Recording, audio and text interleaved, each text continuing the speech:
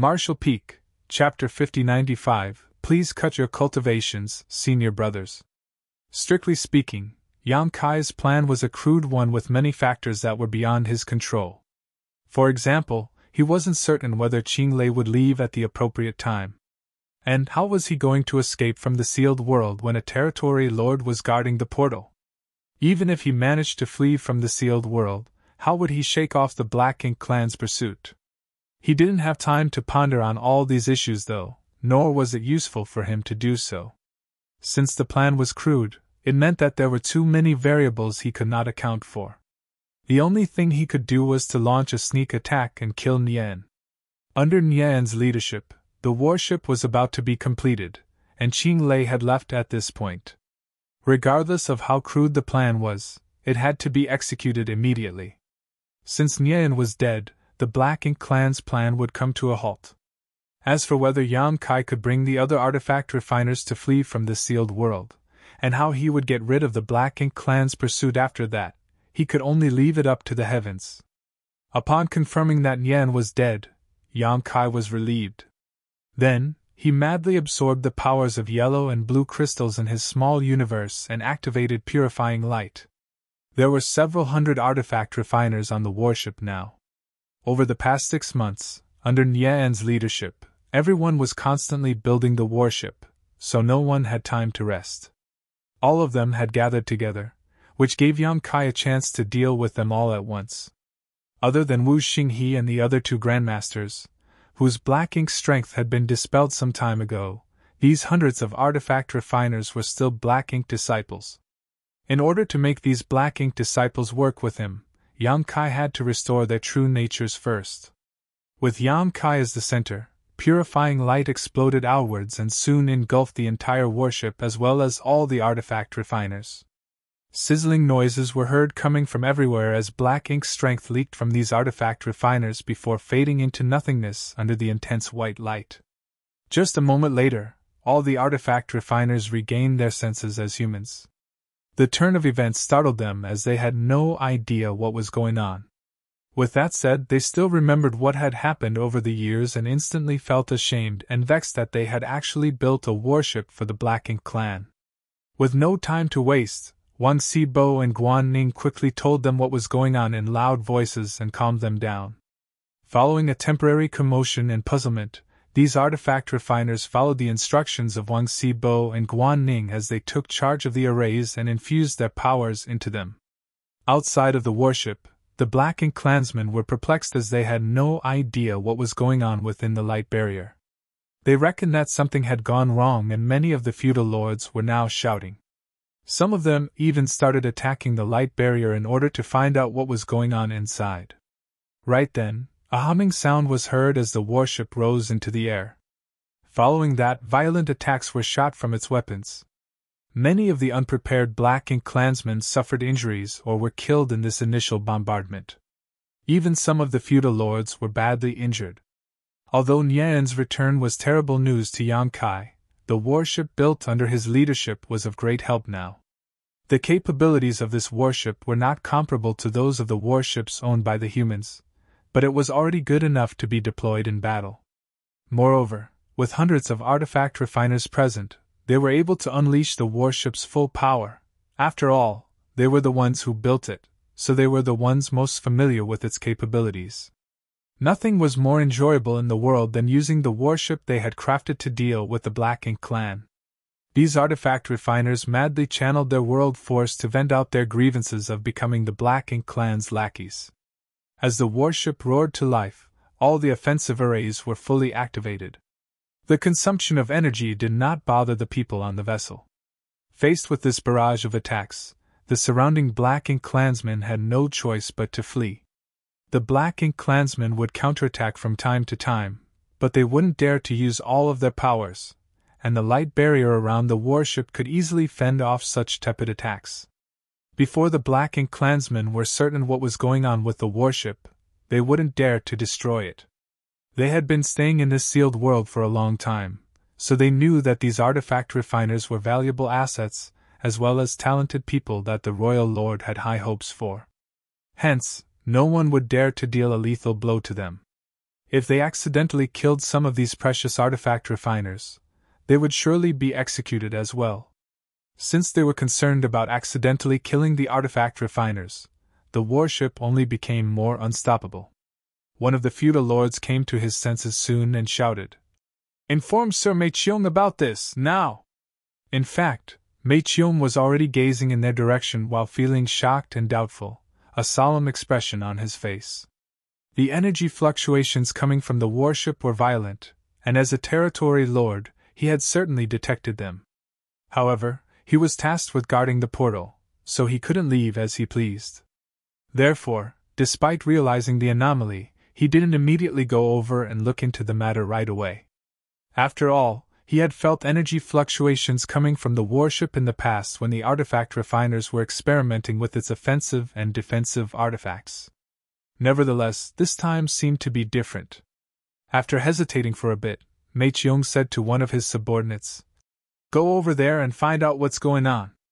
Upon receiving the order, the feudal lord quickly left to investigate.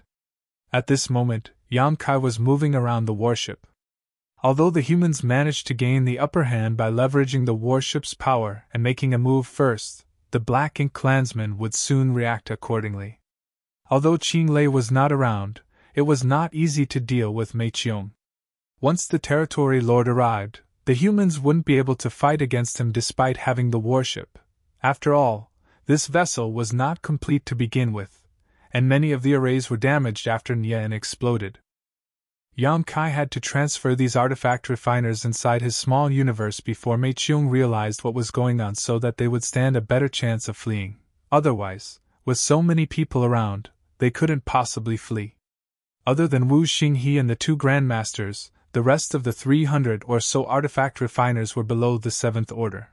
Therefore, Yang Kai could easily keep them inside his small universe. Wherever he went, the artifact refiners would disappear as they were stuffed into his small universe. Without these artifact refiners powering it, the warship was weakening rapidly. After just 10 breaths of time, only Yang Kai and the 3 Grandmasters were left on the warship. The warship instantly became powerless, which startled the Black Ink clansmen around it. Yang Kai quickly shouted, "Please cut your cultivations, senior brothers!" Wu Xinghe and the others were in the 7th Order Open Heaven realm, which was the same order as Yang Kai. Usually, Yang Kai wouldn't be able to keep them inside his small universe. However, if they were willing to give up a part of their small universes and force their order to regress, there wouldn't be a problem. This was part of Yang Kai's plan, so Wu Xinghe and the others were aware of it. Therefore, at this moment, they did not hesitate to sacrifice parts of their small universes.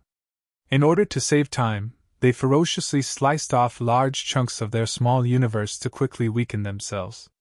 Just moments later, their orders all fell from the 7th Order to the 6th Order. Their faces were pale, and the soul-wrenching pain caused them to tremble uncontrollably. Yang Kai had gone through the pain of sacrificing a part of his small universe before, so he understood how they felt. However, their orders regressing was a small price to pay to escape with their lives. After all, when they returned to the human side safely, they could consume profound Yin spirit fruits to repair their small universes. If they lost their lives, nothing else would matter. Soon, Wu Xinghe and the others were also put inside Yang Kai's small universe. Any other 7th Order Open Heaven Realm Master wouldn't be able to keep these 300 Open Heaven Realm Masters in their small universes. After all, there was a limit to the capacity of a 7th Order Master's small universe. By keeping too many Open Heaven Realm Masters, they would find it hard to utilize their world force, and their strength would plunge. Nevertheless, Yang Kai wasn't affected one bit. He wasn't certain if it was because his heritage was ample or for some other reason. With that said, this was undoubtedly good news to him. However, without Wu Xinghe and the other Grandmasters taking charge, the light barrier around the warship instantly disappeared. It wasn't until this moment that the Black Ink clansmen saw what was going on. The sight before their eyes astounded them. Presently, the several hundred artifact refiners had gone missing from the warship, leaving only one person behind. Besides that, the warship seemed to have been impacted by a violent explosion and many places were evidently damaged. What happened? All the Black Ink clansmen were perplexed. Standing on the deck, Yang Kai ignored the clamor coming from the Black Ink clansmen and instead stared intently at the portal. He could sense that Mei Qiong's aura was approaching quickly, obviously having detected the abnormal situation over here. After letting out a breath, Yang Kai channeled as much strength as he could into the defensive array beneath his feet. The next moment, the light barrier reappeared around the warship. However, this time, it could only serve as a shield and could no longer prevent others from looking through it. Following that, he turned the warship in a different direction and drove it towards the portal. From afar, he could see a dark light approaching the vessel. It was none other than Mei Qiong, who was responsible for guarding the portal, followed by a large number of feudal lords. At this moment, Mei Qiong was both shocked and furious. Although he had already detected the anomaly taking place in the mountain valley earlier, he didn't immediately come over to have a look considering that the humans had been experimenting with the powers of the artifacts recently. Therefore, he only told a subordinate to look into the matter. However, he was astonished by the news he received. For some reason, the warship started attacking the Black Ink clansmen in the mountain valley and caused a lot of casualties. This was simply intolerable. Were the human artifact refiners out of their minds? How did they have the guts to make a move on the Black Ink clan? What prompted them to do so? Before Qinglei left, he told Mei Qiong that the warship was almost complete, so he had to head to the royal city and share this good news with the royal lord. Nevertheless, such an incident happened not long after he left. As the only territory lord in this place now, how was Mei Qiong supposed to take responsibility? If the royal lord blamed this debacle on him, he would be severely punished despite being a territory lord. Like a rumbling volcano, the fury in Mei Qiong's chest was about to erupt. From afar he saw that the warship built by the human artifact refiners was coming at him at full speed, and standing on the deck was one person whose expression was cold and indifferent. He was the artifact refiner sent to this place by He Yuan. Why is he the only one here? Where are the others? Marshall Peak, Chapter 5096, Great Escape. Seeing that the warship was coming at him at full speed without showing signs of decelerating, Mei Qiong barked. Stop!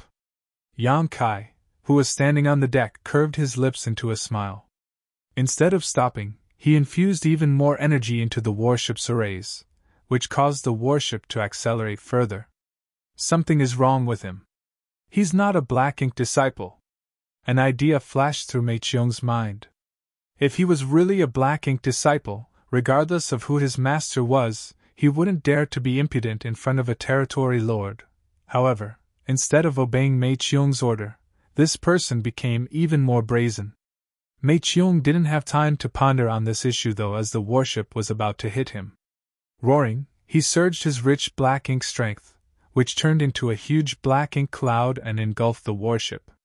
At the same time, he pushed out his palms. The giant warship hummed as every part of it creaked upon impact. Mei Qiong was forced to move backwards, but he soon stabilized himself after more than 10 steps. He successfully stopped the warship. Given his power as a territory lord, such a warship with only a single person in charge couldn't cause any damage to him. If he wanted, he could have destroyed this warship. However, this was the treasure that the royal lord had high hopes of. They had spent countless amounts of time, resources, and manpower to build it. This ship was the key to securing the Black Ink clan's future. That was why he wouldn't dare to destroy it. Left with no other choice, he could only stop the warship in such a way. By stopping the vessel so easily, it went to show how powerful he truly was. Separated by only a light barrier, Yang Kai and Mei Qiong stared at one another. One of them was unfazed while the other was infuriated. Mei Qiong said through clenched teeth, "Bastard, you're dead!" Yang Kai grinned at him as he madly channeled his power into the warship like a torrent. The next instant, a dangerous aura could be felt coming from every part of the warship. With widened eyes, Mei Qiong roared, "You dare?" As he spoke, he extended his hand towards Yang Kai. The thin light barrier around the warship couldn't possibly fend off the powerful attack from a territory lord and lasted for only one breath before it shattered. As he was about to capture Yang Kai, though, a dazzling light suddenly exploded from the warship. A horrifying force spread out as the entire warship was engulfed in a ball of raging flames. Mei Qiong missed his target and failed in his attempt to capture the insolent human. At the most critical moment, the human seemed to have vanished into thin air. On the other hand, the warship's explosion caused his arm to be injured and he was also forced to move backwards upon impact. The warship was destroyed. Mei Qiong stared at the burning warship. Despite the heat, he felt as though a basin of cold water had been poured onto his heart. He could almost envision how infuriated the royal lord would be upon learning what had happened. He probably would have to bear all the responsibility. Despite being a territory lord, he wouldn't be able to bear what was to come. Up until this moment, he still had no idea what was going on. How did things go so wrong all of a sudden? After all, not long ago, Qing Lei told him that the warship was almost completed, so he had to head to the royal city and inform the royal lord about it. Mei Qiong thought that he would not have to stay here much longer. In the future, he could stand on a warship and look down condescendingly at his enemies on the battlefield. Barely 2 hours later, his dream burst like a bubble. It was expected that he was enraged. That human! As long as he could capture that human, he would find out the truth. He suddenly turned his head and gazed at the portal before yelling, "Cordon off the portal! Make sure no one can leave this place!" Although the human disappeared as the warship exploded, Mei Qiong didn't think he was dead. The human must have pulled a trick and avoided his detection by using the explosion to cover his tracks. In that case, the human's target would undoubtedly be the portal, for he had to leave this sealed world as quickly as possible. Upon giving the order, Mei Qiong turned around to return to the portal. As soon as he started moving, though, he heard the sound of battle coming from the portal. Following that, the portal in midair opened rapidly. The human that had escaped from Mei Qiong had really headed to the portal. The instant the portal was opened, he dashed past it and disappeared. After that, the portal closed abruptly and vanished. A furious Mei Qiong turned into a dark streak of light and reached the portal in just a few breaths' time. Lifting his gaze, he realized that 7 or 8 feudal lords had collapsed, all badly injured. The most severely wounded one had a large hole in his figure, as his body was penetrated by some kind of weapon earlier. Black blood was splattered all over the place. That human is so strong! Mei Qiong was startled. As far as he knew, the Black Ink disciple sent to this place by He Yuan was just a 7th-order Open Heaven Realm Master. Usually, a 7th-order Open Heaven Realm Master was more powerful than a feudal lord, but even if one feudal lord was no match for him, how was it possible that so many feudal lords were defeated at the same time? Moreover, only a few breaths of time had passed since the human escaped from Mei Qiong. How did he disable 7 or 8 feudal lords in such a short time? Mei Qiong didn't have time to ponder on this issue. While gritting his teeth, he ordered, "Open the portal!" Since the human had fled, he naturally had to chase after him. Only by capturing the human could he make up for his mistake and find out what had happened. It wasn't necessary for Mei Qiong to give the order. In fact, after Yang Kai fled, a feudal lord, who was usually responsible for opening the portal, had been trying his best to do just that. However, the portal that could be opened with ease normally showed no reaction on this day. After several attempts, he still got the same outcome. The feudal lord's forehead was covered with sweat, possibly because of pain, anxiety, or both. Still, he turned to look at Mei Qiong and reported, "Sir, I can't open it." "Waste!"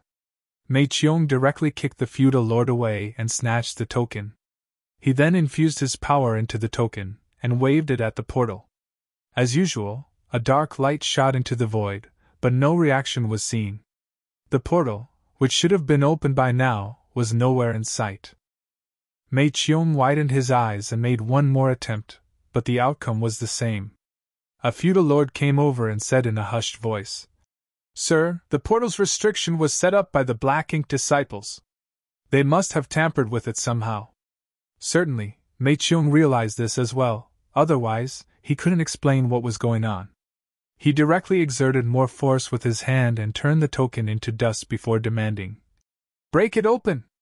As he spoke, he made a move first by launching an attack on the portal. Seeing that, the feudal lords followed suit. In the void, Yamkai manipulated space principles and repeatedly used instantaneous movement. He was trying to get as far away from the royal city as possible. Previously, when he was led to the royal city to purchase materials, he left behind a trick in the sealed world's portal. Given his mastery in the Tao of space, no one else could possibly notice it. Now that he had to flee from the sealed world, he activated the trick. However, he knew that this little measure couldn't hold Mei Qiong up for long. Mei Qiong just had to forcefully break through the portal, which would take no more than a cup of tea's time. After that, a large number of Black Ink clansmen would relentlessly pursue him. Therefore, he only had a cup of tea's time to flee. Given such a short time, regardless of how proficient he was at the Tao of space, Yamkai couldn't possibly escape from the Black Ink clan. Therefore, he could only get as far away from the royal city as possible. Given his strength, he might be able to escape from a territory lord. However, if the royal lord made a move, there was nothing else he could do but to wait for death. Nian was dead, and the only completed warship was destroyed. It could be said that the Black Ink clan's plan was as good as dead. Everything would be perfect if Yang Kai could bring the remaining 300 artifact refiners in his small universe back to the humans' side. Nevertheless, the road ahead of him was paved with danger. He wasn't certain if he could get away. Presently, he could only do his best to run for his life. If he succeeded, everything would be fine. If he failed, he had more than 300 friends to accompany him on the road to the Yellow Springs, so he wouldn't feel lonely. As he fully activated space principles, his figure flickered like a phantom. Fortunately, Yamkai didn't run into any real danger while navigating through the void. Even though he would sometimes come across some Black Ink clansmen who were heading to the royal city, he would disappear from their sight the next instant. Many of the Black Ink clansmen even thought that they saw an illusion. Suddenly, there came a moment when Yamkai felt all his hair standing on end. There seemed to be a pair of eyes that were opening and staring at him from a faraway place behind him. Mu Guang, Royal Lord! After making some calculations, Yamkai realized that Mei Qiong should have broken through the portal and informed the Royal Lord about what had happened in the sealed world by now. Even from such a great distance, the Royal Lord could still accurately locate him, astonishing Yamkai.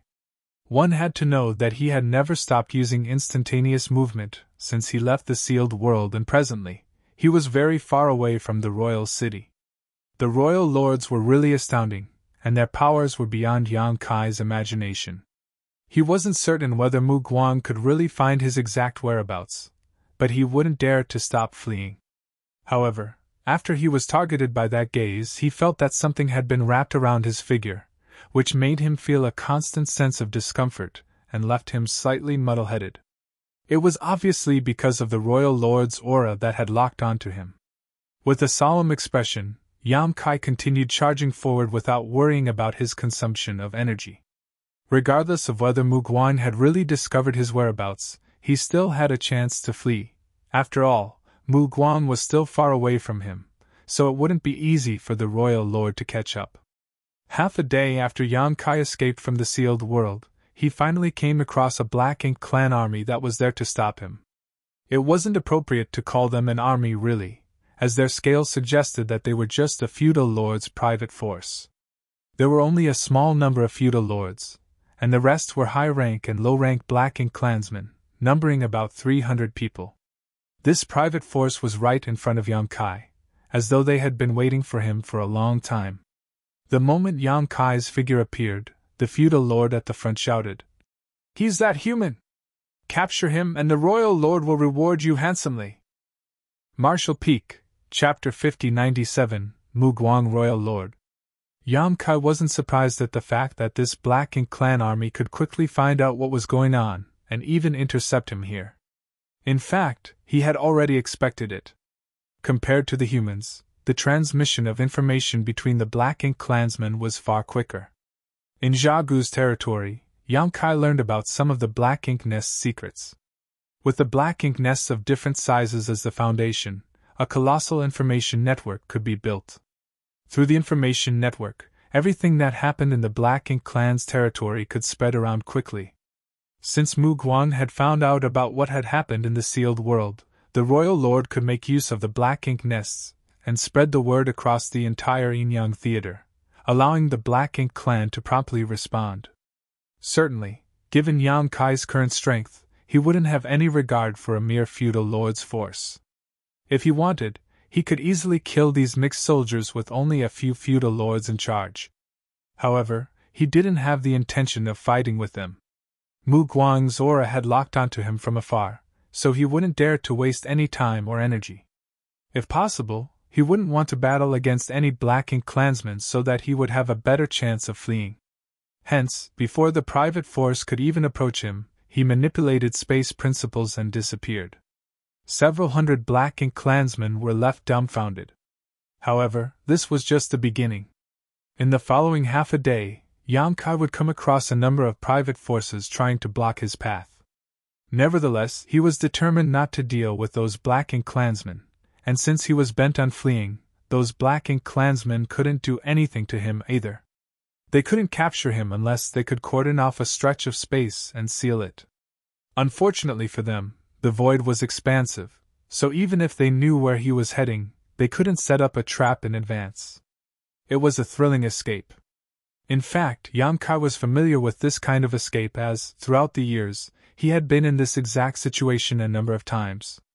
He managed to get away every time with the help of his mastery of space principles. He couldn't remember when the last time such an incident took place, but every time he ran into this kind of situation, he was facing an opponent he couldn't hope to defeat. As time passed, all the Black Ink clansmen in Mu Guang's territory seemed to have been mobilized. After experiencing several setbacks, the Black Ink clansmen began using a different tactic. Instead of gathering together, they separated into small teams and scattered around the void as they awaited Yang Kai's appearance. That way, regardless of how reluctant Yang Kai was, he inevitably had to fight at least some of the Black Ink clansmen he happened to bump into. After all, when manipulating space principles, he couldn't be certain whether there would be a Black Ink clansman waiting for him in his next location. Fortunately, he never came across a lot of Black Ink clansmen, and most of his enemies were weak, so it took him little effort to kill them all. This kind of delay wouldn't ordinarily pose a problem, but it was lethal at this moment, as he was being pursued by a royal lord. As time passed, he could feel that Mu Guang was getting closer.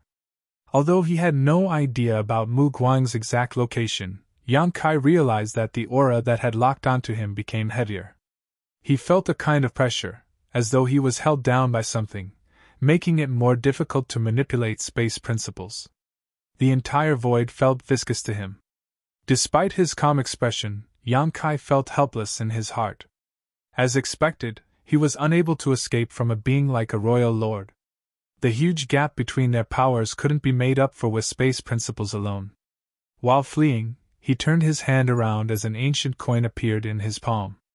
This coin was given to him by the little girl who wandered around the marketplace in Yinyang Pass all the time. According to her, she acquired this thing from the old ancestor, and it might save his life if he cast it out at the critical moment. Certainly, Yang Kai wouldn't expect the little girl, who knew nothing but how to eat all the time, to help him in any way. However, this thing came from the old ancestor of Yinyang Pass, so it must have some special power. As the old ancestor, she must be fully aware of everything that was going on in Yinyang Pass. Yang Kai didn't think a little girl, who had never cultivated before, could steal anything from the old ancestor. In other words, the old ancestor must be aware that the little girl had given this ancient coin to him. Perhaps she had even instructed the little girl to do so. Why would the old ancestor give him this ancient coin, though? After giving it a thought, Yang Kai reckoned this coin was some kind of life-saving tool. After all, he was asked to come to this place by those from Yinyang Pass. Moreover, he could be considered a half-disciple of Yinyang Cave Heaven, so it was expected that the old ancestor in Yinyang Pass would give him something to protect himself. Otherwise, it wouldn't explain why the old ancestor had never shown up even though he had been staying in Yinyang Pass for quite some time. The fact that the Black Ink clan were building a warship was a critical matter, so it was impossible that the old ancestor wasn't concerned about it. The reason she never showed up was that she must have made a special arrangement. This ancient coin could very well be the old ancestor's arrangement. Yang Kai had inspected this ancient coin before, but couldn't find out the secrets inside it. Given the situation he was in, he could only pin his hope on this ancient coin. He secretly prayed that this thing had better be useful, otherwise, he and 300 artifact refiners would perish today. The aura behind him was getting closer, and Yang Kai could feel the grand will that was unique to royal lords. It wasn't the first time he sensed this kind of will. He had the same experience in the Black Prison and outside of Blue Sky Pass. However, those experiences were not as profound as what he was going through at this moment. After all, the royal lord in the Black Prison had been sealed off since ancient times, so she was already weak and frail. On the other hand, the one outside of Blue Sky Pass was badly injured and not really paying much attention to him. However, Mu Guang, who was behind him, was at full strength and was completely focused on him, which was different from the two royal lords he had encountered before. The pressure coming from this will alone had almost devastated him. Yang Kai felt as if he was carrying a huge mountain on his back, which made it extremely difficult for him to take even a step forward, and he could no longer manipulate space principles with ease. After fleeing with difficulty for a bit, he suddenly froze on the spot and became immovable. First of all, he had consumed too much energy by madly manipulating space principles for a prolonged time. Secondly, a pressure had engulfed the entire void and cordoned off the space around him. He didn't even have the strength to turn around. In the void, a figure slowly stepped out of the darkness. Lifting his gaze, Yang Kai saw that there was an elegant-looking, curvy woman standing in the void in front of him. The woman was in an imperial dress, which was a form of clothing commonly worn by humans. The imperial dress perfectly outlined her hourglass figure. Yang Kai almost thought that he was having a hallucination. Upon closer look, though, he realized that the person indeed looked perfectly human. However, her grand will, indescribably authoritative demeanor, and overwhelming Black Ink strength suggested that she wasn't just any Black Ink clansman. She was the royal lord, Mu Guang. Yang Kai had heard of the royal lord's name on several occasions from the mouths of the humans in Yin Yang Pass as well as the Black Ink clansmen. However, it wasn't until this moment that he realized this was what Mu Guang looked like. It was the first time he came across a Black Ink clansman that looked entirely human. Most of the Black Ink clansmen were burly, and came in various different forms. Yang Kai had been living in the Black Ink clan's territory for quite a long time, and he had seen all sorts of Black Ink clansmen, but he had never seen someone like her before. This was an eye-opener. If Mu Guang never revealed her Black Ink strength, no one would have thought that she was a Black Ink clansman. Although the woman was stepping forward in a leisurely manner, her expression was as cold as a frigid winter's day, and she spoke dispassionately. "Despite being weak, you're pretty audacious." Apparently, she had heard from Mei Qiong about what happened in the sealed world. She knew that not only had all the artifact refiners gone missing at the same time, but the warship that was almost completed had also been destroyed. It could be said that her centuries-long plan, which could potentially change the status quo and secure the Black Ink clan's ultimate victory, was ruined right before it succeeded. It was expected that she wasn't pleased with what had happened. Yang Kai's figure was stiff as he remained silent. It wasn't that he didn't want to retort, but rather that he didn't even have the strength to speak in front of Mu Guang. Mu Guang stopped in a place that was just 100 meters away from Yang Kai and asked grimly, "Where is Nian?" To her, Nian was key to the success of her plan. They could build a new warship and nurture a new batch of artifact refiners, but there was only one Nian. Without this great grandmaster, they would never be able to construct a functional warship. It had to be noted that the Black Ink clansmen had been waiting for countless years before they finally had a great grandmaster like Nian.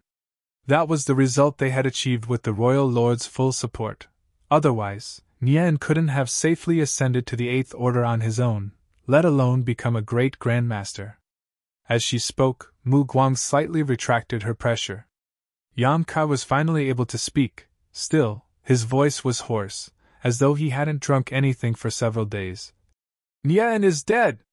Impudence! Mu Guang roared.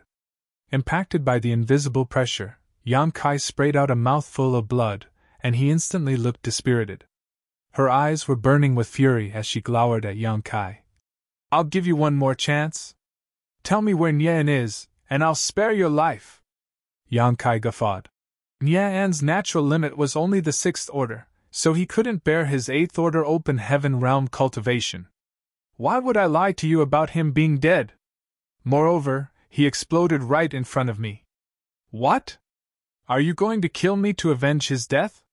Mu Guang was enraged, but she soon thought of something and calmed herself down. She sneered. You want to die? It won't be so easy. I heard that you're pretty talented in artifact refining. With proper training, you might be the next Nian. After she finished speaking, her eyes filled with an endless darkness all of a sudden. Yang Kai felt a force trying to break into his small universe, but it soon dissipated. Upon coming to his senses, he exclaimed, Royal Lord's secret technique! When he was in the Black Prison back then, some of the 8th Order Open Heaven Realm Masters who fought alongside him were struck by the Royal Lord's secret technique and instantly became Black Ink disciples. Yang Kai still vividly recalled the incident, and coupled with his own experience, he came to realize what the woman before his eyes had done just now. Martial Peak, Chapter 5098, Old Ancestor's Avatar. Apparently, Mu Guan had used her Royal Lord's secret technique on Yang Kai. The Royal Lord's secret technique was a technique that was, naturally, unique to Royal Lords, and they wouldn't use it unless it was absolutely necessary. That was because even though this secret technique was powerful, as even 8th Order Masters were powerless to resist it, and easily transformed into Black Ink disciples, it would take the Royal Lord a lot of strength to cast it. Therefore, on the battlefield, with a human old ancestor around, the 8th Order Open Heaven Realm Masters didn't have to worry about getting struck by the Royal Lord's secret technique and becoming Black Ink disciples. If the Royal Lord really did so, it would give the old ancestor a chance to land a heavy blow on them. However, without the old ancestor's deterrence, the 8th Order Open Heaven Realm Masters could only rely on themselves if they came across a Royal Lord. As expected, after using the Royal Lord's secret technique, Mu Guang flushed slightly. The pressure that made it difficult for Yang Kai to breathe since her appearance had also weakened. Despite that, the woman before Yang Kai's eyes was still a powerful being he could not hope to defeat. You indeed have one of the 4 universe pillars. That smelly girl in Yin Yang Pass is pretty generous. Seeing that Yang Kai was still fine, the woman wasn't one bit surprised. Instead, she seemed to have expected this outcome. After all, there had to be an explanation for why a Black Ink disciple had suddenly betrayed them. Only a human who possessed one of the 4 universe pillars wouldn't have to worry about Black Ink's strength or the Royal Lord's secret technique. It also enabled them to pretend to be a Black Ink disciple and sneak into the Black Ink clan to kick up a storm. However, the cultivators who possessed the 4 universe pillars that they had come across before were all 8th Order Open Heaven Realm Masters. None of them was a 7th Order Master. Moreover, when He Yuan corrupted this human, he saw him giving up a part of his small universe twice. The human even appeared powerless to turn things around and was determined to sacrifice his life to avoid capture. Both He Yuan and the Royal Lord were fooled. They had never expected that the humans would be audacious enough to let a 7th Order Master own one of the 4 universe pillars and pretend to be a Black Ink disciple. Furthermore, he almost succeeded. Yang Kai had no idea who the smelly girl from Yin Yang Pass that the Royal Lord had mentioned was, but before he could ponder on it, he felt his entire figure stiffen on the spot. The woman extended her slender hand and said impassively, "Do you think I have no way to deal with you just because you have one of the 4 universe pillars? Since Nian is dead, you'll replace him from now on." As soon as she finished speaking, she pushed out her palm. Endless darkness shaded his vision, and a great sense of danger engulfed his entire figure. However, Yang Kai was powerless to resist. Faced with the Royal Lord's attack, he was unable to even move. Right then, he felt a warm stream of energy gathering in his forehead. Following that, something broke out from his figure. At that instant, he broke free from the horrifying pressure and regained his freedom. On the other hand, Mu Guang let out a cry of surprise. As the dazzling light expanded, Yang Kai could see a wisp flying out of his forehead and shooting towards Mu Guang. The wisp of light soon turned into a human form. It was an old man whose hair and beard were gray with age. Clad in an ordinary robe, he stood there barefooted. His entire figure was covered in a gentle white light, which made him look a bit ethereal and immaterial. Yang Kai was flabbergasted and unconsciously muttered, "Old ancestor?" The old man, who looked surreal as he was engulfed in a white halo, was the old ancestor from Blue Sky Pass. Yang Kai wouldn't be mistaken, for he had met the old ancestor once when he was in Blue Sky Pass. Why is old ancestor here? Yang Kai was puzzled. But soon, he realized that it wasn't the old ancestor's true form. It was more like a projection or an avatar. That was because the figure that was engulfed in the white light didn't look like it had a physical body. In an instant, Yang Kai figured out everything. Previously, he was asked to see the Blue Sky old ancestor. Just when he was ready to leave after the meeting ended, the old ancestor told him that both the dead and the living were contributors to the human race. After that, he poked a finger on Yang Kai's forehead and told him to leave. Yang Kai had no idea why the old ancestor did that. He had even inspected himself, but did not find anything of note. He reckoned that the old ancestor must have given him something to help save himself. After all, he possessed the purifying light, which was important to the human race. Therefore, it was expected that the old ancestor would treat him differently. The technique was hidden most of the time, but it would be triggered when Yang Kai's life was at stake. However, when he and Bai snuck into Zhu Feng's hideout and fought with the latter, Yang Kai almost lost his life on several occasions. At the most critical moment, he even spat out his own dragon bead and engaged in a life-and-death clash with Zhu Feng. Yang Kai eventually managed to kill Zhu Feng. He was in a perilous situation at that time, but the old ancestor's technique didn't activate. Hence, Yang Kai thought that his speculation was wrong. The old ancestor's technique was probably not a way to save his life. Instead, it might have other uses. It just wasn't triggered because the right time hadn't come yet. As time passed, Yang Kai almost forgot about that incident, but just when he was in danger this time, the technique was triggered and the old ancestor's avatar appeared. Yang Kai was elated.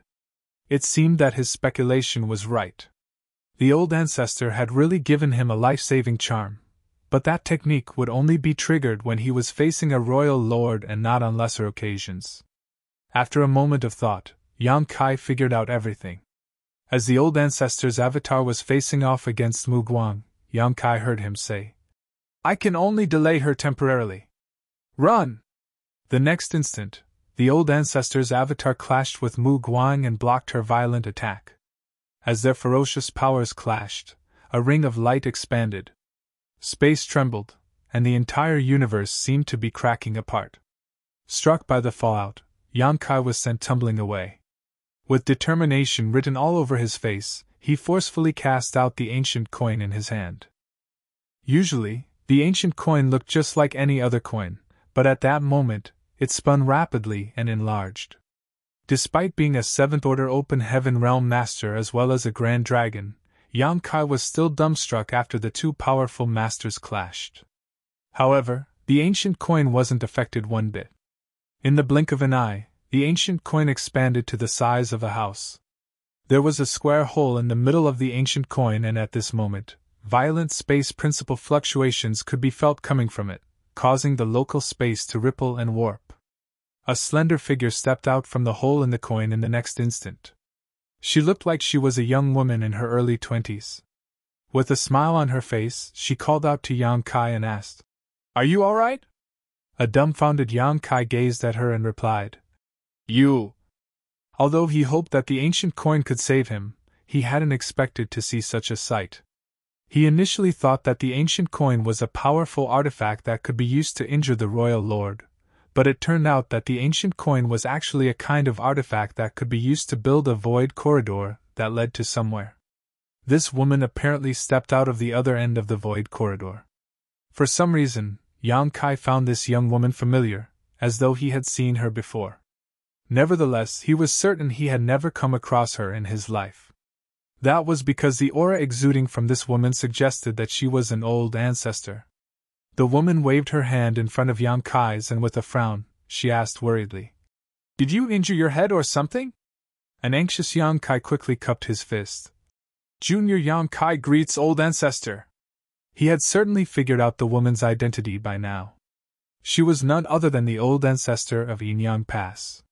He was somewhat surprised at the fact that the old ancestor of Yinyang Pass was a woman, and such a young and beautiful one at that. However, the age of an old ancestor would naturally not show on her face. Despite looking like she was in her early 20s, she must be an old monster that had lived for at least 10,000 years. The woman laughed happily. "You don't have to be overly polite with me." Then she turned her head and said, "Didn't I tell you to use that ancient coin when you were in mortal danger? Fortunately, that old man left a secret technique in your body, otherwise you wouldn't have even had a chance to use the ancient coin." A sheepish Yang Kai lowered his head, but he was secretly cursing in his heart. He couldn't help thinking that the old ancestor of Yinyang Pass was somewhat unreliable. Since the ancient coin was so important, she should have explained its uses clearly to him. Instead, she actually had a little girl pass it to him, which made him think that those from Yinyang Pass never provided any help for him. He even thought that if he couldn't turn things around, he would perish today along with 300 artifact refiners. As they spoke, the fight between the old ancestor's avatar from Blue Sky Pass and Mu Guang was already in its final stage. After all, it was just an avatar. Although it had the power of an old ancestor, it couldn't last for long. As the violent forces dissipated, the two figures separated. Mu Guang stared fixedly at the woman and said through clenched teeth, "It's you, little bitch!" The woman refuted. "Mind your language, old hag, or I'll skin you alive!" She then gazed at the old ancestor's avatar from Blue Sky Pass. Presently, the avatar was dim and flickering, as though it would disappear at any moment. Noticing the woman's gaze, the avatar turned his head and nodded gently. "I'll leave the rest to you." With a solemn expression, the woman replied, "Rest in peace, old man. I'll certainly avenge you." Yang Kai's brow twitched as he found the whole conversation awkward. The old ancestor's avatar was indeed going to disappear, but it wasn't like he was really dying. With that said, even though it was just an avatar, its destruction would undoubtedly cause a serious loss to the old ancestor. If not for the fact that Yang Kai had made a huge contribution to the human race and was of incredible importance, the old ancestor wouldn't have left an avatar with him. The avatar took a glance at Yang Kai, then turned into countless motes of light and dissipated. "I'll hold her here!" The Yinyang Pass old ancestor suddenly yelled.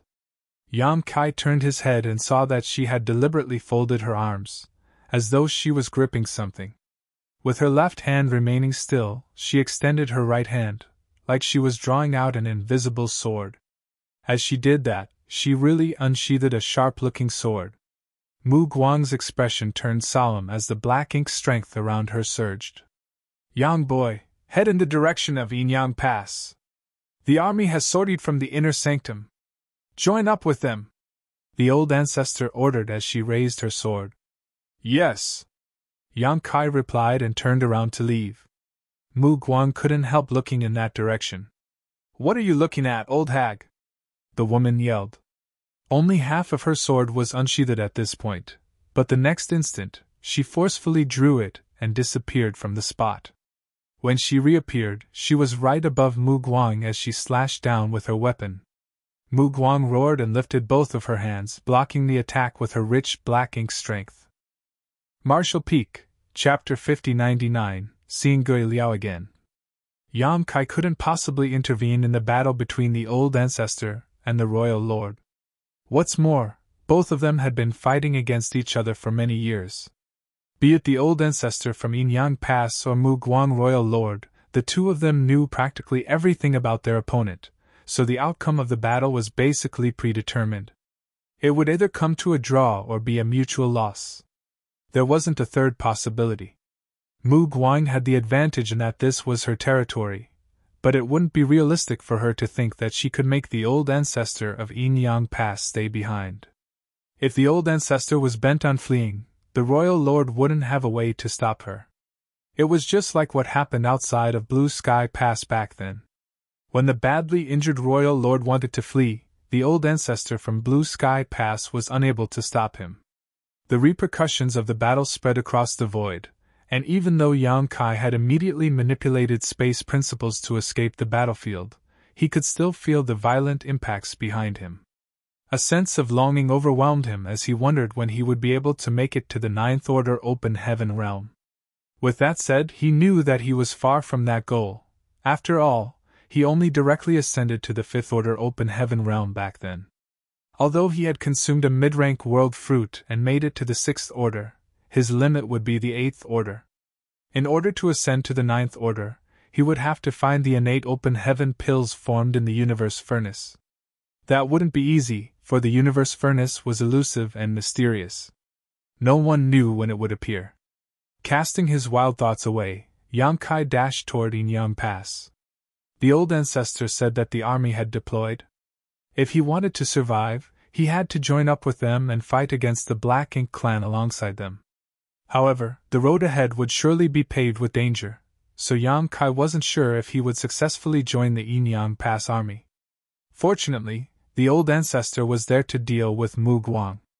Without the royal lord pursuing him, he stood a greater chance of fleeing. He fished out some spirit pills from his small universe and stuffed them into his mouth.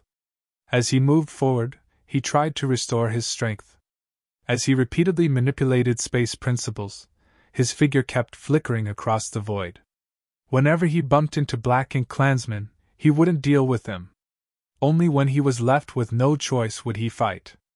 By doing so, he moved across billions of kilometers in one day. Presently, he was soaked in blood. The blood was his own as well as the Black Ink clan's. After escaping for such a long time, he was quite battered, but he was still far from Yin Pass. After all, his starting point was basically the royal city. Even though he had the help of space principles, it would still take him a long time to return to Yin Pass. Despite being exhausted, Yang Kai didn't dare to stop and rest. Wherever he went, there would be Black Ink clansmen waiting for him. With the help of the Black Ink nests, the Black Ink clan was able to relay information rapidly.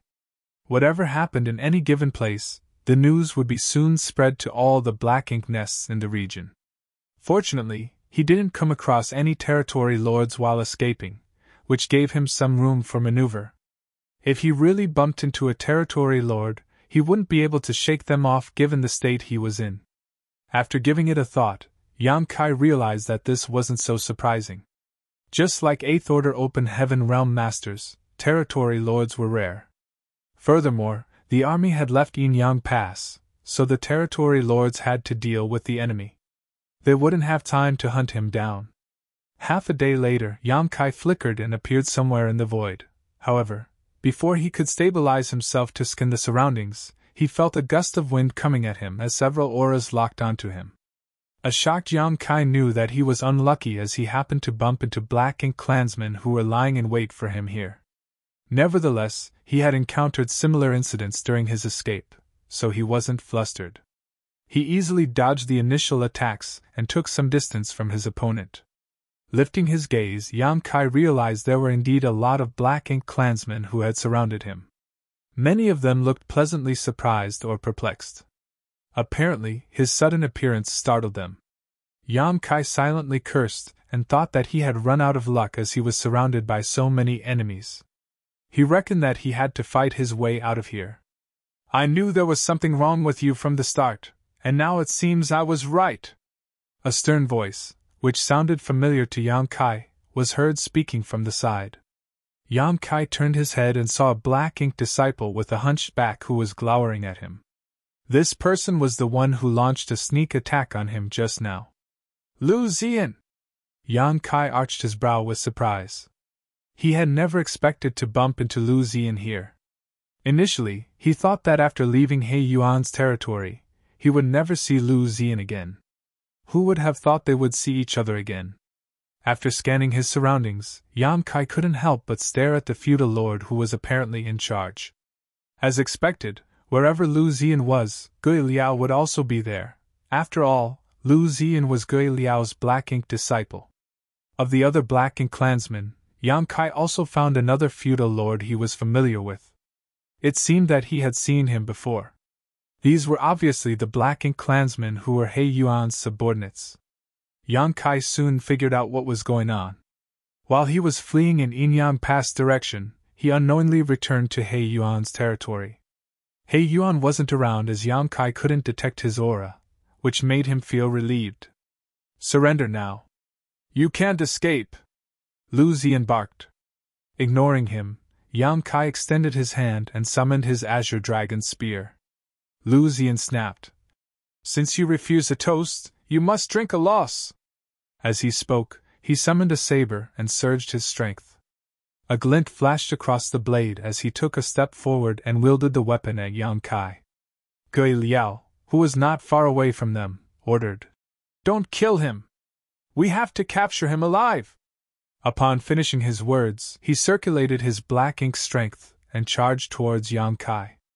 At the same time, the Black Ink clansmen around Yang Kai dashed towards him. Lu Ziyan grinned. "Don't worry, master. He's strong, so I might not be a match for him." As soon as he brought his weapon down, he cut Yang Kai in half. However, he didn't feel ecstatic for killing his opponent. Instead, his expression changed drastically. That was because he didn't feel he had hacked into blood and flesh. It was apparently an afterimage. He promptly whirled around and brandished his saber.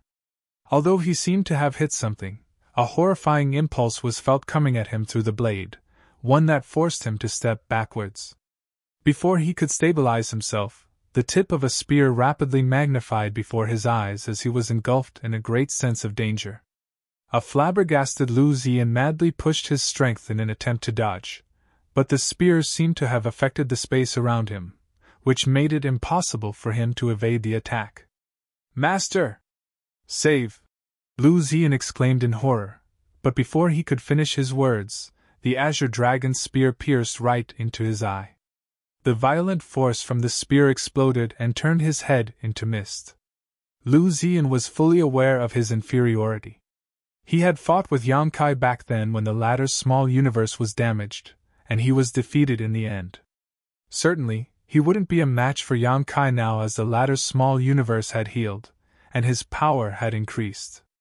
Therefore, he knew that he couldn't defeat Yang Kai, nor did he hope that he would deal a heavy blow to him. However, they were in a one-on-one fight back then, but he had many Black Ink clansmen with him now. Lu Ziyan thought that regardless of how powerful Yang Kai was, there had to be a limit. After all, Yang Kai was just a 7th Order Open Heaven Realm Master, so he couldn't possibly defeat so many Black Ink clansmen on his own. Nevertheless, it never crossed Lu Ziyan's mind that he would lose his life after just 2 exchanges. His demise astounded the Black Ink clansmen around him. They couldn't even clearly see what was going on when the 7th Order Black Ink disciple was killed by the enemy. They had a feeling that Lu Ziyan hadn't stood a chance to even resist in front of Yang Kai. It wasn't until this moment that Gui Liao reached Yang Kai and tried to attack him. Lu Ziyan's death shocked him as well, so he was affected despite being determined to capture the opponent. This led to him uncontrollably retracting half of his force to defend himself. When he summoned Jiagu back then, the latter told him about what happened before Yang Kai was eventually captured by He Yuan. Jiagu's descriptions of Yang Kai's capabilities were vivid, but Gui Liao had a feeling that he was exaggerating. It wasn't like he had never dealt with 7th Order humans before, and they were nothing special in his opinion. Although Yang Kai was indeed unusually powerful, he couldn't possibly be as invincible as Jiagu described him to be. Gui Liao figured Jiagu must have suffered a loss at Yang Kai's hands, who was then personally corrupted by the territory lord and became his Black Ink disciple. That was the reason Jiagu overstated Yang Kai's strength. Upon seeing that Yang Kai easily killed Lu Ziyan though, Gui Liao realized that perhaps Jiagu wasn't exaggerating. Yang Kai was just as powerful as Jiagu's descriptions of him. It was no wonder that the territory lord decided to personally corrupt him. he was indeed significantly stronger than other seventh-order humans. It was expected that He Yuan would be tempted. Gui Liao could feel that Yang Kai wasn't at his peak and he seemed to be injured, which wasn't a surprise since he must have gotten into quite a number of fights as he fled from the royal city to here. Despite that, he was still able to showcase such terrifying strength. How formidable would he be if he was in top condition? Nevertheless, this realization came too late. After killing Lu Ziyan, an overbearing Yang Kai turned his azure dragon spear into countless phantoms and engulfed Gui Liao with them. In an instant, Gui Liao felt immensely pressured. He madly pushed his black ink strength and cast several secret techniques in an attempt to save his own life. The Black Ink clan no longer hesitated to launch their attacks on Yang Kai. As a result, Yang Kai staggered while his blood spurted out of his wounds, but he remained unperturbed. Gui Liao was feeling both helpless and frustrated at the moment. He had no idea why Yang Kai only targeted him even though there were many Black Ink clansmen around. In fact, there were Black Ink clansmen who were closer to him, but Yang Kai ignored them and seemed determined to kill Gui Liao. Could it be that Yang Kai still hadn't gotten over the unfair treatment he had received in the castle? If that was really the case, Gui Liao felt that he was being unfairly blamed. However, he had no idea that the reason Yang Kai only targeted him was that he was the most powerful and authoritative figure among the Black Ink clansmen at the scene. Gui Liao was He Yuan's confidant, so killing Gui Liao would be akin to weakening He Yuan's power. Besides that, Gui Liao was indeed more powerful than other feudal lords. As far as Yang Kai was concerned, it wouldn't be long before Gui Liao would ascend to become a territory lord. When that happened, the humans would have a new formidable opponent on the battlefield. It would be like nipping a potential problem in the bud by killing Gui Liao here. Martial Peak, Chapter 5100 Enraged He Yuan. With that consideration in mind, and as the chance was rare, it was expected that Yang Kai wouldn't let Gui Liao off. Faced with the aggressive onslaught, Gui Liao was forced back repeatedly. On the other hand, Yang Kai thrust out his spear in rapid succession. Gui Liao realized that he could only ward off the opponent's attacks, but not counterattack. This made him feel shocked and infuriated. He had never expected that such a seventh-order human existed in this world. Over the years, he had frequently followed He Yuan to the battlefield and fought with many seventh-order masters. However, none had ever made him feel that he couldn't defeat them. At this moment, a sense of despair overwhelmed him as he was dealing with Yang Kai. Gui Liao used all the secret techniques he knew, but every strike Yang Kai made was overwhelming. In every exchange of blows, his Black Ink strength would be blasted apart on impact. Furthermore, Yang Kai's mobility was simply astonishing. Although the surrounding Black Ink clansmen managed to hit him from time to time, they were unable to seriously injure him. They only managed to cause some flesh wounds, which wouldn't change anything. I'll die. That was the thought that flashed through Gui Liao's mind as a sense of anxiety gripped him. He had never expected that such a feeling would rise within him when he was facing a human in the same relative realm. This made him feel both ashamed and unresigned. He still had a bright future ahead of him, and he was about to attempt to ascend to become a territory lord. That was why he wasn't willing to lose his life here. Before He Yuan sent Yang Kai to the royal city, he told Gui Liao that he would let him enter the main Black Ink nest and make a breakthrough to the territory lord realm upon his return. Gui Liao had been looking forward to it. However, several territory lords had recuperated in the Black Ink nest recently, so it was running low on energy. Therefore, He Yuan didn't immediately let Gui Liao enter the Black Ink nest upon his return. Instead, he spent a massive amount of resources trying to replenish the Black Ink nest's spent energy. Over the past few years, the Black Ink nest had almost restored all its energy, and it would only take another 6 months before Gui Liao could attempt a breakthrough. When he succeeded, he would be a new territory lord, which would put him on par with He Yuan. Nevertheless, before his dream could become a reality, it was crushed by Yang Kai's spear. Presently, Gui Liao was soaked in blood, and facing the azure dragon's spear, he felt his aura weakening by the breath. Regardless of how hard he tried, he was unable to resist Yang Kai's bombardment. The attacks were both sharp and unpredictable, with the spear always coming at him from the most unexpected angle, making it impossible to counterattack. Every strike also brought with it a strange power that sealed off the space around him. Just a short while later, Gui Liao was left with more than 10 serious wounds on his figure.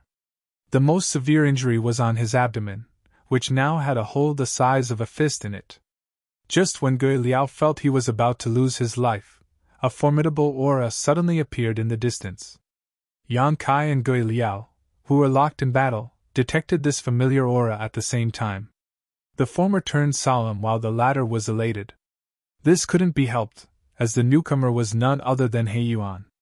This place was He Yuan's territory, and his feudal lords had scattered around to intercept Yang Kai. The moment Gui Liao and the Black Ink clansmen got into a fight with Yang Kai, He Yuan naturally detected it, and hurriedly came over. He Yuan could move swiftly, so not long after Yang Kai detected his aura, he caught a glimpse of He Yuan approaching. Gui Liao promptly exclaimed, "Sir Territory Lord, save me!" Yang Kai fell into a dilemma as he hesitated between fleeing immediately and killing Gui Liao. The next moment, though, he summoned all of his strength and thrust out his spear. At the same time, Gui Liao's figure was reflected in Yang Kai's right eye. The reflection slightly contorted, and at that instant, Gui Liao, who was attentively resisting Yang Kai's attack, seemed to be struck by an immense pressure. There seemed to be a mysterious force that was contorting his body. His figure stiffened while he was overwhelmed by an excruciating pain. This moment of sluggishness cost him dearly. The azure dragon's spear directly pierced through his chest, and as the violent force exploded, his figure split in half. Black blood and black ink strength scattered across the void. A hint of disbelief flashed through Gui Liao's eyes. Although he hadn't lost his life yet, his death was inevitable given his injuries. Yang Kai couldn't help but close his right eye as blood dripped down from it. Myriad Demons Heaven's Eye secret techniques were indeed incredible. However, Yang Kai had yet to fully master them, and he had already consumed a lot of energy prior to this battle. Forcefully activating this eye secret technique caused a huge burden on him. Fortunately, he managed to kill Gui Liao with the help of this eye secret technique, cutting off a potential crisis for the human race. It could be said that his efforts were worth it. Since He Yuan was about to reach him, Yang Kai naturally wouldn't want to stay here, and he quickly pushed his space principles in an attempt to flee. Nevertheless, the Black Ink clan's bombardment of attacks caused the surrounding void to become unstable, so he was unable to leave immediately. On the other hand, Gui Liao, who was cut in two, turned ferocious as his half-figure came right at Yang Kai. He spread his arms in an attempt to detain Yang Kai as he yelled, "Don't even think about escaping!" Yang Kai hadn't expected this guy to be so savage. Just when he was almost captured by Gui Liao, Yang Kai hurriedly pushed out his spear and turned Gui Liao's top half into mist. Unfortunately, thanks to this moment of delay, He Yuan finally reached him. Black ink strength surged around He Yuan as he sported a furious expression, and he directly extended his hand towards Yang Kai. At this critical moment, Yang Kai wouldn't dare to be negligent. All of a sudden, a gigantic ancient tree appeared behind him. The tree crown seemed able to cover the entire sky. Its low-hanging branches turned into the strongest defense for Yang Kai. He Yuan struck the tree crown with all his might. The branches rustled upon impact as points of green light flew out everywhere. Towering evergreen was instantly broken through, and as if struck by a huge hammer, Yang Kai was sent flying away while he sprayed out a mouthful of blood. It was expected that Yang Kai couldn't resist the territory lord's all-out attack. If not for his towering evergreen's fantastic defensive power, he would have lost his life then and there. It could be said that He Yuan was completely enraged. After all, he was the one who turned Yang Kai into a Black Ink disciple and recommended him to the royal lord to take part in the plan. In the end, the Black Ink clan's grand plan was destroyed because of Yang Kai, and even the critical person in charge of the project, Nian, was dead. This was a huge failure that even a territory lord like him couldn't bear. It was imaginable that the royal lord was mad with rage, and her fury would surely be vented out on him. All of this was Yang Kai's fault, so it was expected that He Yuan would be furious. Honestly speaking, When he received the news from the royal city, He Yuan couldn't believe what he was hearing and suspected that the other side was mistaken. After all, before he captured Yang Kai back then, he saw the latter going all out to resist, and even give up a part of his small universe twice, which almost caused his order to regress. Since he was unable to turn things around, he even decided to commit suicide. It was only then that He Yuan made a move and corrupted him.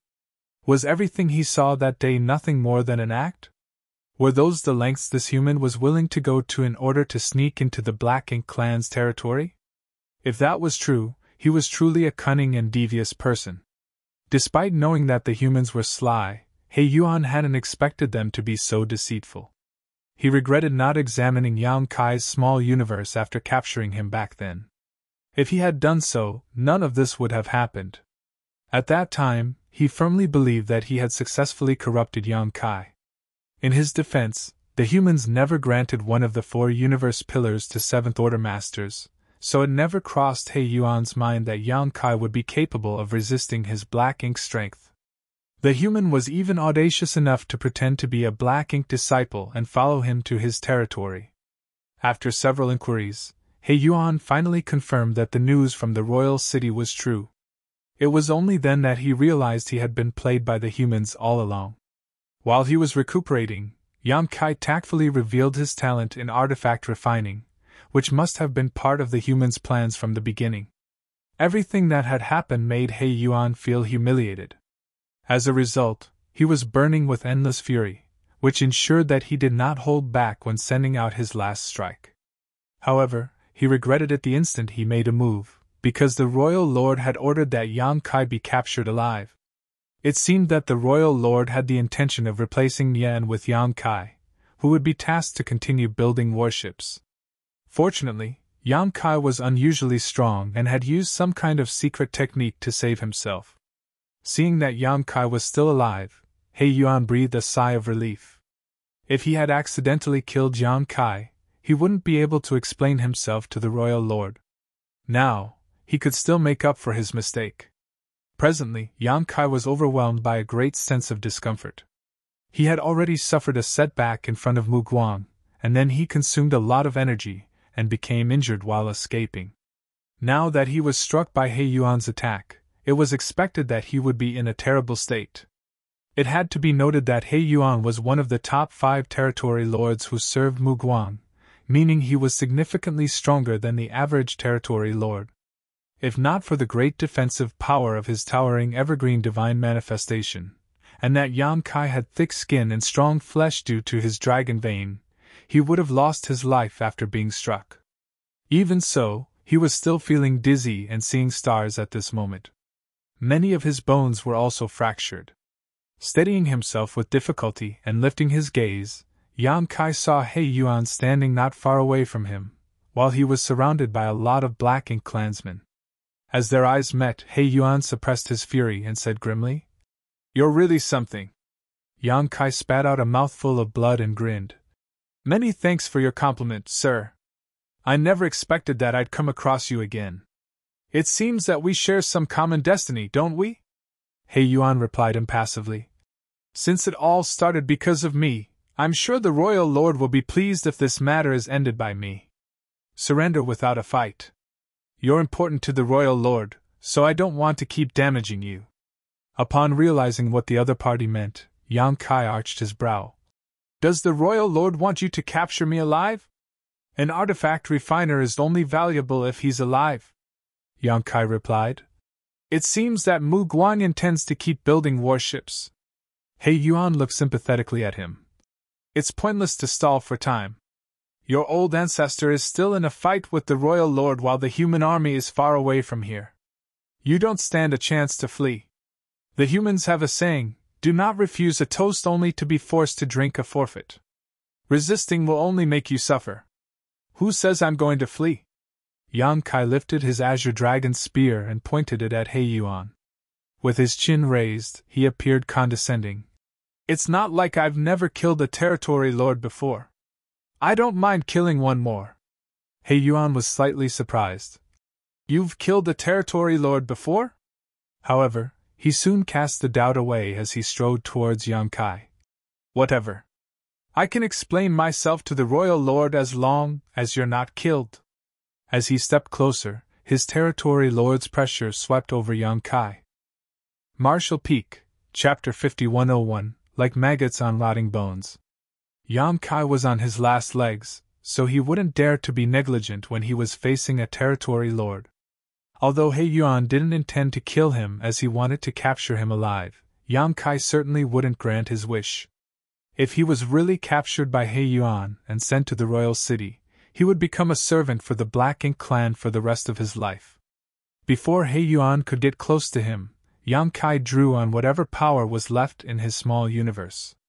Strike first to gain the advantage. As the golden crow cawed, a great sun leapt from behind him, burning with a brilliant radiance. At the same time, a full moon rose as well, casting its frigid cold glow. As the sun and moon appeared simultaneously, space principles madly fluctuated.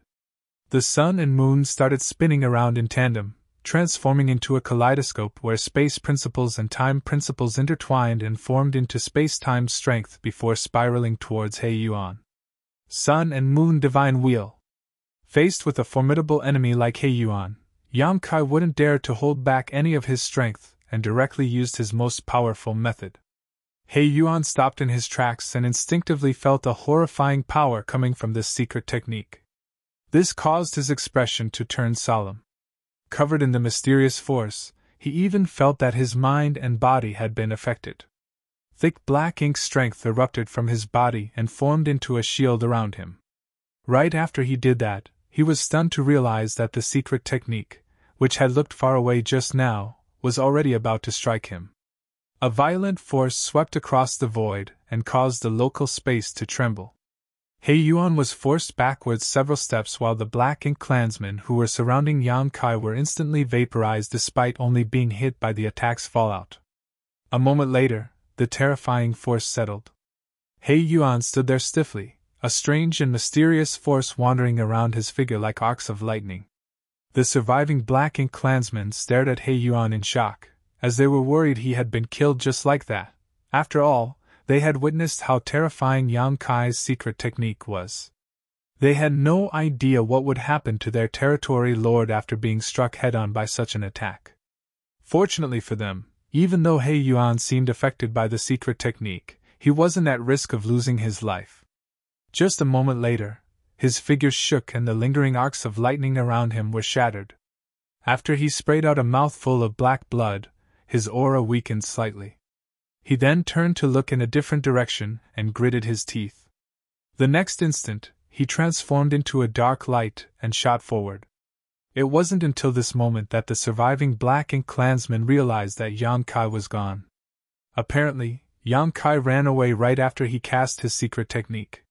However, they were not powerful enough to resist the influence of the secret technique on their senses, so they were not aware that Yang Kai had fled. He Yuan was far stronger though, so he definitely wouldn't let the wretched human off. Just then, Yang Kai reappeared from the void. He staggered and almost couldn't support his own weight, his face as pale as a sheet of paper. Presently, he was like a lamp that was running out of oil.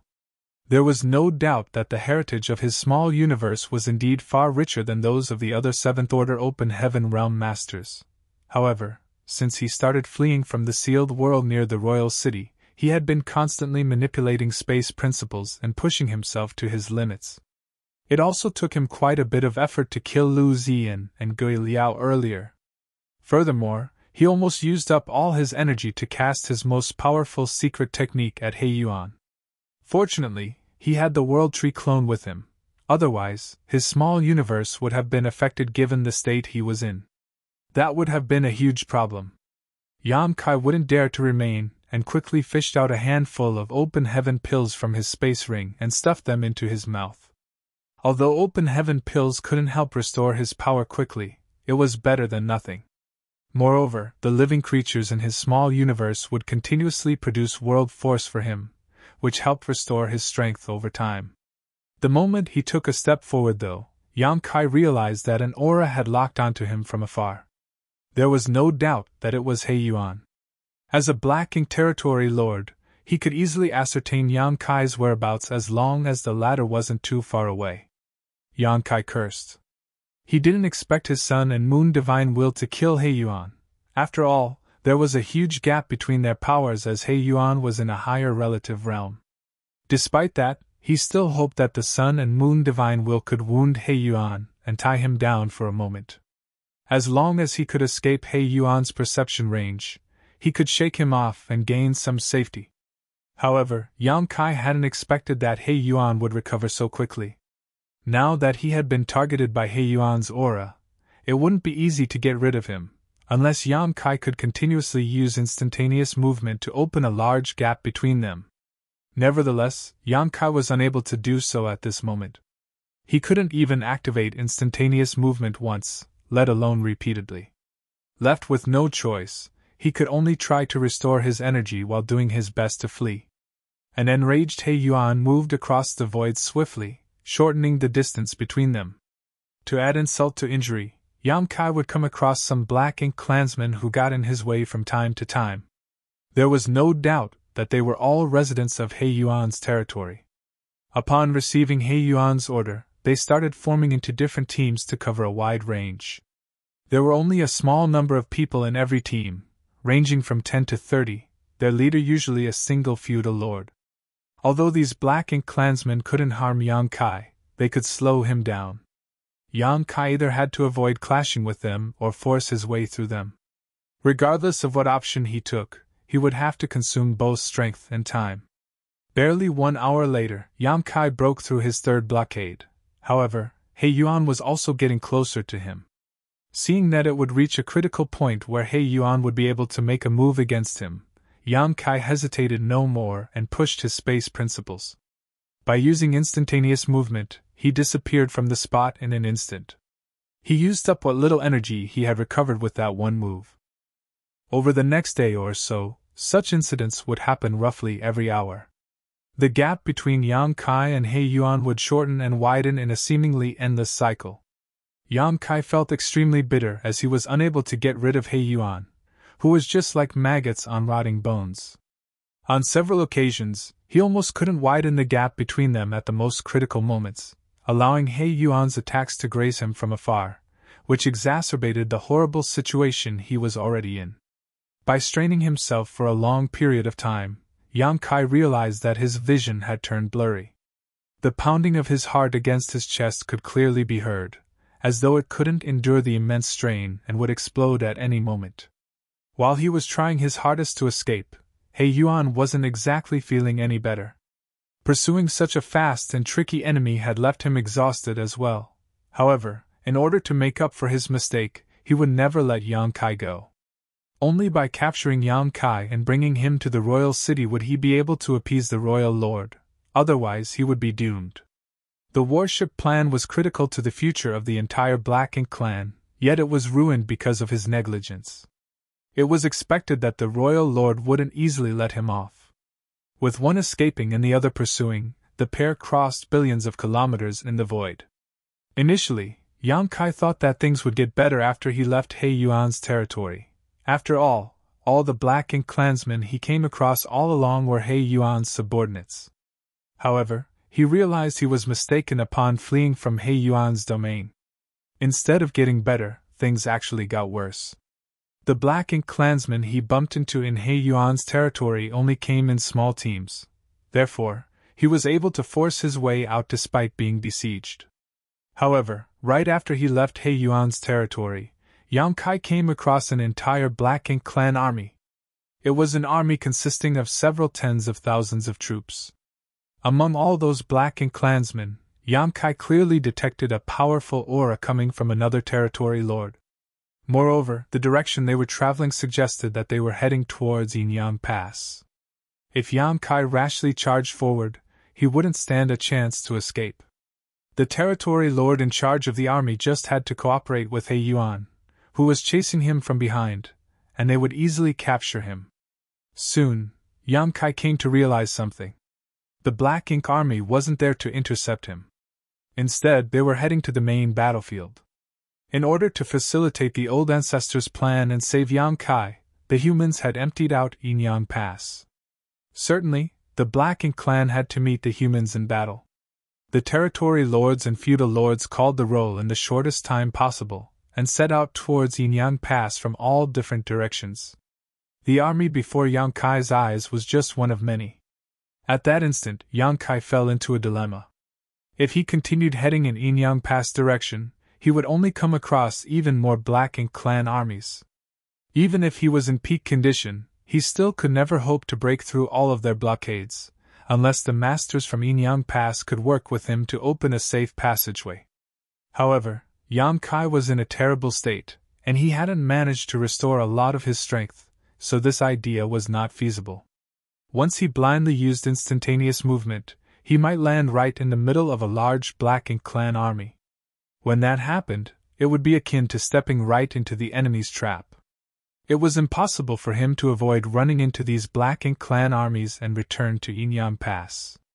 Worse, every enemy army had a territory lord overseeing it, as they were practically the territory lord's own subordinates. He Yuan alone was able to leave Yang Kai battered and exhausted. If he had to contend with other territory lords as well, he would fall into an even more horrible state. Nonetheless, where could he go if he couldn't return to Yinyang Pass? While he was hesitating, the territory lord from the army up ahead scanned his surroundings with his divine sense and seemed to detect Yang Kai's presence. After gritting his teeth, Yang Kai turned around and transformed into a ray of light. Soon, the territory lord's divine sense detected a trace of aura left behind by Yang Kai. After giving it a thought, he soon figured out what was happening. However, he was tasked with dealing with the humans' army, so he wouldn't dare to be distracted. A moment later, he decided to ignore it and retracted his divine sense. The moment Yang Kai turned in a different direction, He Yuan followed, a hint of surprise flashing across his face. He was surprised to realize that Yang Kai didn't head straight towards Yinyang Pass, but after pondering on it for a moment, he soon figured out what Yang Kai was worried about. He snorted and thought, "Where else can you go if you can't go back to Yinyang Pass?" He Yuan had somewhat figured out the condition that Yang Kai was in, so he firmly believed that as long as he persevered, he would capture Yang Kai sooner or later. Now, he just had to wait for Yang Kai to lose all of his strength. While he was in his thoughts, though, he suddenly lost track of Yang Kai. The realization astounded him. Marshall Peak, Chapter 5102, A Bold Plan. Mid-pursuit, He Yuan suddenly stopped in his tracks and spread out his powerful divine sense to scan the surroundings. However, regardless of how hard he tried, he couldn't find Yang Kai's whereabouts. This caused his expression to darken. "I can't believe I lost him. How is that even possible?" Yang Kai was on his last legs with little energy left. How did he escape He Yuan's range of perception in such a state? He Yuan didn't think Yang Kai was powerful enough to cut off the thread of aura he had locked onto him, as there was a huge gap between their powers. If Yang Kai was capable of doing that, he would have done it earlier instead of waiting until now. Moreover, He Yuan didn't feel that his aura was forcefully cut off. Rather, it felt like Yang Kai just vanished somehow. The only logical explanation was that Yang Kai had massively widened the gap between them in an instant. As a result, He Yuan's aura wasn't able to locate him. However, Yang Kai didn't have much strength left. Even though he could use a special technique that would help him move across several tens of thousands of kilometers in an instant, he couldn't possibly have done such a thing repeatedly in his current state. How could he have regained so much energy in such a short period of time? With a gloomy expression, He Yuan stood still in the same spot, not knowing what to do. The void was expansive, so now that he had lost track of Yang Kai, how was he supposed to look for him? But soon, he pulled himself together. The Black Ink clan's armies were heading in Yinyang Pass direction, so Yang Kai couldn't possibly go that way. That was the reason he turned around and continued fleeing. In other words, regardless of where he was still within the Black Ink clan's territory. As long as Yang Kai was still in their territory, his whereabouts would be exposed sooner or later. At the thought of this, He Yuan started taking action by heading to the fief of a feudal lord nearest to this place. The feudal lord of the fief had led his tenants towards the battlefield, So although there were still a lot of Black Ink clansmen who stayed behind, none of them was particularly powerful. Since He Yuan had shown up, these weak Black Ink clansmen would naturally obey his orders without question. Soon, with the Black Ink nest in this place as the center, word was spread across all of Mu Guang royal lord's domain. Within moments, Black Ink clansmen from all over could be seen searching for Yang Kai. Meanwhile, Yang Kai was hiding in a Black Ink cloud and recuperating. Just like He Yuan had speculated, Yang Kai had relied on instantaneous movements to shake off his tracking aura. The reason he had enough energy to use instantaneous movement repeatedly was that he had consumed a low-rank world fruit. When he left the Grand Ancient Ruins boundary back then, Yang Kai brought 16 world fruits with him. The 3 mid-rank world fruits had been put to good use while the remaining 13 low-rank world fruits were somewhat useless. He had given 1 low-rank world fruit to Guiziyan, which allowed him to ascend from the second order to the third order open heaven realm. As for the remaining low-rank world fruits, he basically had no use for them. Although they came from the world tree, they were not valuable to him at all. Most had stayed in his small universe for such a long time that Yang Kai had almost forgotten about them. It wasn't until his small universe was thoroughly exhausted this time that he recalled them. Although they were not valuable, they were the best spirit fruits to replenish one's world force. After consuming a low-rank world fruit, Yang Kai regained enough strength in his small universe in a short time to use instantaneous movements several times in a row. It was thanks to the low-rank world fruit that he shook off He Yuan and hid inside this Black Ink cloud. Even though he was safe for the time being, he knew that he would not be safe for long as he was still deep inside the Black Ink clan's territory. There was no way He Yuan would let him off. At least he finally had a chance to take a breather. It felt terrible to have so little energy left in his small universe. If he had enough energy, he could fight or flee despite being no match for his opponents. Upon making sure that He Yuan hadn't found him, Yang Kai quickly tried to restore his energy. He didn't consume another low-rank world fruit. With this experience, he naturally wouldn't waste something that could quickly restore a large amount of his strength. Instead, he stuffed a lot of open heaven pills into his mouth before fishing out a set of 7th-order materials to refine in order to replenish his spent world force. Unfortunately, this moment of rest didn't last long. Barely half a day later, Yang Kai felt several auras barge into the Black Ink cloud he was hiding in. Those auras were not powerful, only high-rank Black Ink clansmen. With a frown, Yang Kai tried his best to conceal his aura. There were countless Black Ink clouds of different sizes in the Black Ink clan's territory, and usually, the Black Ink clan wouldn't pay them any mind. However, the fact that these high-rank Black Ink clansmen carefully searched this Black Ink cloud showed that they were looking for Yang Kai. Initially, Yang Kai hoped that they would be negligent so that he could continue recuperating. Unfortunately, one of the high-rank Black Ink clansmen directly flew towards his hiding place. A moment later, the high-rank Black Ink clan stood right in front of him. Lifting his gaze, he saw a vague figure hiding somewhere inside the Black Ink cloud, but before he could get a closer look, he saw a fist flying out and striking him. As the violent force exploded, the high-rank Black Ink clansman turned into a blood mist without even a chance to scream. "Over there!" one of the Black Ink clansmen exclaimed upon detecting the movement. As soon as he finished speaking, he was struck by an immense force and sent to the afterlife. 2 breaths of time later, Yang Kai dashed out of the Black Ink cloud.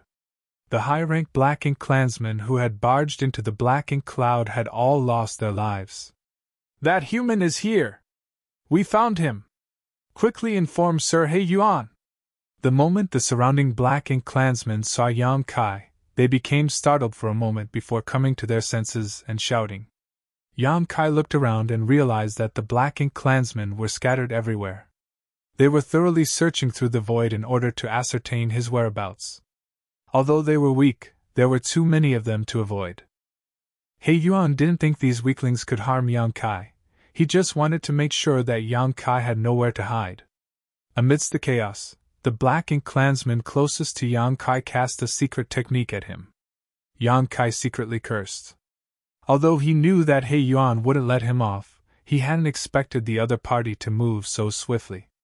Judging from the way these Black Ink clansmen searched for him, it seemed that he would have nowhere to hide no matter where he went. After dodging the attack, Yang Kai summoned his Azure Dragon Spear and displayed his supreme limitless spear art to the enemy. Despite being besieged by so many Black Ink clansmen, he managed to force his way out. Those Black Ink clansmen hadn't expected Yang Kai to be so ferocious, but after suffering a setback, they had learned their lesson. Wherever Yang Kai went, they would keep their distance and not directly engage him. Yang Kai continued charging forward until there were no longer a lot of Black Ink clansmen around him. It was then he manipulated space principles and left this area using instantaneous movement. A moment later, He Yuan arrived, but after asking around, he could only snarl through clenched teeth. "Keep searching for him.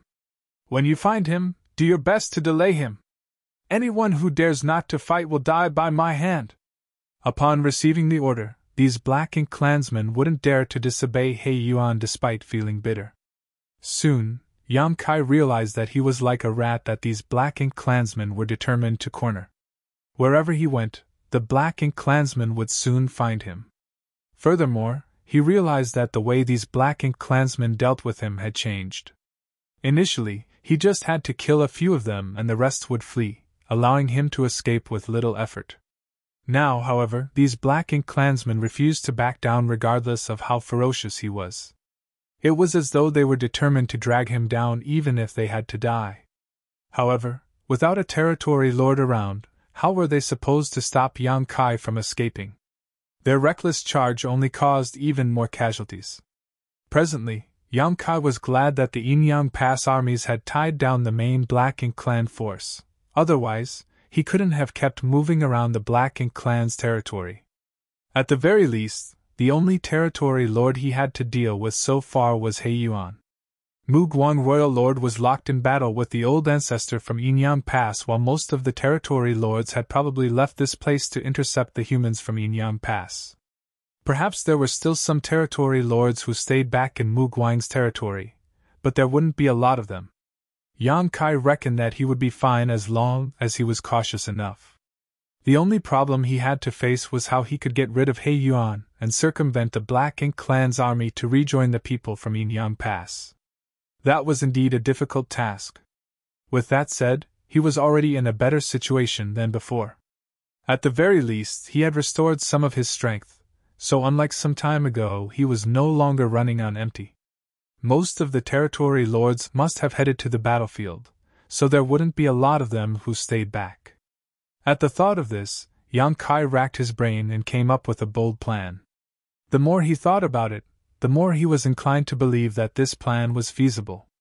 If this plan was successfully carried out, it would deal a heavy blow to the Black Ink clan. He became excited in an instant. He Yuan would never have thought that Yang Kai would be so reckless. Since he had made a decision, Yang Kai did not hesitate to carry out his plan. After killing for a bit, he stopped dealing with the Black Ink clansmen around him and manipulated space principles to flee. He Yuan had been in a terrible mood recently, but despite feeling vexed, he had no way to vent his anger. Just like he had expected, Yang Kai didn't have a chance to leave the Black Ink clan's domain after escaping from him, and was instead now wandering around the Black Ink clan's territory. With the help of the Black Ink nests, He Yuan could easily get feedback from different places and accurately locate Yang Kai. However, this method couldn't help him capture Yang Kai. Every time he received the news and rushed to the place where Yang Kai appeared, he would only find the corpses of Black Ink clansmen, while Yang Kai was nowhere to be seen. Although he was stronger than Yang Kai, he didn't have a chance to make a move against him, leaving him feeling frustrated and helpless. In his fury, He Yuan even killed 100 or so Black Ink clansmen who had retreated in fear when they confronted Yang Kai. Based on what He Yuan learned from the surviving Black Ink clansmen who had fought with Yang Kai, he confirmed that this annoying human was recovering. Yang Kai seemed to be doing his best to restore his energy, and after such a long period of time, he should have almost fully recovered by now. Nevertheless, He Yuan didn't understand what Yang Kai was up to. Since Yang Kai had almost restored all of his strength, he should be trying to leave the Black Ink clan's territory. However, from the looks of it, he didn't seem to have any intention of doing so. Instead, he seemed to be enjoying the game of hide-and-seek with the Black Ink clansmen. During this period of time, several thousand Black Ink clansmen were killed by his spear, and although only several of them were feudal lords, as most were high-rank and low-rank Black Ink clansmen, it was still humiliating for He Yuan. Marshall Peak, Chapter 5103, Destroying Black Ink Nests. He Yuan was moving across the void at the speed of lightning as he headed straight to a particular battlefield. When he finally arrived at his destination, what came into his sight were corpses and broken limbs scattered all around. They were the Black Ink clansmen who were killed. Many of the horribly injured Black Ink clansmen groaned in pain. The battlefield was like a living hell. After sweeping a glance over the place, He Yuan estimated that more than 100 Black Ink clansmen were dead. He sported a grim expression. Since he started chasing after Yang Kai, he had encountered the same sight many times. Whenever he received the news and rushed over, he would see the same sight. On the other hand, Yang Kai would always run away before he arrived, leaving no chance for him to act. He had never come across a human who was as skilled as Yang Kai when it came to fleeing. Despite his burning fury, he had no way to vent it out. The surviving Black Ink clansmen wouldn't dare to go near He Yuan upon his arrival. Recently, He Yuan had killed many of their companions. If He Yuan blamed them for not doing their best and decided to kill them, they would be wrong. In fact, they had tried their hardest to stop Yang Kai earlier. However, how were they supposed to make him stay behind when they were no match for him? They could only watch as Yang Kai went on a killing spree and then left. Since no Black Ink clansman took the initiative to tell him what happened, He Yuan asked grimly, "Where did he go?" A high-rank Black Ink clansman closest to him pointed in a particular direction with caution. He Yuan turned to look in that direction and frowned. That was because his territory was in that direction. Although a large area of the void could be considered his territory, his foundation was where his Black Ink nest was located. That was his direct territory. Upon that realization, He Yuan felt his chest tightening. As he recalled the route Yang Kai had been moving around, he suddenly had a bad premonition. It seemed that Yang Kai wasn't aimlessly wandering around anymore, he was heading towards a particular goal. Just then, a feudal lord rushed over from afar. Upon reaching He Yuan, he said anxiously, "Sir Territory Lord, something terrible has happened. What makes you so nervous?" He Yuan turned to look at him, the ominous feeling in his chest strengthening. This couldn't be helped, as this feudal lord was in charge of the fief that was closest to his Black Ink nest. This feudal lord was also responsible for monitoring the perimeter. He must have received some shocking news, so he rushed over and informed He Yuan about it. As expected, the feudal lord replied, "We've received word that Yang Kai is invading your territory, sir." He Yuan's head started buzzing as though it had been struck by a hammer. While feeling dizzy, he also instantly figured out Yang Kai's plan and roared, "How dare he!" He had never expected that Yang Kai, who was all on his own, didn't have the intention of fleeing at all. Instead, he wanted to raise hell when most of the Black Ink clan had left for war. It had to be said that Yang Kai was truly audacious, and his move caught He Yuan off guard.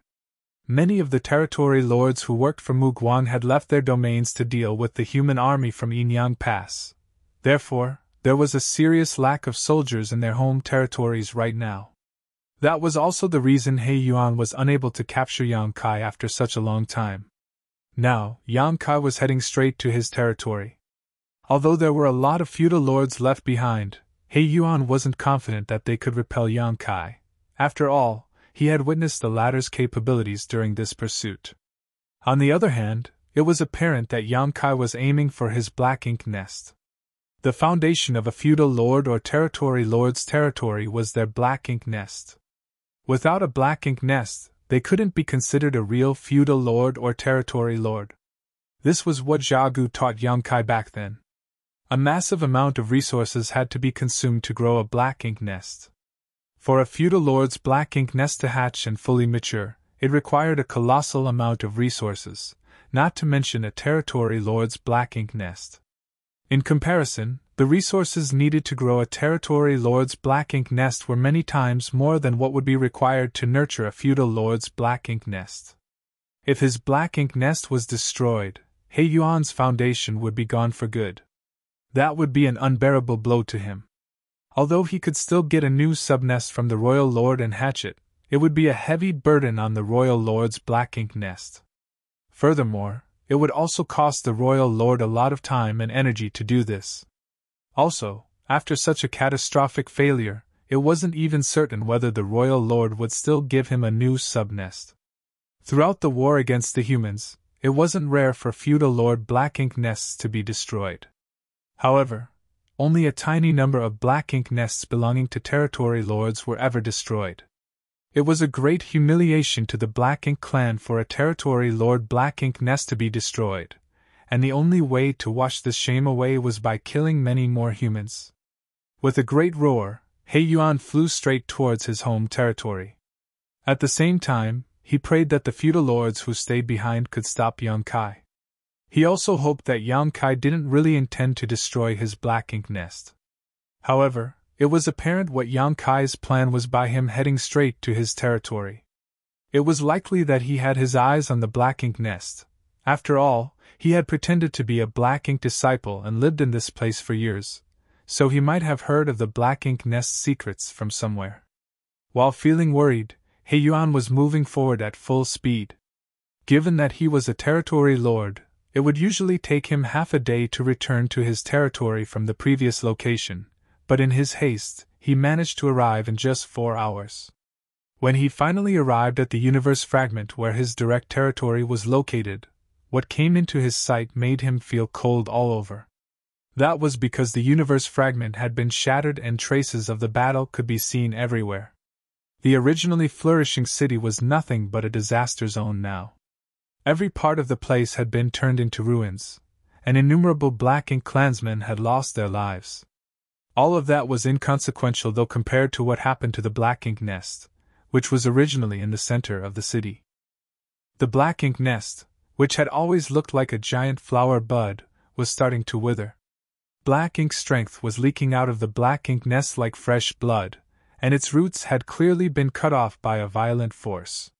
What He Yuan dreaded had become a reality, and he could not accept it. The Black Ink nest was withering, and it couldn't be saved. In other words, his foundation had been destroyed. In order to rebuild his foundation, he would need a new Black Ink nest. Even if the royal lord was magnanimous enough to give him another subnest from her Black Ink nest, it would take He Yuan at least 100 years to nurture it, and cost him an enormous amount of money and manpower. To make matters worse, the feudal lords working for him would all experience the same problem. In other words, he and his subordinates had to rebuild everything from scratch, which would take a very long time. "Sir!" A blood-soaked feudal lord detected He Yuan's aura, so he quickly shot into the sky. "Where is Yang Kai?" He Yuan growled through clenched teeth. He couldn't detect Yang Kai's aura, so he could only hope that the feudal lords had killed him. With that said, he knew that it was unlikely to be the case. "We did not see that human named Yang Kai," the feudal lord replied. He Yuan snapped. "You didn't see him? Then what happened to my territory? What happened to the Black Ink nest? Did you all destroy it?" The feudal lord shuddered and quickly replied. "Sir He Yuan, we really didn't see Yang Kai. Everything was destroyed by a grand dragon." He then hurriedly gave an account of what had happened. According to this feudal lord, a grand dragon which was far more than 20,000 meters long had appeared out of nowhere. It was overbearing, and its entire figure radiated a golden glow. As soon as the grand dragon appeared, a lot of Black Ink clansmen were killed by its opening dragon breath. Strangely, the grand dragon was holding a huge spear in its claws. With this weapon, it smashed the universe fragment to pieces and destroyed the Black Ink nest, leaving the entire city in ruins. What was even more outrageous to the Black Ink clansmen was that the Grand Dragon had even robbed their shops and snatched up their resources. Although the feudal lords tried their best to resist, they couldn't possibly defeat the Grand Dragon. After kicking up a storm, the Grand Dragon nonchalantly departed, leaving this mess behind. The Black Ink clansmen knew nothing about grand dragons, as they had never seen such creatures before. Fortunately for them, the Black Ink disciples had some ideas. Grand dragon? How could there be a grand dragon here? He Yuan appeared puzzled. The feudal lord replied cautiously. According to the Black Ink disciples, Yang Kai is probably not a human, but rather a member of the dragon clan. That grand dragon was his true form. He Yuan roared. I don't care whether he's a human or a member of the dragon clan. Find him. I must rip him to pieces. Only by doing so could he vent his fury. He was so enraged that he had even forgotten about the royal lord's order, which stated that Yang Kai had to be captured alive. But sir, the feudal lord spoke in a shaking voice. Since the Black Ink nest is destroyed, we can't send any messages. He Yuan grabbed him by the collar and yanked him towards himself, his eyes practically spitting fire as he snarled. Since the Black Ink nest is gone, go out and inform everyone yourself. Mobilize all the clansmen in the territory. Leave him nowhere to hide. If you can't do that, all of you must die. Yes, the feudal lord replied anxiously. After the feudal lord flew off, He Yuan turned to look in a different direction. There seemed to be a mysterious force that was dissipating in the void. The energy fluctuations were consistent with what Yang Kai would leave behind each time he used instantaneous movement. Therefore, He Yuan speculated that Yang Kai had fled in that direction. Previously, he already didn't have a way to capture Yang Kai, and now that his Black Ink nest was gone, he knew it would be even harder to locate him. Nevertheless, he had to get his revenge after his foundation was destroyed. Despite his slim chances, he had to hunt Yang Kai down. Regardless of the cost, he had to capture that damn human and bring him to the royal lord to make up for his mistakes. At this moment, in a place that was far away from the universe fragment, Yang Kai was hiding inside a Black Ink cloud and recuperating. After assuming his grand dragon form and making a scene in He Yuan's territory, not only did he shatter the universe fragment, but he also destroyed He Yuan's Black Ink nest. It was expected that he would be pleased with himself. However, he had paid a hefty price to achieve this victory. There were indeed a lot of feudal lords who had stayed behind, and there were also innumerable high-rank and low-rank Black Ink clansmen around. Although he could easily kill more people when he was in his grand dragon form, it also made him a huge target. While Yang Kai destroyed the Black Ink nest, he also inevitably got struck by the Black Ink clansmen's attacks. To the Black Ink clansmen, he had made a scene and left the place in a nonchalant manner. However, only Yang Kai knew that he wasn't as nonchalant as he appeared to be when he left. In truth, he just didn't dare to remain, otherwise he would most likely be captured.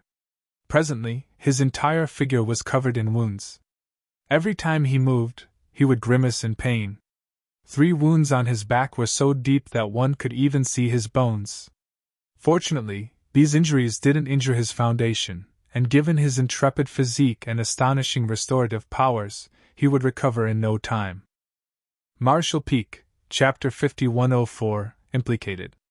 Yang Kai's trip of turning into a grand dragon and making a fuss in He Yuan's territory was rewarding. Not only had he killed a lot of Black Ink clansmen, but he had also destroyed He Yuan's Black Ink nest and snatched a massive amount of cultivation resources. The price he paid was worth it. When Yang Kai pretended to be a Black Ink disciple back then, he already realized that the city where He Yuan's Black Ink nest was located was flourishing. There were ample supplies, which included all sorts of materials of different orders. The Black Ink clan couldn't directly use these resources, so they were basically thrown into the Black Ink nests to help produce Black Ink strength. Nevertheless, these were precious cultivation resources for the humans.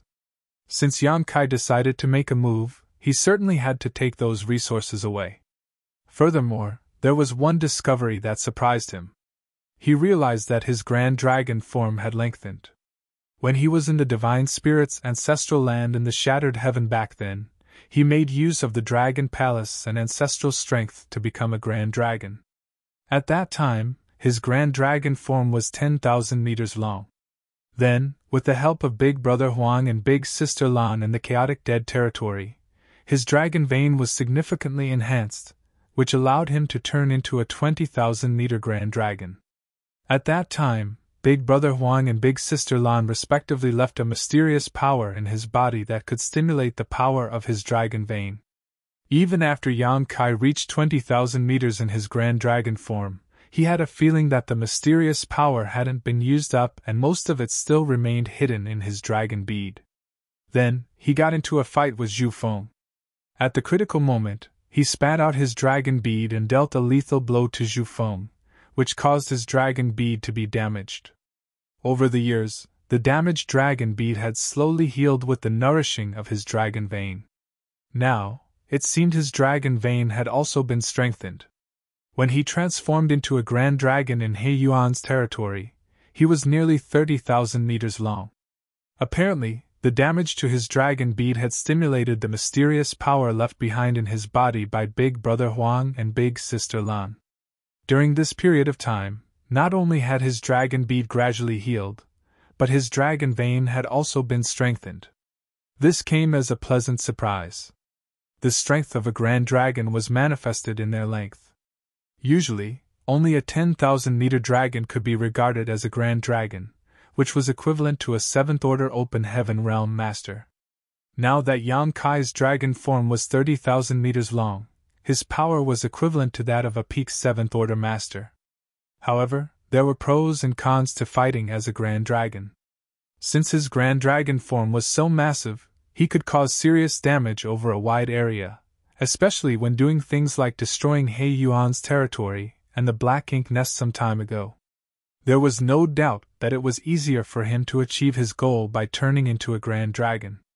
Nevertheless, his large size also meant that he wasn't as agile or maneuverable. He might suffer a setback if he faced certain opponents in such a state. Fortunately, there were no powerful beings in He Yuan's territory at that time. Although the feudal lords had gone all out, they couldn't really kill him, only inflict some injuries on him at most. Presently, Yang Kai was recuperating in a black ink cloud with peace of mind. However, he knew that he couldn't stay here for long. According to past experiences, these omnipresent Black Ink clansmen would soon find him, and more Black Ink clansmen would quickly arrive to hunt him down. As expected, barely 1 hour later, some Black Ink clansmen barged into the Black Ink cloud and found his whereabouts. Yang Kai charged forward and easily killed these Black Ink clansmen, and soon, he arrived at a different place and snuck into a new Black Ink cloud. When the nearby Black Ink clansmen rushed over upon receiving the news, Yang Kai was already nowhere in sight. Over the following days, Yang Kai kept changing his locations as he seized every chance to recuperate. Soon, though, he realized something was off. The Black Ink clansmen were reacting much slower than before.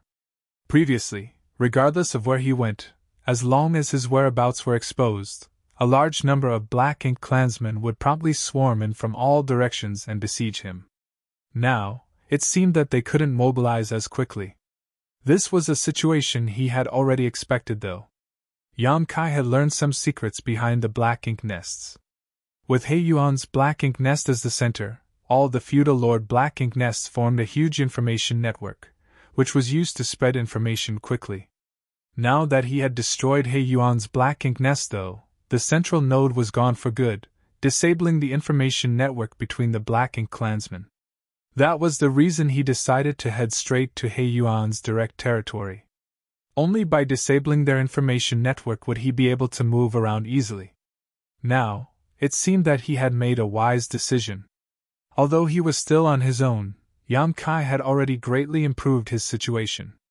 Nevertheless, destroying He Yuan's Black Ink Nest was just the first step of his plan. Since the Black Ink Nests were the foundation of the Black Ink clan, he naturally wouldn't want to leave so soon as this chance was rare. Even though the territory lord's Black Ink Nest was gone, there were still a lot of feudal lord Black Ink Nests remaining. For every Black Ink Nest that was destroyed, it would cause a huge loss to the Black Ink clan. It only took Yang Kai a few days to fully recover, and after fishing out a universe chart to ascertain his own location, he looked for the nearest feudal lord's fief. Soon, he found a target. However, the situation he came upon surprised him a bit. After killing some Black Ink clansmen who were searching for him along the way, he soon reached his destination, but the huge Black Ink nest was already withered and collapsed on the ground, as though it was dying. Countless Black Ink clansmen knelt around the Black Ink nest with solemn expressions. It seemed that they were holding a kind of sacred ceremony. The feudal lord at the front crossed his arms and chanted something. However, regardless of how hard they tried, they couldn't save the Black Ink nest from dying. Its Black Ink strength was leaking out like fresh blood, and for every bit of Black Ink strength that was lost, the aura of the Black Ink nest would weaken a little. It seemed that this Black Ink nest would wither and die within half a day.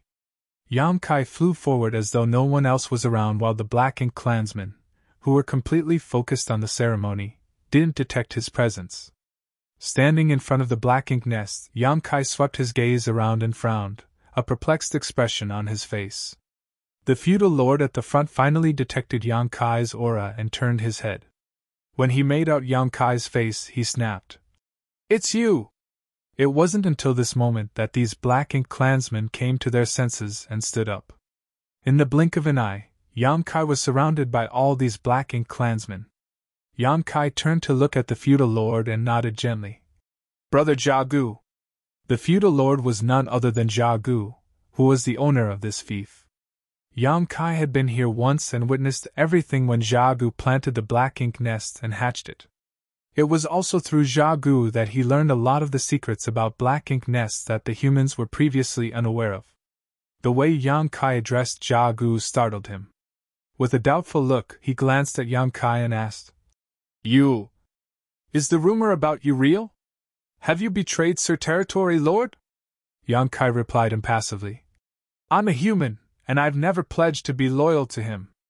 How could you say that I betrayed him? As for the rumor, I have no idea what you've heard, but it's most likely to be true." Jagu snapped. "Did you destroy Sir Territory Lord's Black Ink nest?" Yamkai nodded. "And then," he pointed to the front with a perplexed expression, "what happened to your Black Ink nest?" The reason he came all the way here was to destroy this Black Ink nest. Besides the one here, he had decided to destroy all of the feudal lord Black Ink nests under Heiyuan. Only by doing so could he deal the heaviest blow to Heiyuan. After all the Black Ink nests were shattered, Heiyuan and his subordinates would lose all of their foundation.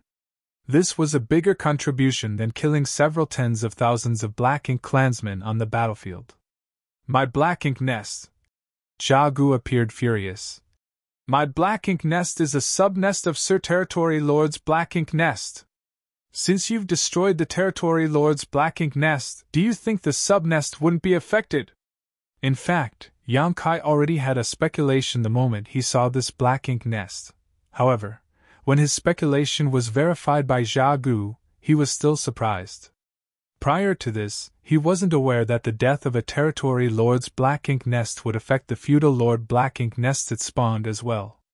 After giving it a thought though, he realized that it wasn't so surprising. Jagu's Black Ink nest was a sub-nest of Heiyuan's Black Ink nest, so there was a close connection between them. Since Heiyuan's Black Ink nest was destroyed, it was expected that Jagu's Black Ink nest would be implicated. Following a moment of deliberation, Yamkai asked, "Is your Black Ink nest the only one that's been affected? Or have all the feudal lord Black Ink nests been implicated as well?" Jagu said through gritted teeth, "Do you think I'll tell you?" Yamkai nodded. "Don't bother, I think I've figured it out." Judging from the situation Jagu was in, it wasn't hard to speculate that the other feudal lord Black Ink nests had been affected as well. They were probably all withering at this very moment. Initially, Yamkai planned on destroying all the Black Ink nests in Heiyuan's territory one by one. Now, it seemed that it wasn't necessary for him to do so. As a thought flashed through his mind, Yamkai asked, "Brother Jagu, what if the royal lord's Black Ink nest is destroyed? Don't even dream about destroying any Black Ink nest ever again!" Jagu roared. Apparently, he no longer wanted to listen to any of Yamkai's nonsense. He extended his hand and summoned a giant halberd. At the same time, a dark fog swirled around his figure and soon, he was clad in an artifact armor that covered the upper half of his body. The giant halberd and artifact armor were the artifacts that Yang Kai previously refined for him. With the giant halberd in hand and the artifact armor on his body, Jia Gu appeared quite imposing. He directly thrust out his halberd at Yang Kai. Presently, Yang Kai was holding his azure dragon spear, and faced with the attack, he didn't intend to dodge. His spear thrust forward like a dragon and skirted past the giant halberd before jabbing towards Jia Gu's chest. A hint of ferocity flashed through Jia Gu's eyes as he also didn't intend to dodge the attack. He exerted even more force with the giant halberd as he was determined to wound the other party despite knowing that he would be injured as well. He was aware that Yang Kai was extraordinarily powerful. After all, he had witnessed Yang Kai going on a killing spree back then. Those feudal lords were as frail as paper tigers when they were dealing with Yang Kai, and Jia Gu didn't think he was more powerful than them. Even though he had 2 artifacts in his possession now, he didn't think he could defeat Yang Kai in a one-on-one fight. In order to survive, he had to take risks despite knowing he would get hurt as well. In fact, it was a good idea, but when the azure dragon's spear easily stabbed into his chest and its explosive force shattered all the organs in his body, he still appeared bewildered. With a dispassionate expression, Yang Kai looked at him and said, "I'm the one who made that artifact armor. It's ridiculous that you think you can use it to defend against me." Jia Gu came to his senses and asked, "Are there weaknesses in all the things you've made?"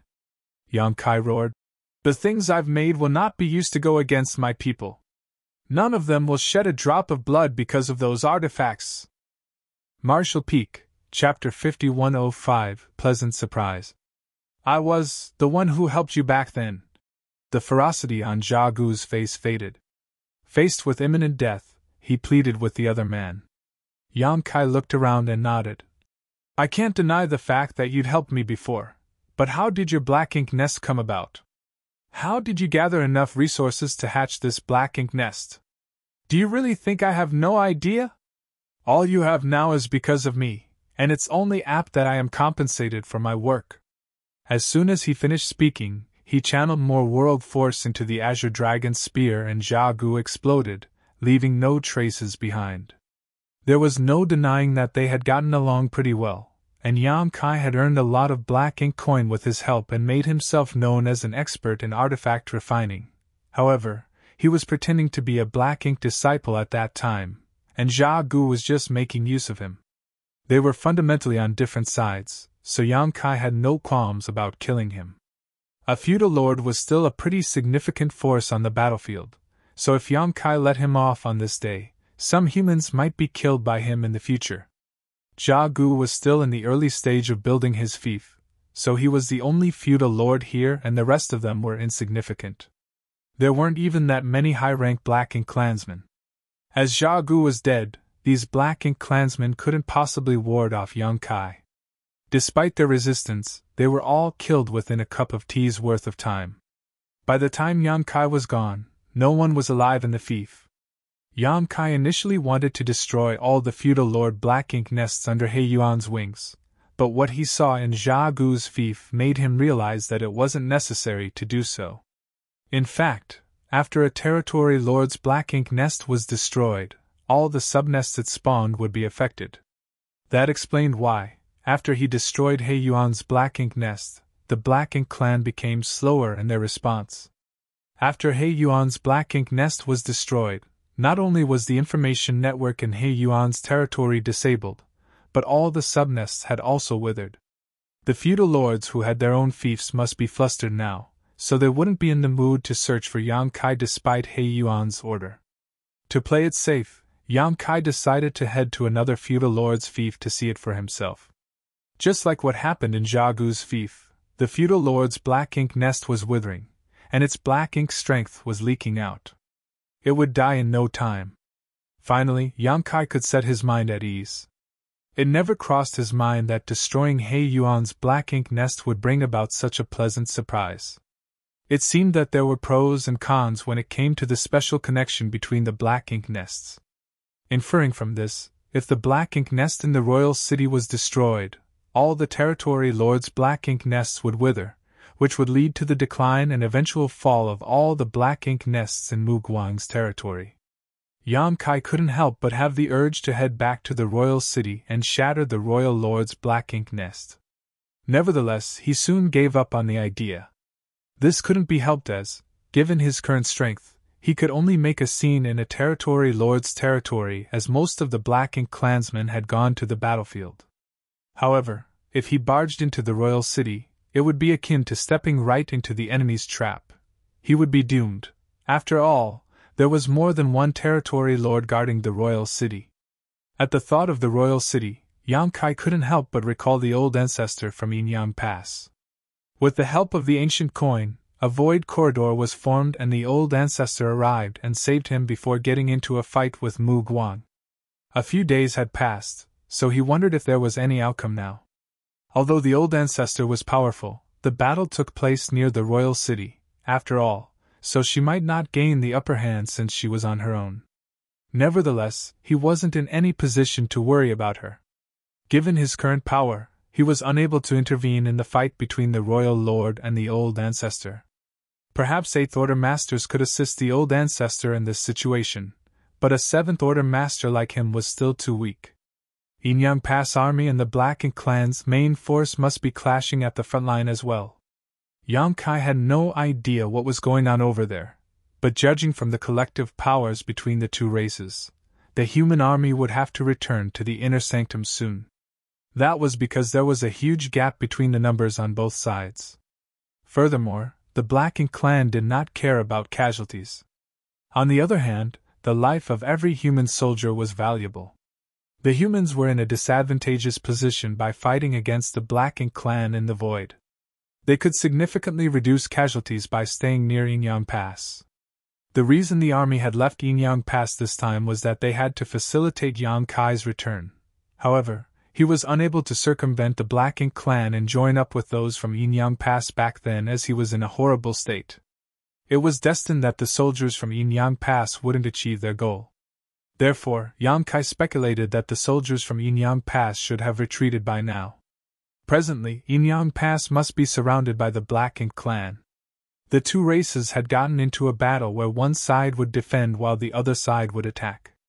It was the pattern of battle they were most familiar with. Over the years, this kind of battle had taken place at every great pass numerous times. Be it the humans or the Black Ink clan, they were already familiar with how this would go. If that was indeed the case, the situation would be in Yang Kai's favor. Since the Black Ink clan's army had gathered outside of Yinyang Pass, there wouldn't be any blockades in front of him. He could stealthily head to the battlefield and wait for a chance to return to the inner sanctum during the fighting. He had done the same thing when he and Fengling saved several hundred Black Ink disciples and brought them back to Blue Sky Pass previously.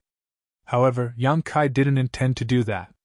He had a taste of successfully destroying He Yuan's Black Ink nest, which resulted in the fall of all its subnests. As this was a rare opportunity, Yang Kai naturally didn't want to miss it as he reckoned that it wouldn't come again. Therefore, he left He Yuan's territory several days later and headed towards another territory lord's territory. He had no idea whose territory it was, nor did he know where that territory lord's home territory was. Regardless, it didn't matter to him. He directly headed to the feudal lord's fief nearest to him, and went on a killing spree. In just half a day, most of the Black Ink clansmen in this fief were either dead or dying. Some of the Black Ink clansmen seized the chance to flee from the place, but Yang Kai didn't have the intention of pursuing them. To him, destroying the Black Ink clan's foundation was the most important objective, while killing stray Black Ink clansmen came second. Moreover, the most powerful Black Ink clansmen in this fief had followed their feudal lord and left for the battlefield, so the ones who stayed back were undoubtedly weak.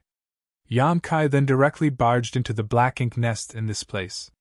This was a feudal lord's Black Ink nest, and with the prior experience of visiting Jia Gu's Black Ink nest, Yang Kai soon realized that the inner structures of all Black Ink nests were more or less the same. There were still some Black Ink clansmen inside the Black Ink nest, but they appeared oblivious to what had happened outside. The moment they saw a human entering this place, they were puzzled. They were all killed by Yang Kai before they realized what was happening. A moment later, Yang Kai stood inside an empty chamber and opened the portal of his small universe. His word force was instantly drawn by a powerful force and absorbed by the black ink nest. With his world force serving as a bridge, he was soon connected to the consciousness of this black ink nest. He had done the same thing in Jagu's black ink nest back then, so he was familiar with the process. The next instant, Yang Kai found himself in a special space where a lot of consciousnesses wandered around. This was the secret behind the information network that the Black Ink clan had built using the Black Ink nests. These Black Ink clansmen had entered this place through the consciousnesses of the feudal lords' Black Ink nests. They could then exchange all sorts of information here and find out what was going on in the other feudal lords' fiefs. The arrival of a new consciousness like Yang Kai's didn't catch the attention of the Black Ink clansmen. After all, there would be unfamiliar consciousnesses entering the place from time to time, so they were used to it. After listening to them for a while, Yang Kai realized that he couldn't gather any useful information. He wanted to find out what was going on at the front lines through the conversations between these consciousnesses, but the latest information from the battlefield was apparently not available to these Black Ink clansmen who stayed behind. Just when he was ready to carry out his plan, a message was sent from a consciousness. The message wasn't encrypted in any way, so the other consciousnesses could easily read it. Yang Kai soon found out what the message was about. "The royal lord is still in a fight with that human. I wonder if she can kill her." Another consciousness replied, "That human is the old ancestor of Inyang Pass. Although the royal lord is powerful, it's not easy for her to kill that human. However, I heard that several territory lords have gone over to help. With their assistance, I believe that human will be defeated. No. From the looks of it, the royal lord is in a disadvantageous situation. Although she has the help of several territory lords, both parties are only equally matched now." The moment the message was sent, the other consciousnesses were evidently shocked. One of the consciousnesses asked, "How could it be that the royal lord is at a disadvantage? They've fought with each other countless times in the past, and they've always been equally matched. Neither side could defeat the other. What happened this time?" The consciousness from earlier replied, "I have no idea, but for some reason, they arrived somewhere near our fief and continued fighting. My feudal lord was the one who saw it. Fortunately, they soon left, otherwise our fief would have been destroyed. We wouldn't be able to defend against the fallout from their battle. Could it be that the royal lord hasn't recovered? That's possible. However, the royal lord has the help of some territory lords now, so the human old ancestor certainly won't get the upper hand." The consciousnesses continued chatting and soon changed the topic. Although Yang Kai hadn't gathered a lot of information, he had at least found out that the old ancestor was fine. On the other hand, he was surprised at the fact that the royal lord had fallen into a disadvantageous position. It never crossed his mind that the seemingly unreliable old ancestor from Inyang Pass would be so powerful, able to battle against the royal lord and several territory lords on her own. He wondered what the outcome of the battle would be. Nevertheless, he didn't have the right to interfere in this matter, and he had bigger fish to fry. He then focused on sensing his surroundings. According to Jagu, this special space was actually a platform linked to the consciousness of the territory lord's Black Ink nest. The consciousnesses of the subnest could easily connect to it, which allowed the feudal lords to communicate with one another. In that case, Yang Kai reckoned that he could make use of it, and find out the whereabouts of the territory lord's Black Ink nest. Marshall Peak, Chapter 5106, This Won't End Here. Following the faint traces, Yang Kai's consciousness tracked the signs back to the source, and soon found what he was looking for. Although he wasn't certain about the exact location of the territory lord's Black Ink nest, he was confident that he got the direction right. As long as he moved in that direction, he would find the territory lord's Black Ink nest. Since he had achieved his goal, he retracted his divine sense and left the feudal lord Black Ink nest before shooting into the sky. He didn't waste any of his energy to destroy this feudal lord's Black Ink nest, since all the feudal lord Black Ink nests were linked to the territory lord's Black Ink nest. As long as he destroyed the source, all the feudal lord Black Ink nests would wither as well. The moment Yang Kai's consciousness left this special space, a certain consciousness temporarily fell into a dazed state in another similar but even more magnificent space. The consciousnesses of the feudal lord's black ink nests would gather together in this special space transformed from the consciousness of the territory lord's black ink nest. Similarly, the consciousnesses of the territory lord's black ink nest would assemble in the special space transformed from the consciousness of the royal lord's black ink nest. This even bigger space was where the consciousness of the royal lord's black ink nest was located. The consciousnesses that had gathered together in this place came from the territory lord's black ink nests. Hence, the consciousnesses in this place represented the territory lords. Upon detecting the anomaly, the other consciousnesses quickly inquired about it. The consciousness from earlier fell silent for a moment, and said hesitantly, "Just now, someone seemed to be searching for my location." "Someone was searching for your location?" Another consciousness asked curiously. The third consciousness was equally inquisitive. "What's the point of ascertaining your location? Are you mistaken?" The first consciousness replied, "Maybe. I'm not sure about it." Since he had said so, the other consciousnesses stopped asking about it. This matter ended here, and they went on to talk about another topic. "What's going on with that human named Yang Kai? Has Sir He Yuan captured him?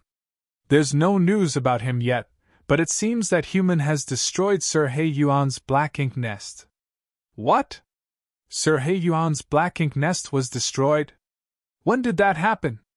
Another consciousness exclaimed. It was apparent that he had not heard about this news yet. "It happened not long ago. The person guarding the black ink nest sent me a message at the last moment. Apparently, the human named Yang Kai directly invaded Sir He Yuan's home territory. Now we can't contact anyone from Sir He Yuan's side. Our connection with them has been cut off." The other consciousnesses fell into silence. Something must have gone wrong as they were unable to contact anyone from He Yuan's side. The only possibility was that He Yuan's black ink nest had been destroyed, otherwise, this shouldn't have happened. All of these consciousnesses felt their hearts sinking at the revelation that a human had destroyed a territory lord's black ink nest. At the same time, they felt furious and humiliated. The only thing they knew was that He Yuan was chasing after the human, but they had no idea whether he would succeed. The consciousnesses felt that the topic was too depressing, so they quickly moved on to another. They started discussing the war between the two races and tried to speculate on the outcome. While they were engrossed in the discussion, a certain consciousness suddenly exclaimed. As the conversation was cut off, the other consciousnesses looked at him in puzzlement. The consciousness explained. "Some feudal lords reported to me that the human named Yang Kai came to our territory." "He's in your territory? What is he doing there?" "Regardless of what he is up to, quickly inform Sir He Yuan about it so that he can come over to help. Also, mobilize the Black Ink clansmen in your territory and restrain the human until Sir He Yuan arrives. We must not let him flee." "Got it." The moment the consciousness finished speaking, he passed on an order through the Black Ink Nest network, and the Black Ink clansmen in his territory started taking action. The other consciousnesses waited with concern as they asked about what was going on from time to time. Certainly, the consciousness wouldn't hide anything from them. Half a day later, a consciousness suddenly said in a puzzled manner, "The human doesn't seem to be running away from Sir He Yuan. Instead, go on.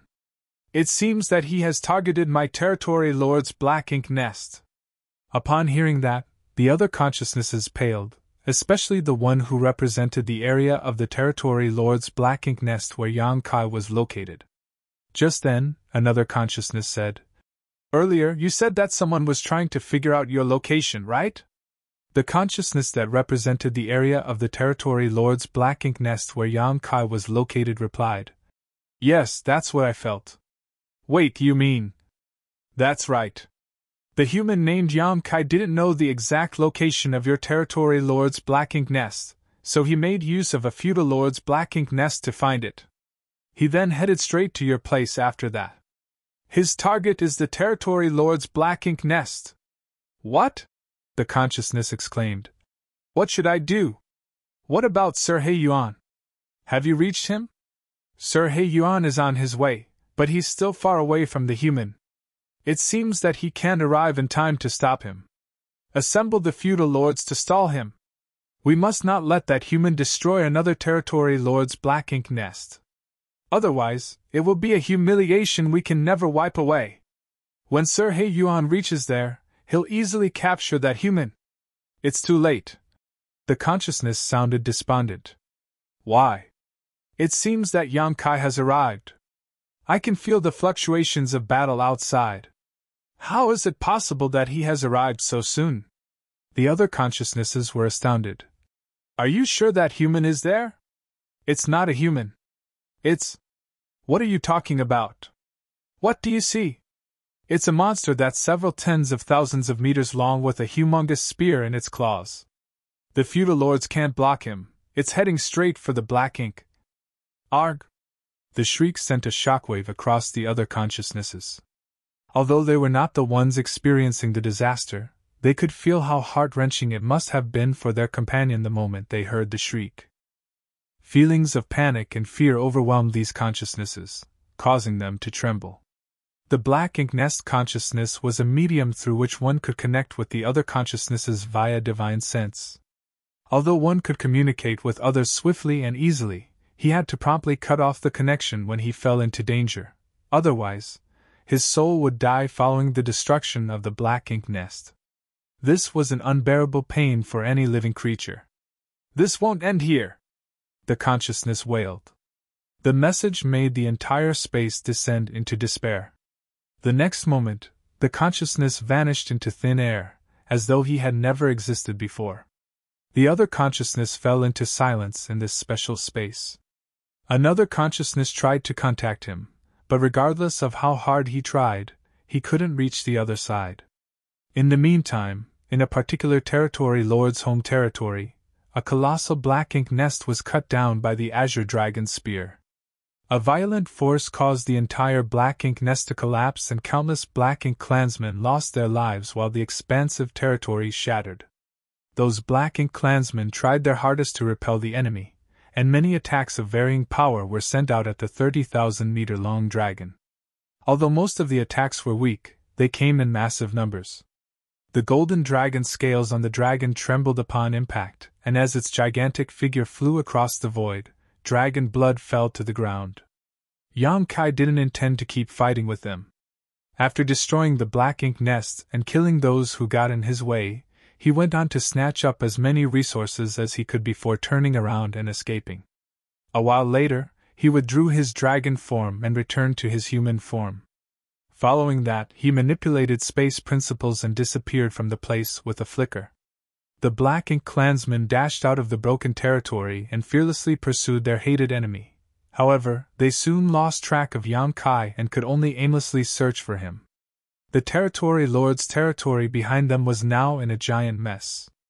After a long time of silence, the consciousnesses that had gathered together in the grand space formed from the consciousness of the royal lord's black ink nest finally started reacting. One of the consciousnesses said, "Another territory lord's black ink nest has been destroyed. We haven't received any definitive news yet, so it's too early to say that.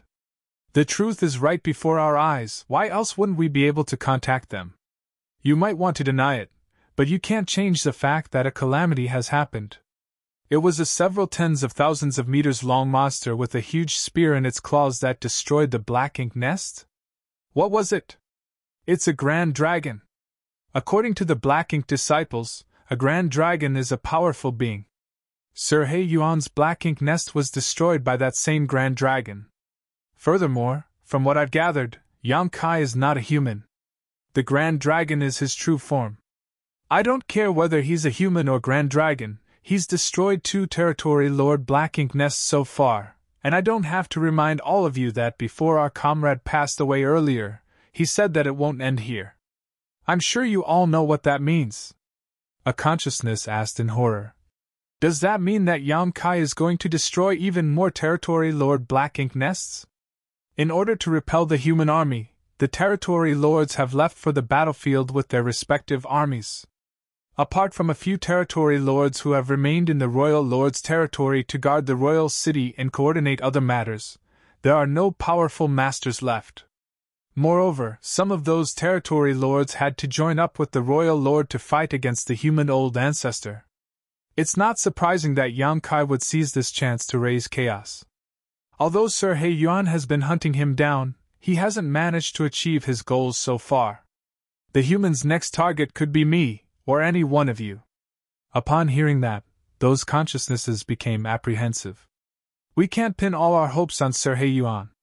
To put it bluntly, if he was able to capture the human, the second black ink nest wouldn't have been destroyed. We have to save ourselves. How are you going to do that? That human is too powerful. We can't fend him off even if we have a lot of subordinates with us. Regardless of how powerful he is on his own. Moreover, he must be injured after destroying 2 territory Lord Black Ink Nest.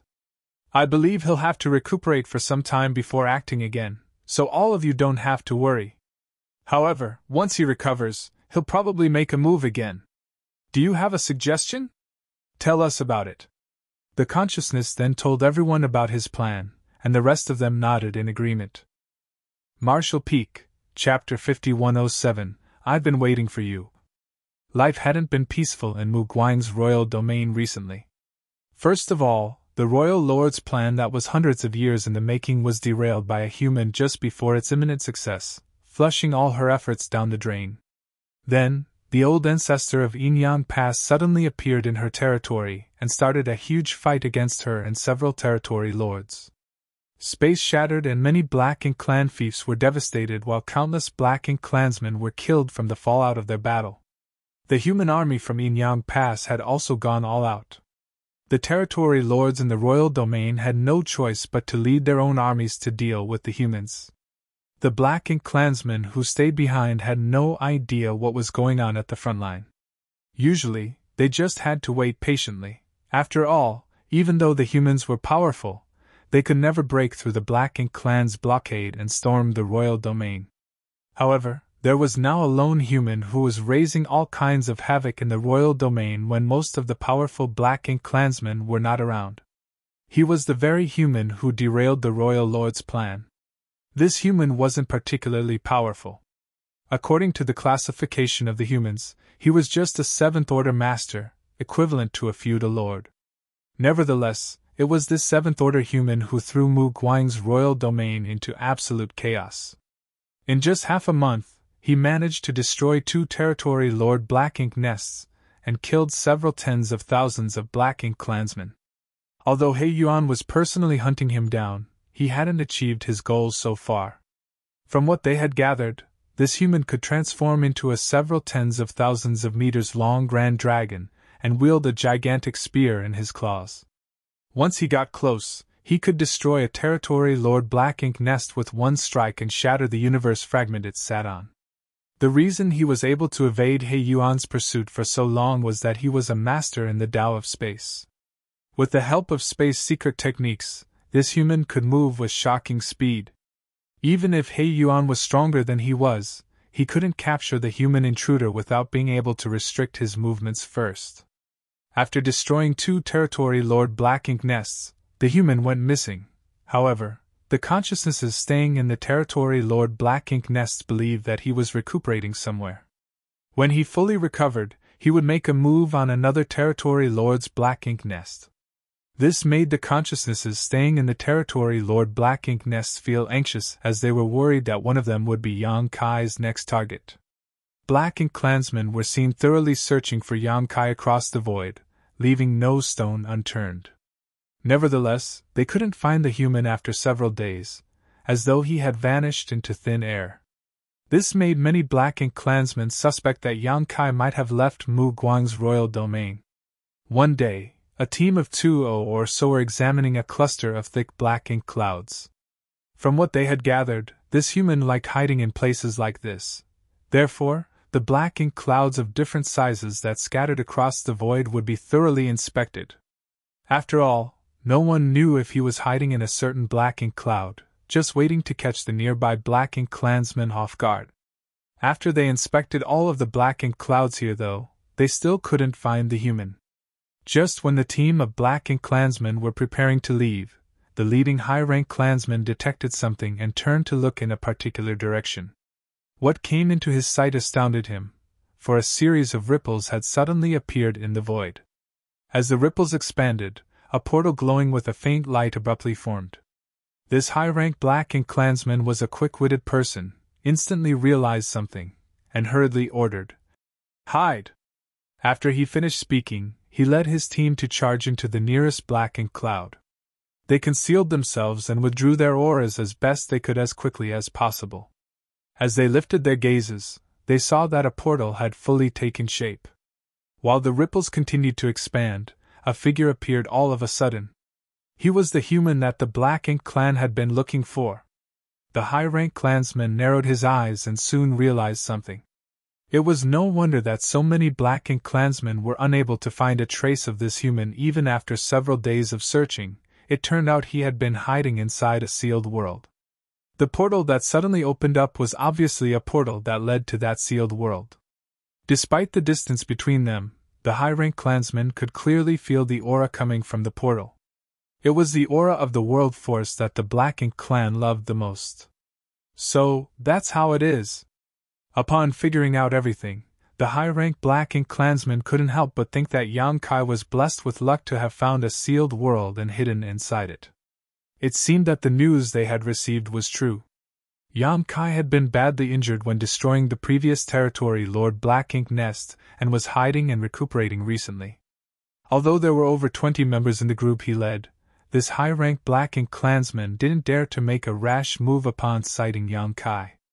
He knew that this human was too powerful for them, and he and his team were no match for him. Exposing themselves at this point would be no different from committing suicide. Despite acting swiftly though, Yang Kai, who had just stepped out of the sealed world, still sensed something and quickly looked in their direction. Apparently, he had realized they were there. As their eyes met, the high-rank clansman felt a chill shoot up his spine. Before he could react, Yang Kai pushed out his palm as his Seventh Order Open Heaven Realms world force burst forth. Without having a chance to resist, the Black Ink clansmen hiding in the Black Ink cloud were all instantly killed. The high-rank Black Ink clansman thought that Yang Kai was simply lucky enough to have found a sealed world to recuperate in, but the truth was that luck only played a part in it.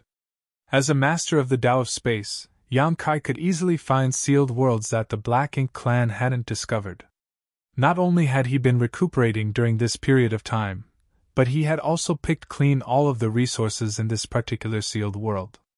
Although he had already obtained an astonishing harvest from robbing the home territories of 2 territory lords, Yang Kai didn't mind collecting even more resources. He was already pleased that he could snatch so much from the Black Ink clan, and it was even more satisfying that he had also destroyed 2 territory Lord Black Ink nests.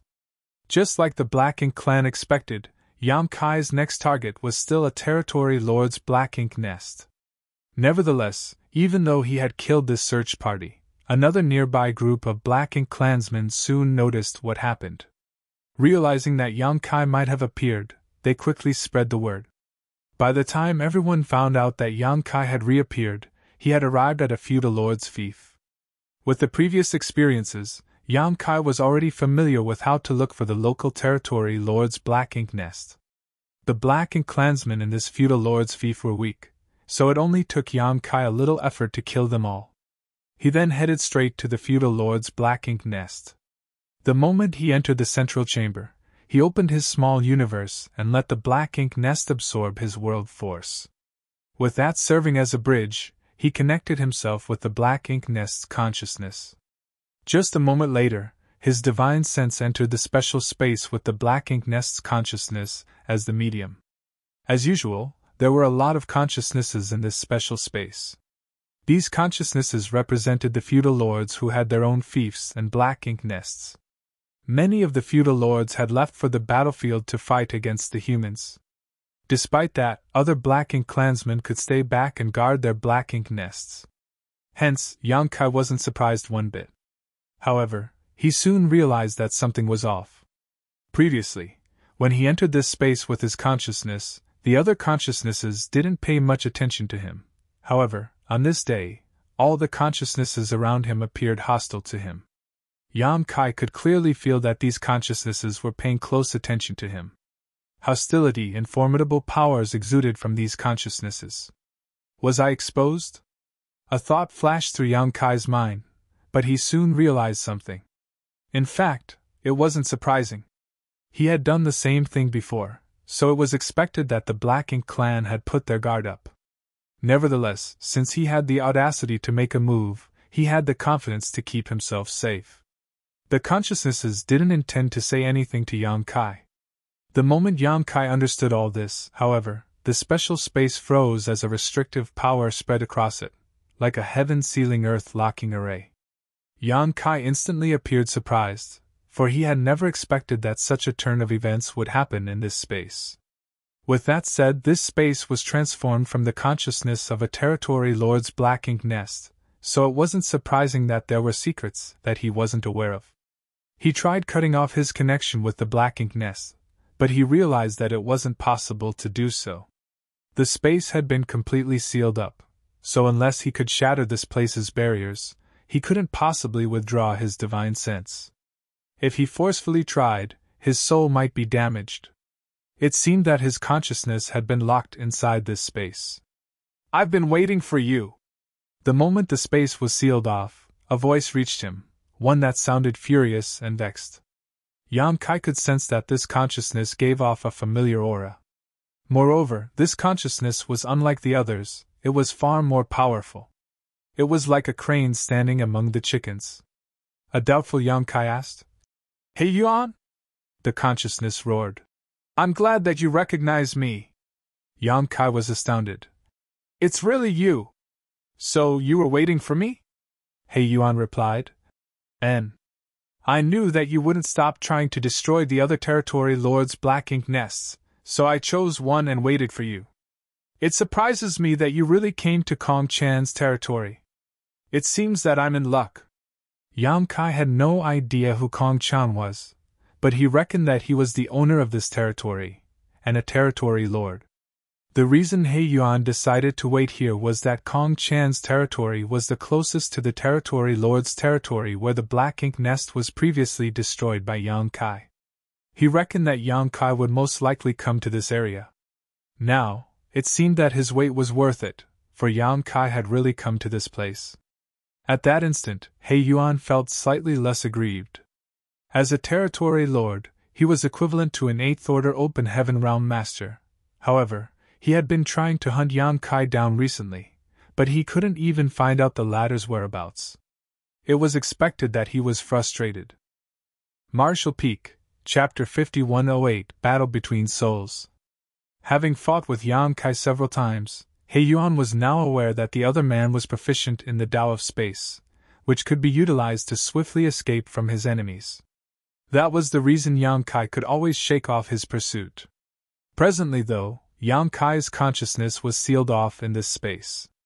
Since he was unable to use his biggest strength, he was basically trapped. "Keep him alive! Don't kill him!" He Yuan ordered. He still remembered Mu Guang's order that Yang Kai had to be captured alive so that he could replace Nian to preside over the construction of warships. If he killed Yang Kai here, he wouldn't be able to explain himself to the royal lord. Following his command, the surrounding consciousnesses exuded powerful forces which then blasted at Yang Kai.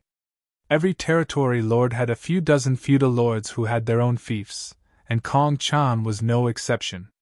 He had about 30 feudal lords who had their own fiefs. Therefore, roughly the same amount of consciousnesses belonging to feudal lords were here. If these feudal lords came across Yang Kai in their physical bodies, they wouldn't dare to provoke him. After all, a large number of feudal lords were killed by Yang Kai recently. Despite being a 7th Order human, he was more powerful than any 7th Order master they had dealt with before. However, this space was transformed from the Black Ink Nest consciousnesses, so the feudal lords didn't have to directly face Yang Kai. They could achieve their goals simply by confronting Yang Kai's consciousness. That was the solution that they came up with after Yang Kai went missing previously. It was a trap targeted specifically at Yang Kai. This wasn't the only trap though, as similar traps had been set up in every territory lord's territory. In other words, whichever territory lord's territory that Yang Kai headed to, he would fall into the same trap if he dared to make use of the Black Ink nests. The only difference was that only Kong Chan's territory had He Yuan assuming command. The other territory lords' territories only had feudal lords who were patiently waiting for Yang Kai to show up. With that said, regardless of whether there was a territory lord around or not, as long as Yang Kai stepped into such a trap, he would never be able to run away. He could only escape by defeating all the consciousnesses here, but that was practically impossible.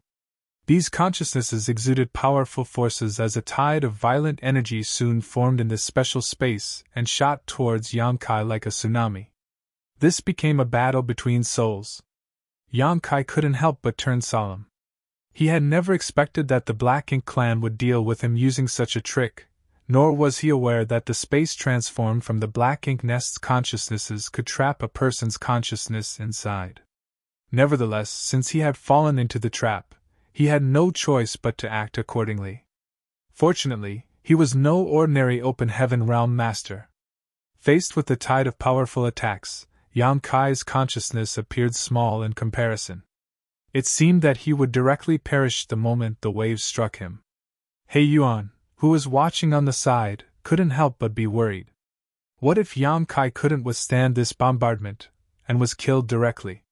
It had to be noted that if a consciousness passed away in this space, its body back in the Black Ink nest would become a soulless husk.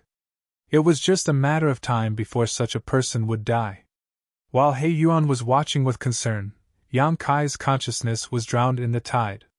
All of a sudden, an explosive power burst out from Yang Kai's consciousness and warded off the strike. He was as unshakable as a rock. An astounded He Yuan exclaimed, "Impossible!" If he were in Yang Kai's place, he wouldn't have been able to fend off the joint assault of 30 feudal lords. According to his estimation, the best outcome would be that Yang Kai's consciousness was instantly injured. Once that happened, he would lose the ability to fight. Presently, following He Yuan's order, a large number of Black Ink clansmen were rushing towards Yang Kai's real body. As Yang Kai would be unable to flee, they could easily capture him. However, the sight before He Yuan's eyes was simply unbelievable, for Yang Kai had flawlessly defended himself against all the attacks from the feudal lords' consciousnesses. How was that even possible? Why was a seventh-order human soul so powerful? Although the feudal lords didn't use their full powers following He Yuan's order, the sight before the latter's eyes was still inconceivable. Besides He Yuan, these feudal lords couldn't believe their eyes either, and they promptly exerted more force with their attacks. The tide rose again and became even more violent. Yang Kai's consciousness was finally affected. Faced with the bombardment of the Black Ink clansmen, he felt his spiritual energy being drained rapidly. He couldn't endure attacks of such intensity for long. Fortunately, Yang Kai had obtained the soul-warming lotus when he was just a budding cultivator. Over the years, his soul became much stronger than other cultivators in the same realm because he had continuous nourishment coming from the soul-warming lotus. Furthermore, his spiritual energy had increased significantly after he obtained Yu Meng's primordial yin. It had to be noted that charm demons were the best when it came to utilizing spiritual energy, not to mention that Yu Meng was a demon saint at the time.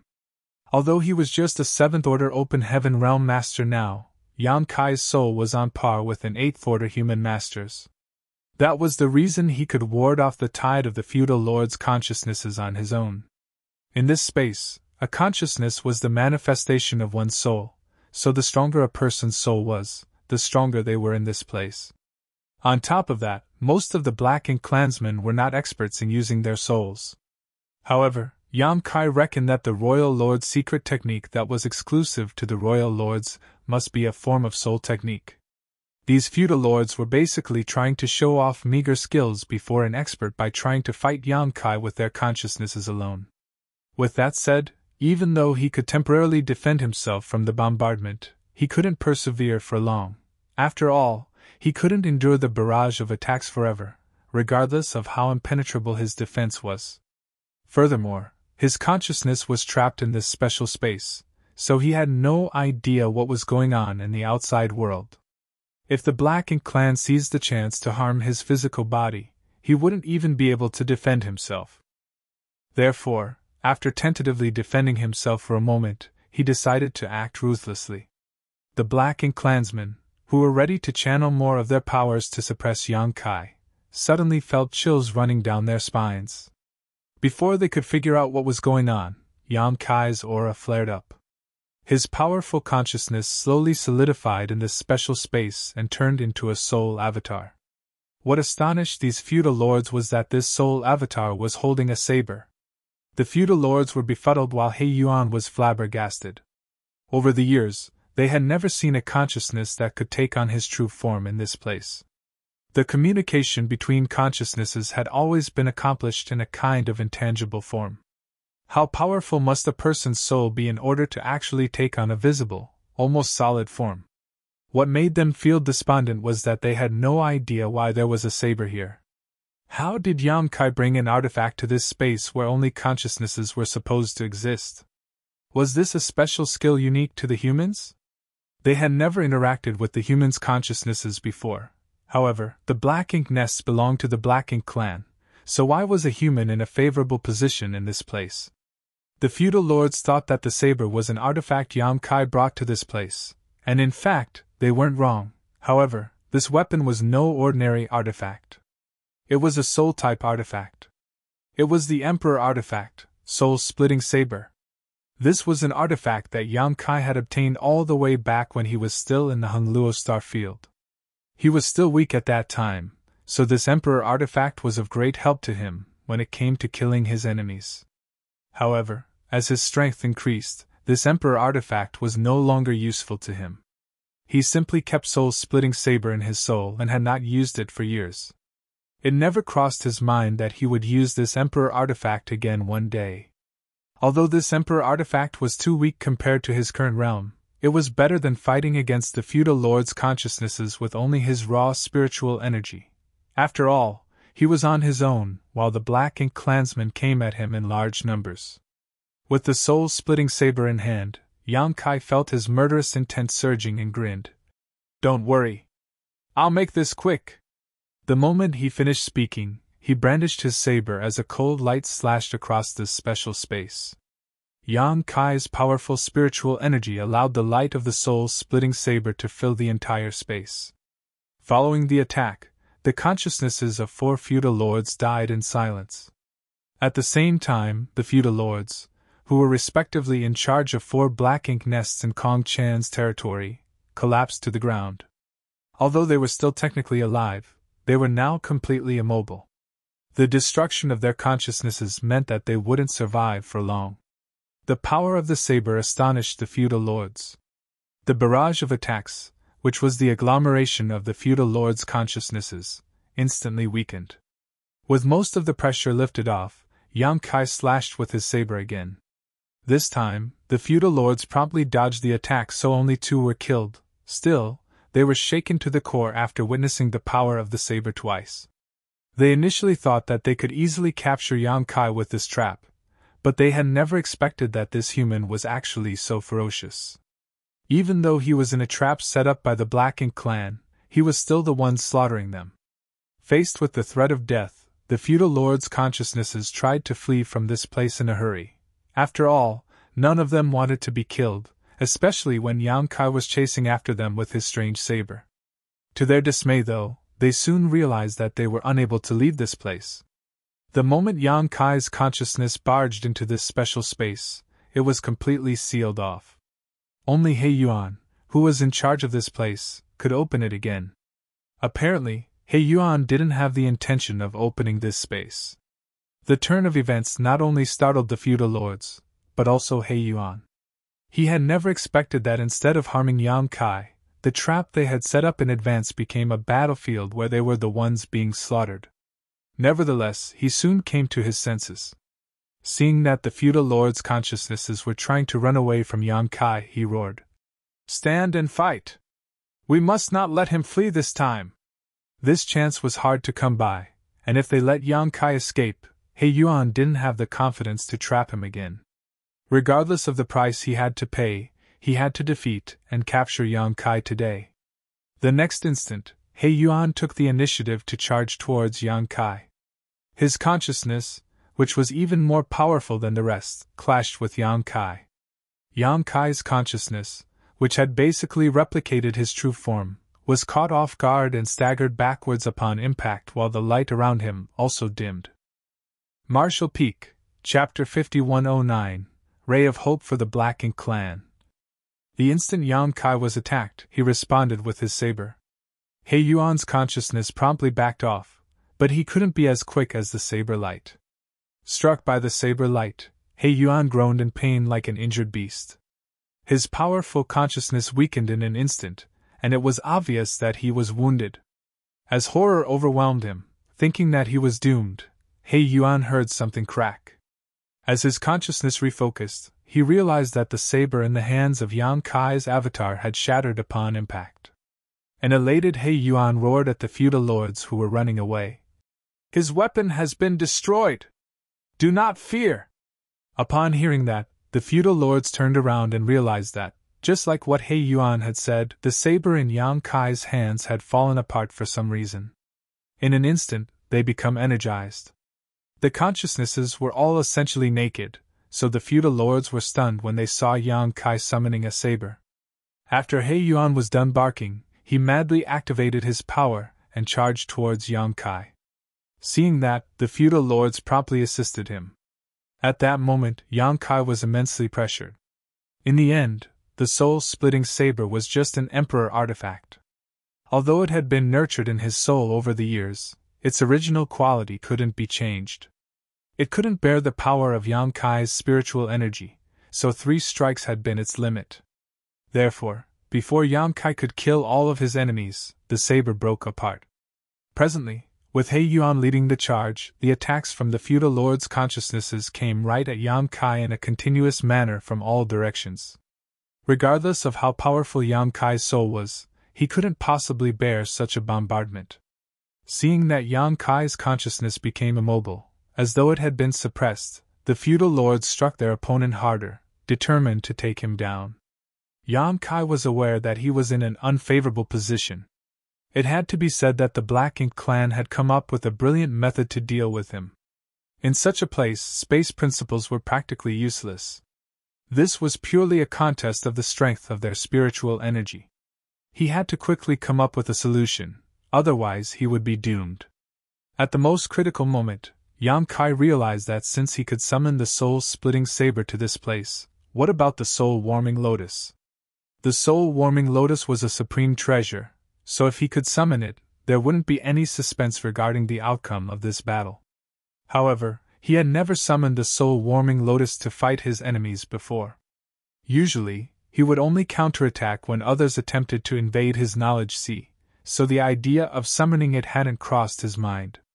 As he thought about this, a 7-colored light burst from his figure.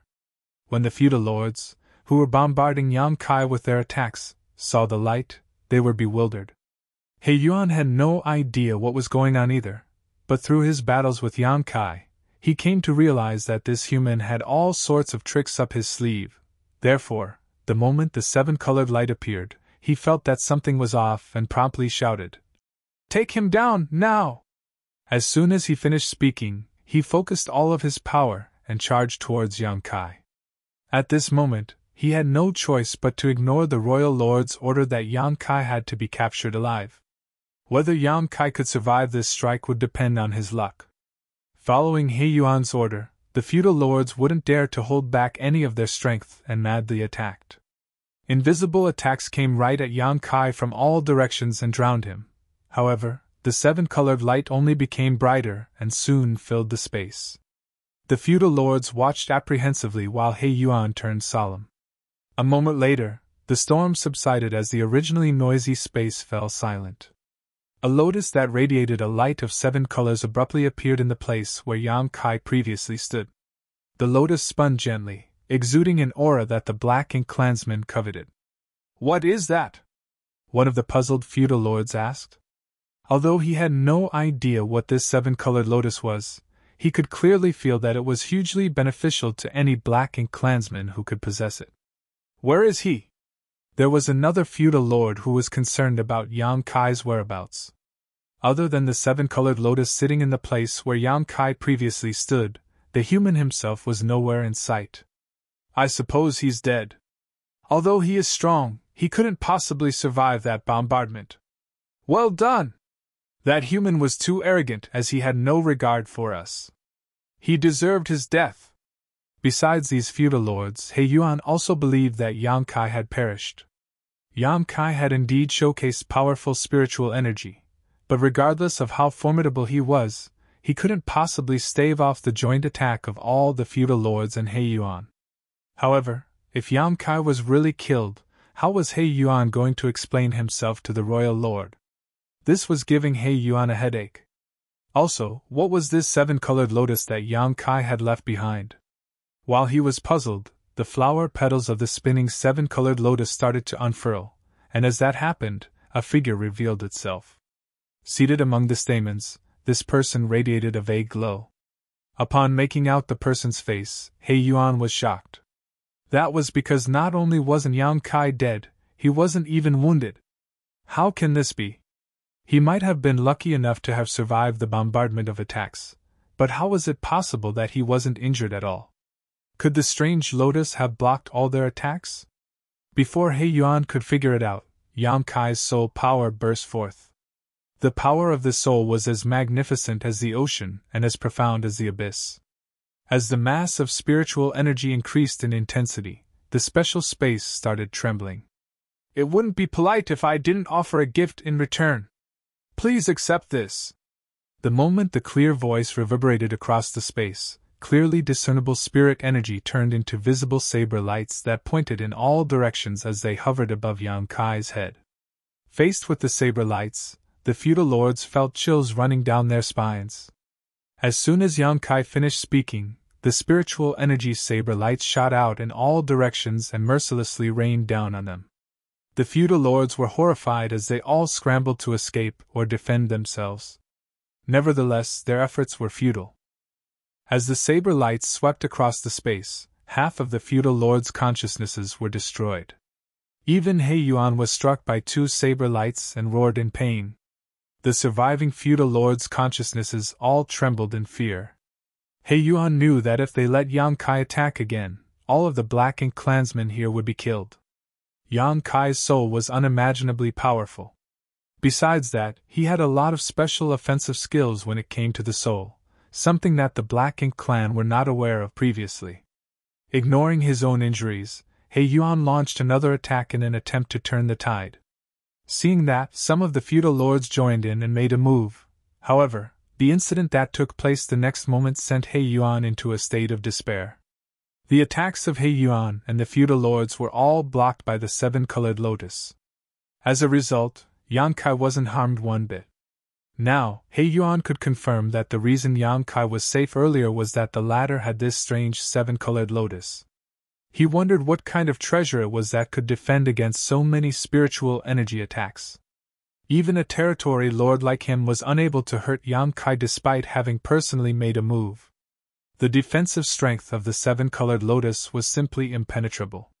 With the protection of the seven-colored soul-warming lotus, Yang Kai had no more worries.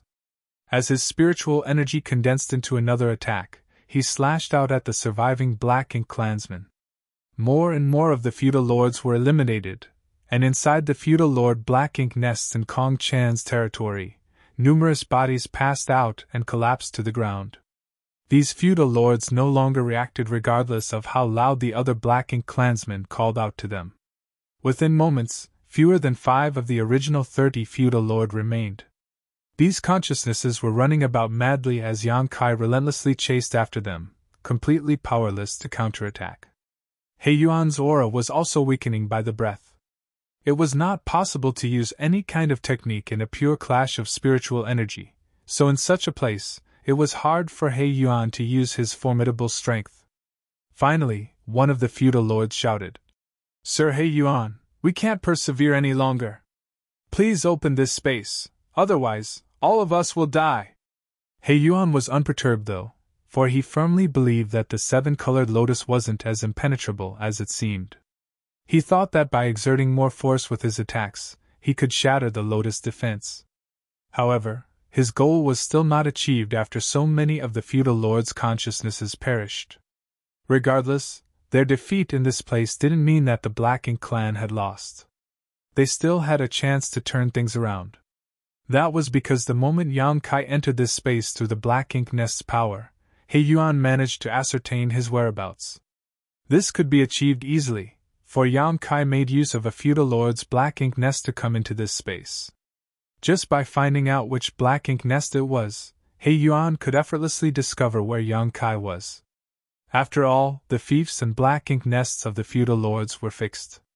Therefore, the moment Yang Kai's consciousness entered this space, He Yuan ordered more than 10 feudal lords to rush over to Yang Kai's location. He Yuan's initial plan was to damage Yang Kai's consciousness so that this team could easily capture him in a weakened state. However, things were not going to plan. Not only was Yang Kai not injured, but he had also made use of a 7-colored lotus to commit a massacre. They were not in a favorable position in this special space, so it was inevitable that so many feudal lords' consciousnesses were wiped out. Nevertheless, as long as Yang Kai's consciousness was trapped here, he couldn't return to his body, and the team that He Yuan had sent would soon capture Yang Kai. That was the reason He Yuan refused to open this space despite the fact that so many feudal lords were injured or dead. There was still a ray of hope for them to turn things around. With that said, regardless of how swift the team of feudal lords were, it would take them at least 4 hours to arrive at the black ink nest where Yang Kai was located. Could He Yuan persevere for another 4 hours? He had no idea, but he knew that there were not a lot of feudal lords' consciousnesses left. Once they were all dead, he would have to face Yang Kai alone.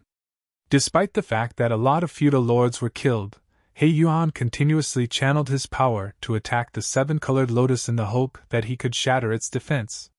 There was no doubt that the outcome was disappointing for him, as the 7-colored soul-warming lotus was so impregnable that even a territory lord like him couldn't hope to destroy it. Martial Peak, Chapter 5110, Unconstrained. Shrieks were heard reverberating across this special space, each one representing the demise of a feudal lord's consciousness. He Yuan felt his heart sinking. When the last feudal lord's consciousness died, Yang Kai slowly turned around. While standing on the 7-colored soul-warming lotus, he stared dispassionately at He Yuan's consciousness. The tide of spiritual energy swirled around Yang Kai like a violent storm. "You're the only one left, He Yuan. Are you ready to die?" Yang Kai stepped towards his enemy, the 7-colored soul-warming lotus following closely. He Yuan roared, "You'll pay for underestimating me." Despite the ferocity in his tone, it was apparent that he was just acting tough. Just now, he had joined forces with more than 30 feudal lords, but they still couldn't hurt Yang Kai at all. Instead, they were the ones that were wiped out. More than 30 feudal lords had died, and he was the only one left now, so how was he supposed to be a match for Yang Kai? The only thing he could do was to stall for time so that the team he had sent could capture Yang Kai. After a sneer, Yang Kai said, "Let's see how you're going to make me pay then." Upon finishing his words, he drove the soul-warming lotus to charge towards He Yuan. A flustered He Yuan promptly ran away. While relentlessly chasing after him, Yang Kai mocked him by saying, "Didn't you say you'll make me pay the price? Is this how you do it? It's an eye-opener for me, Sir He Yuan." He Yuan was thoroughly ashamed and had the urge to stop in his tracks and fight it out with Yang Kai, but he didn't have the courage to do so. His consciousness was already wounded after the exchanges of moves with Yang Kai. If his injuries were exacerbated, he would have to get into a black ink nest and recuperate for a long time. Therefore, he did his best to avoid fighting with Yang Kai so that he wouldn't get hurt. Yang Kai wasn't a fool, so he soon realized what the other man was trying to achieve. "Are you stalling for time?" Certainly, He Yuan wouldn't respond to him, but his silence only confirmed Yang Kai's speculations. After giving it a thought, he figured out the other man's plan. "If I'm not mistaken, there should be some black ink clansmen coming to capture me. Am I right?" He Yuan finally responded, saying, "You can't flee. Surrender without a fight now." Yang Kai sneered, "We'll talk if you can survive." Upon figuring out He Yuan's plan, Yang Kai certainly wouldn't waste any time on him. He was worried that his physical body would be harmed by the black ink clansmen coming to attack him, so he exerted even more force with his attacks. Although He Yuan was trying to dodge, it was hard for him to do so. Left with no choice, he had to exchange moves with Yang Kai several times, which resulted in his aura weakening even further. On the other hand, with the protection of the soul-warming lotus, Yang Kai became increasingly ferocious, abandoning all semblance of defense and only attacking. Barely an incense stick later, He Yuan realized that he could no longer persevere. His consciousness was badly wounded. It would take him several hundred years to heal this kind of injury. If he clashed with Yang Kai again, his consciousness would be destroyed, just like what happened to the feudal lords. Despite his unwillingness, there was nothing else he could do. He had paid a huge price, losing more than 30 feudal lords and suffering horrible injuries himself. However, he still hadn't managed to capture one seventh-order human like Yang Kai. This was the biggest humiliation in his life. Nevertheless, things had come to such a point where he could no longer turn things around. If He Yuan still didn't give up, he would be killed by Yang Kai before the team of feudal lords he sent could capture him. Therefore, at the last moment, he promptly decided to escape. Just as Yang Kai dashed forward with his violent tide of spiritual energy, he realized that He Yuan was nowhere in sight. At the same time, this special space, which had been locked since his arrival, was reopened. He ran away. Yang Kai ground his teeth, thinking that it was such a shame. If he could keep fighting with He Yuan, he had the confidence to kill the latter's consciousness. Unfortunately, He Yuan was the one who could decide whether he would open up the space, and he didn't give Yang Kai a chance to kill him. Killing a territory lord would be a huge contribution. By doing so, not only could it significantly weaken the Black Ink clan's power, but it could also reduce the possible casualties of the human soldiers on the battlefield. Although Yang Kai had killed a territory lord before, he had joined forces with Bai Yi at that time to do so, and Zhu Feng, the territory lord in question, was already badly injured. Despite that, it had still been a perilous situation. In the end, Yang Kai managed to deal a lethal blow to Zhu Feng only by resorting to his dragon bead. The chance to fight with He Yuan this time was rare, and it was impossible to have such a chance again. However, even though He Yuan had fled, it wasn't like Yang Kai had achieved nothing. When he was dealing with He Yuan just now, he managed to ascertain his whereabouts. If he raced after him now, he might be able to kill him. Therefore, the instant Yang Kai realized that He Yuan had fled, he quickly retracted his consciousness and dashed out of the feudal lord's Black Ink nest. It was silent all around him with no Black Ink clansmen in sight, so he turned to look in a particular direction and shot into the sky. As space principles undulated, Yang Kai charged forward swiftly. About an hour later, he saw a group of Black Ink clansmen rushing over in his direction. What surprised him was that this team was entirely composed of feudal lords, about a dozen in total. This was obviously unusual. The strongest Black Ink clansmen had left to deal with the human army from Yinyang Pass, and although there were still a lot who stayed back, and Yang Kai had come across many of them recently, it was the first time he saw a group that consisted of only feudal lords. This powerful team was obviously tasked with capturing Yang Kai. Was this the arrangement He Yuan had made? When Yang Kai was dealing with He Yuan earlier, these feudal lords must have been heading in his direction. Unfortunately, they came too late as the battle in the special space had ended long ago. They were still on their way when Yang Kai happened to run into them. It seemed that He Yuan was really located in that direction. While Yang Kai had discovered the team of feudal lords, the other party had certainly seen him as well. These feudal lords, who were moving at full speed, were flabbergasted as they stopped in their tracks and got ready to fight. Recently, Yang Kai had sent a shockwave across the Black Ink clan. All the teams that had come across Yang Kai were destroyed. Although they were all feudal lords, they still didn't have the confidence to defeat Yang Kai here. However, this human's consciousness was supposed to be trapped inside the Black Ink nest's network, and they just had to go over and capture his body. So, why was he here? Had He Yuan failed in his attempt to injure this human in that special space? Before these feudal lords could figure it out, Yang Kai was seen turning into a ray of light and charging towards them. Before he even arrived, his spear turned into countless shadows. The instant both parties clashed, the feudal lords exclaimed and grunted, feeling that the violent force had torn their defenses apart. In an instant they were all blown backwards. Yan Kai directly moved past them and left this place without turning his head, soon disappearing from sight. The place was in a mess as black blood and black ink strength scattered everywhere. The feudal lords looked around with horrified expressions.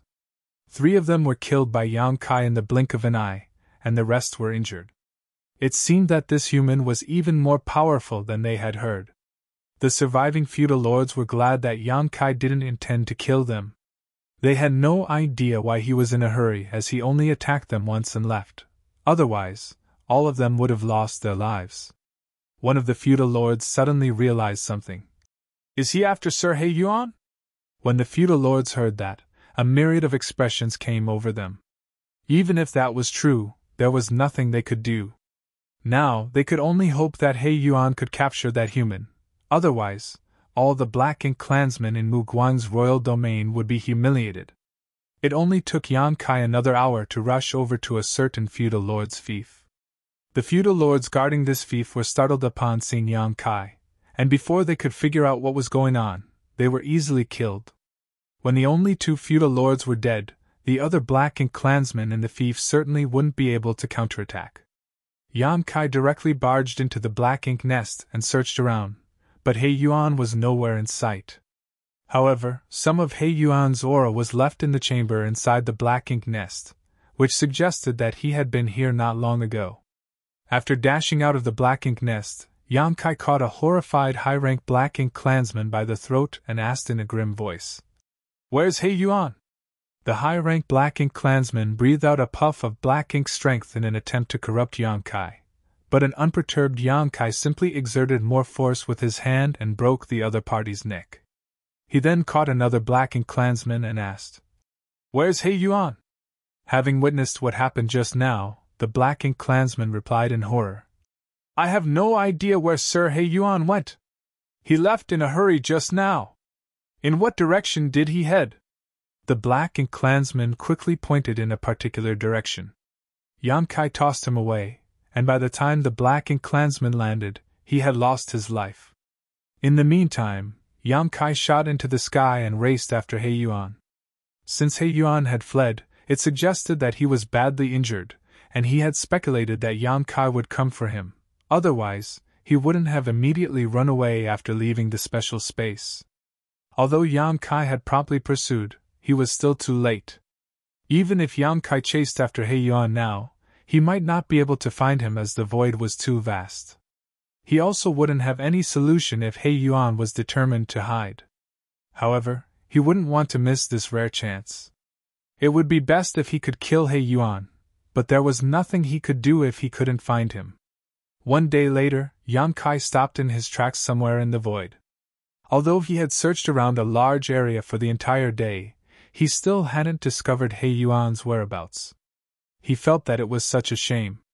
With that said, it wasn't necessarily a bad thing for him. Most of the Black Ink clansmen had left Mu Guang's royal domain to fight with the humans from Yinyang Pass, so there were not a lot of them left in this place. The territory lords who stayed back had to assist Mu Guang to deal with the old ancestor from Yinyang Pass, so they wouldn't have time to hunt Yan Kai down.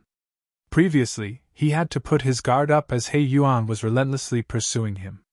Now that He Yuan had gone into hiding though, no one else in Mu Guang's royal domain could restrain him. In other words, Yan Kai could basically go anywhere in this royal domain. Given his mastery of the Tao of space, he wouldn't fall into danger as long as he was cautious enough. At the thought of this, he turned to look in a particular direction and grinned. Marshall Peak, Chapter 5111, Destroying Black Ink Nests. Kong Chan's home territory was located in a dead universe world where there was a magnificent mid-rank black ink nest. Over the years, the black ink strength that had been emanating from the black ink nest had enveloped everything. There were over 1 million black ink clansmen living in this place, which was just as flourishing as He Yuan's territory. The strongest and most competent black ink clansmen had left with Kong Chan to intercept the human army, so although there were some feudal lords around, the rest of them were mostly high-rank and low-rank black ink clansmen. over the past few days, a slight sense of tension could be felt among the Black Ink clansmen in Kong Chan's territory. Rumor had it that a human named Yang Kai was on a killing spree in Mu Guang's royal domain. He had already destroyed 2 territory Lord Black Ink nests, and his next target was Kong Chan's.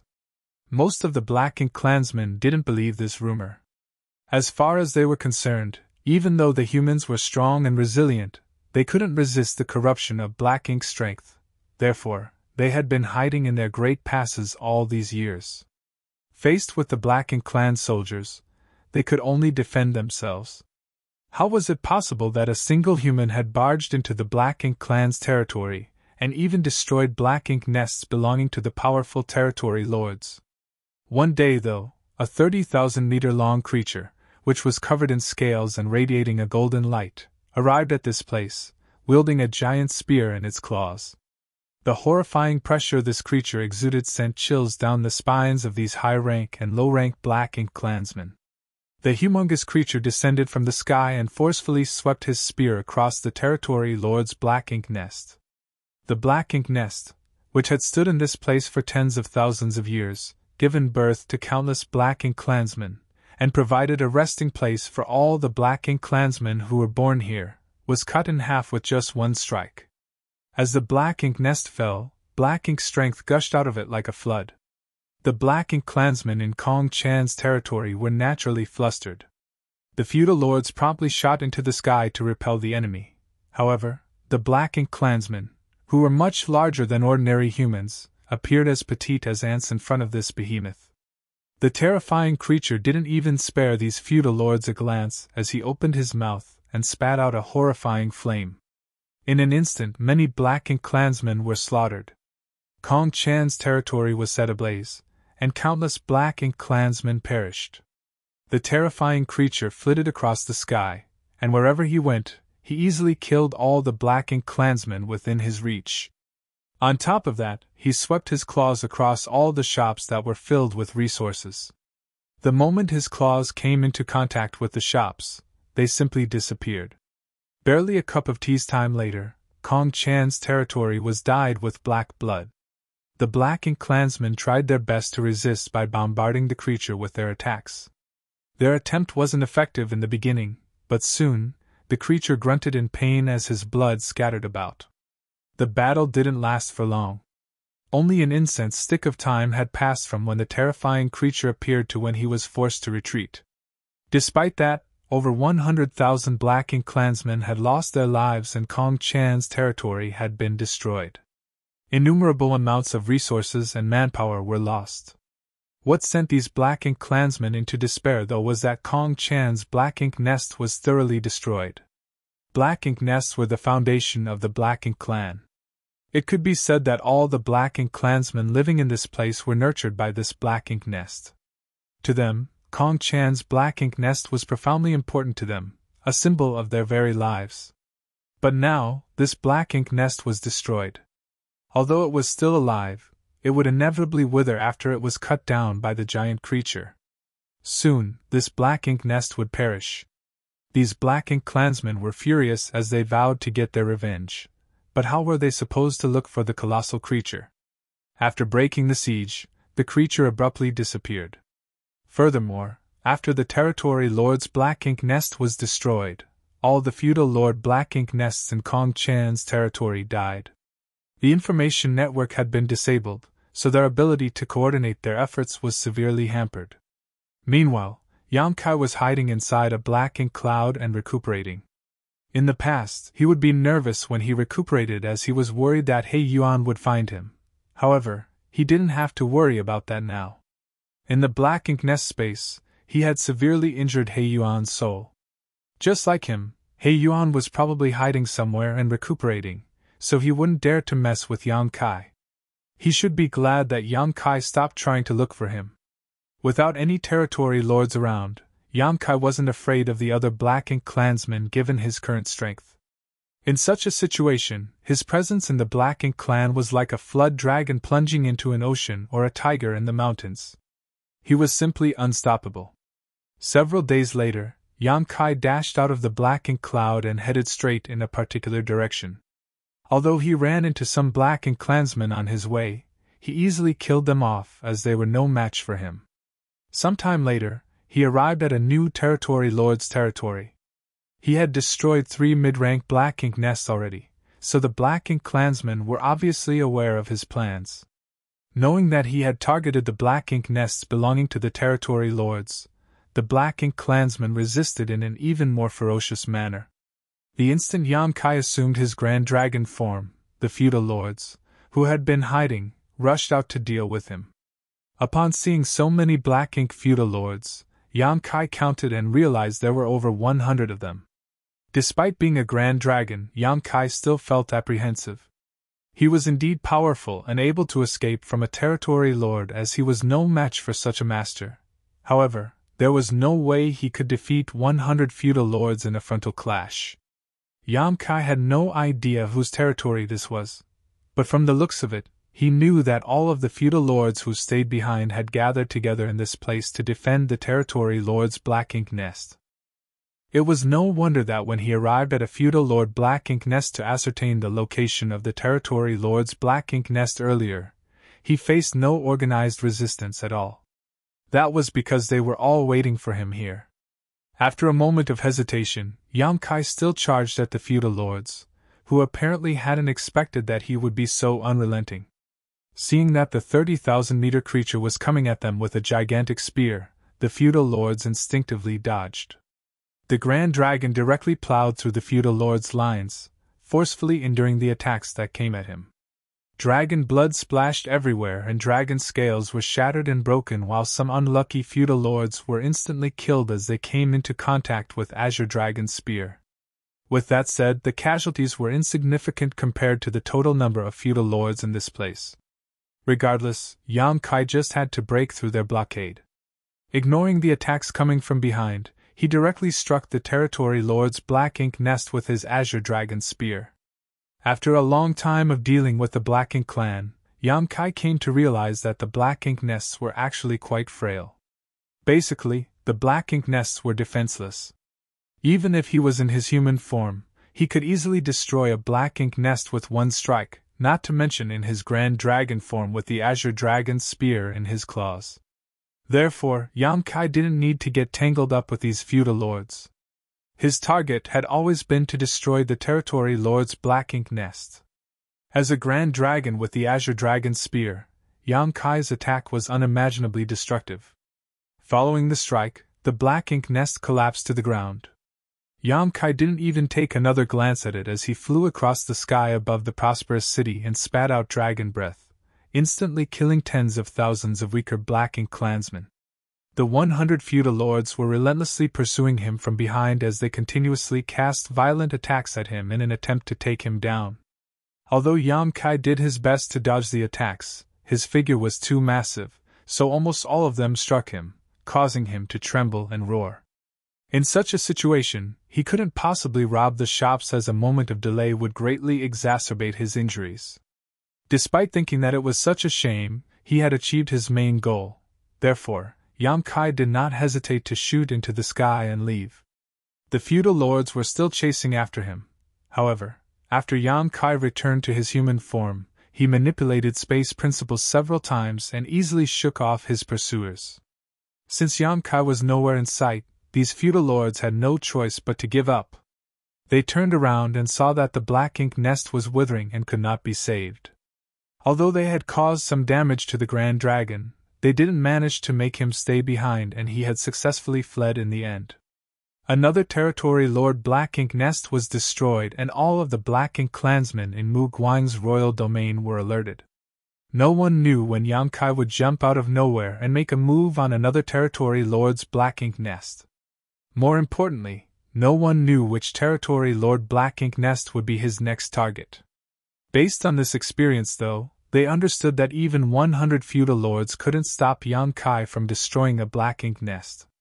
It wasn't that they were unable to defeat Yam-Kai, but that he could break through their formation and head straight to the Black Ink nest, though he would be injured in the process. Presently, the royal lord and several territory lords were dealing with the old ancestor from Yinyan Pass while He Yuan had gone missing. The feudal lords couldn't find anyone who could take charge, leaving the entire royal domain leaderless and flustered. Now, the only thing the feudal lords could do was to gather together around their respective territory lords' black ink nests and wait.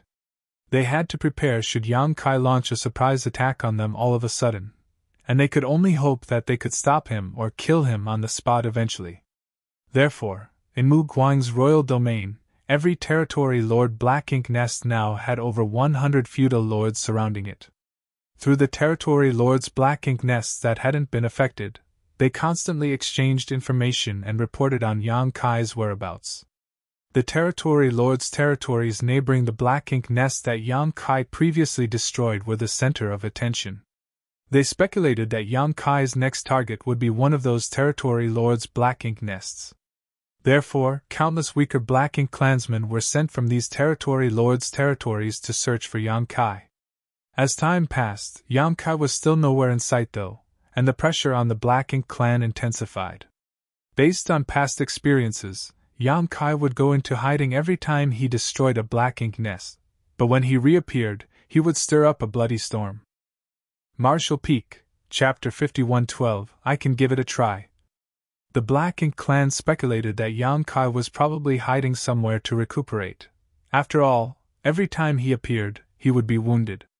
However, it wouldn't take him a long time to recover. The human named Yang Kai seemed to have an incredible restorative ability. Regardless of how badly injured he was, he could always recover in 10 days to half a month. Based on the information they had gathered from the Black Ink disciples, this kind of restorative power must have something to do with his Dragon Clan bloodline. Dragon Clan members were known to be able to heal their wounds quickly. As expected, Yang Kai reappeared half a month later. Just like the Black Ink clan had speculated, he appeared in a neighboring territory lord's territory of the Black Ink nest that he previously destroyed. Although over 100 feudal lords were already waiting there, and they had set up a restrictive spirit array with the help of the Black Ink disciples, they still couldn't ward off the 30,000-meter-long Grand Dragon. Just like what happened previously, the Grand Dragon destroyed the Black Ink nest and shattered the universe world it sat on. Although he was badly injured, he still managed to break through the siege and escape. Another territory lord's Black Ink nest was gone for good. This caused the Black Ink clansmen to be furious. The destruction of the Black Ink nest united all these Black Ink clansmen as the feudal lords swore that they would kill Yang Kai for the humiliation he had inflicted upon them. The Black Ink clan intensified their search for Yang Kai, which made it hard for him to recuperate in peace. Despite their best efforts though, a mid-rank Black Ink nest would be destroyed by Yang Kai every half a month. Faced with the ferocious Grand Dragon, these Black Ink clansmen didn't have a solution as there were no powerful masters among them who could confront the enemy head-on. One day, when Yang Kai transformed into a Grand Dragon and arrived at a territory lord's direct territory, he saw nearly 200 feudal lords charging towards him. After an intense battle, he managed to kill quite a number of them, but their defense line held, so he was unable to get close to the Black Ink nest. Faced with so many feudal lords, he wouldn't dare to be reckless, otherwise he would most likely be killed. Left with no choice, he fled for now. It had been about half a year since Yang Kai destroyed the first territory lord's Black Ink nest. During this period of time, he had destroyed 10 territory lords' Black Ink nests. In the past, the feudal lords were unable to stave him off regardless of how hard they tried, but this time, they managed to force him to withdraw without achieving his goal. Seeing that the Grand Dragon turned around to flee, the feudal lords became high-spirited and cheered in ecstasy. Some of the bold feudal lords even chased after Yang Kai, but they eventually lost track of him. Although the feudal lords were unable to make Yang Kai stay, it was the first time they gained a victory against this opponent. With their hard work and perseverance, they saved a territory lord's Black Ink nest that Yang Kai had targeted. This was a meaningful victory for all the Black Ink clansmen that was worth celebrating. Unlike how joyful the Black Ink clansmen were, Yang Kai was extremely vexed. He had repeatedly made a move recently, and even though he had made a huge contribution by destroying quite a number of territory lord Black Ink nests and killing a lot of feudal lords, he came to the realization that, as time passed, he faced increasingly strong resistance. One thing he had noticed was that the number of feudal lords he had to face increased each time he arrived at a new black ink nest. Furthermore, he found many of the feudal lords familiar. In other words, he had seen them before. After giving it a thought, he soon realized that those familiar-looking feudal lords came from the other territories to help. His target was clear, which was to destroy territory lord black ink nests. Usually, a territory where a territory lord's black ink nest was located would have 100 or so feudal lords inhabiting it. Once he managed to destroy the nest, though, these feudal lords would head to the neighboring black ink nests to provide reinforcements. That was the reason he came across so many feudal lords on this day, and many of them looked familiar to him. It was apparent that he faced them before. In that case, as he destroyed more black ink nests, he would face stiffer resistance. Yan Kai was unable to achieve his goal on this day as nearly 200 feudal lords went all out to protect the black ink nest. Although he had turned into a grand dragon, he was still unable to break through their defenses, and instead, he was terribly injured. It seemed that he had to stop this game at this point. If he still recklessly continued, an accident was likely to happen. Fortunately, he had already destroyed a lot of territory lord black ink nests, thus dealing a heavy blow to the Black Ink clan. He had also snatched vast amounts of resources from several territory lords' territories and killed countless Black Ink clansmen. It could be said that he had made a huge contribution. Despite his reluctance, Yan Kai still decided to end his actions here. He believed that after the chaos he raised this time, the foundation of the Black Ink clan in Mu Guang's royal domain had been severely damaged. It would take them several hundred to 1,000 years to fully recover. The Black Ink clan must be extremely vexed that 10 territory lord Black Ink nests had been destroyed, which resulted in several dozen more feudal lord Black Ink nests withering as well. Since he had made up his mind, Yan Kai found a remote place to recuperate in peace. It was destined that his journey back home wouldn't be smooth sailing, though. Other than the fact that he would run into a lot of Black Ink clansmen along the way, he would also have to deal with the Black Ink clan army besieging Yinyang Pass. Several days later, Yan Kai, who was recuperating, suddenly thought of something. He turned into a soul avatar and appeared in his small universe. This was a place with lush mountains and clear rivers. The 300 artifact refiners that Yan Kai had kept inside his small universe were settled down here. In any case, other than recuperating in such a serene place, there was nothing else they could do. This was Yan Kai's small universe, after all. If they activated their world forces as they pleased, it would cause a burden on Yan Kai. They might even damage or contaminate Yan Kai's small universe. With that in mind, they had been doing nothing recently, which was why they were quite bored. However, after such a long time, they still had no idea what was going on in the outside world, and Yan Kai didn't seem to have the intention of releasing them. It was expected that Wu Xinghe and the others were worried about Yan Kai, and they wanted to ask him what was going on. Therefore, the moment Yan Kai's soul avatar appeared, they promptly surrounded him. "What's wrong, senior brothers?" Yan Kai asked. Wu Xinghe said, "Junior brother Yan, haven't we returned to the inner sanctum?" Yan Kai shook his head. "Not yet. There's been an accident. We're still inside the Black Ink clan's territory." "We're still in enemy territory?" Guan Ning was astounded. Wang Sibo asked with concern. "What kind of accident? Is there anything we can help you with?" Yan Kai shook his head. "The Black Ink clan's territory is filled with Black Ink clouds and Black Ink strength, so it's best you stay here lest you become corrupted again." Wu Xinghe and the other Grandmaster artifact refiners had cut off large sections of their small universes, causing them to drop to the 6th order from the 7th order open heaven realm so that Yan Kai could easily keep them inside his own small universe. Now that their orders had dropped and their small universes were incomplete, they would easily be invaded by Black Ink strength. The other artifact refiners were unable to help either because they were only in the 5th order and 6th order open heaven realm. As for what accident occurred, it's no big deal. Recently, I've been destroying some Black Ink nests. Yan Kai briefly told them what he had been up to. It wasn't that he wanted to brag, but he understood that these artifact refiners were apprehensive as they had been staying in his small universe and unable to find out what was going on in the outside world. Therefore, he decided to tell them what he had done to let them know that it wasn't that he was unable to return to the inner sanctum. He just didn't want to go back without dealing a heavy blow to the Black Ink clan first. Upon hearing that Yang Kai had single-handedly destroyed so many Territory Lord Black Ink nests and killed countless Black Ink clansmen, these artifact refiners were dumbfounded. They couldn't really believe what they had just heard. After all, Yang Kai was just a 7th Order Open Heaven Realm Master. Although most of the strongest Black Ink clansmen had left the royal domain, even an 8th Order Division commander would be unable to pull off such a feat. However, they knew that it wasn't necessary for Yang Kai to lie to them. In other words, such things had really happened. Wu Xinghe and the others were astonished as admiration was written all over their faces.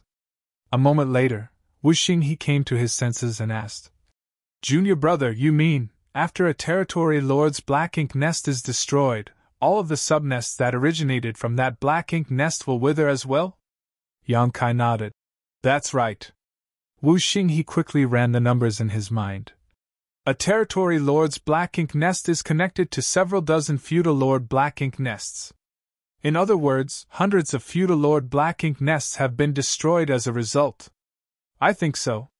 All of them gasped. Wan Sibo said in a shaking voice, "You've also injured He Yuan?" Yang Kai nodded. "He wanted to fight me using only our souls, but he had no idea that I possessed the soul-warming lotus. He basically found the wrong opponent. Unfortunately, even though I've managed to wound his soul, I have no idea where he is now. I've failed in my attempts to find him, otherwise, I could seize this chance and end his life." The soul-warming lotus, Wu Xinghe muttered under his breath. He had certainly heard of this supreme treasure before, but it never crossed his mind that such a valuable item was in Yang Kai's possession. With the soul-warming lotus protecting Yang Kai's soul, it was expected that He Yuan would lose in such a contest. Anyway, the Black Ink clan have suffered immense losses recently. However, the feudal lords who are still around have gathered together around the surviving Territory Lord Black Ink nests, so I'm no longer able to keep attacking. It's time we went home." Upon hearing that, Wu Xinghe nodded. "You'd better keep yourself safe, junior brother. You're just a 7th Order Master now, but you've managed to make such a huge contribution.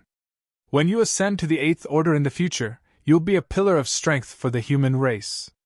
You must prioritize your safety at all times." Yang Kai replied humbly.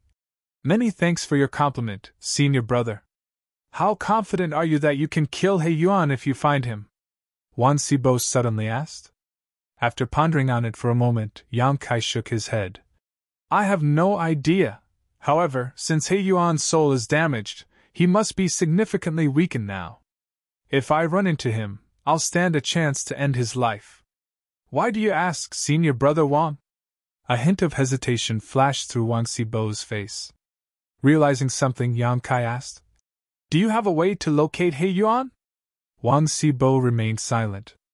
Nevertheless, his silence meant that he definitely had a way to find He Yuan.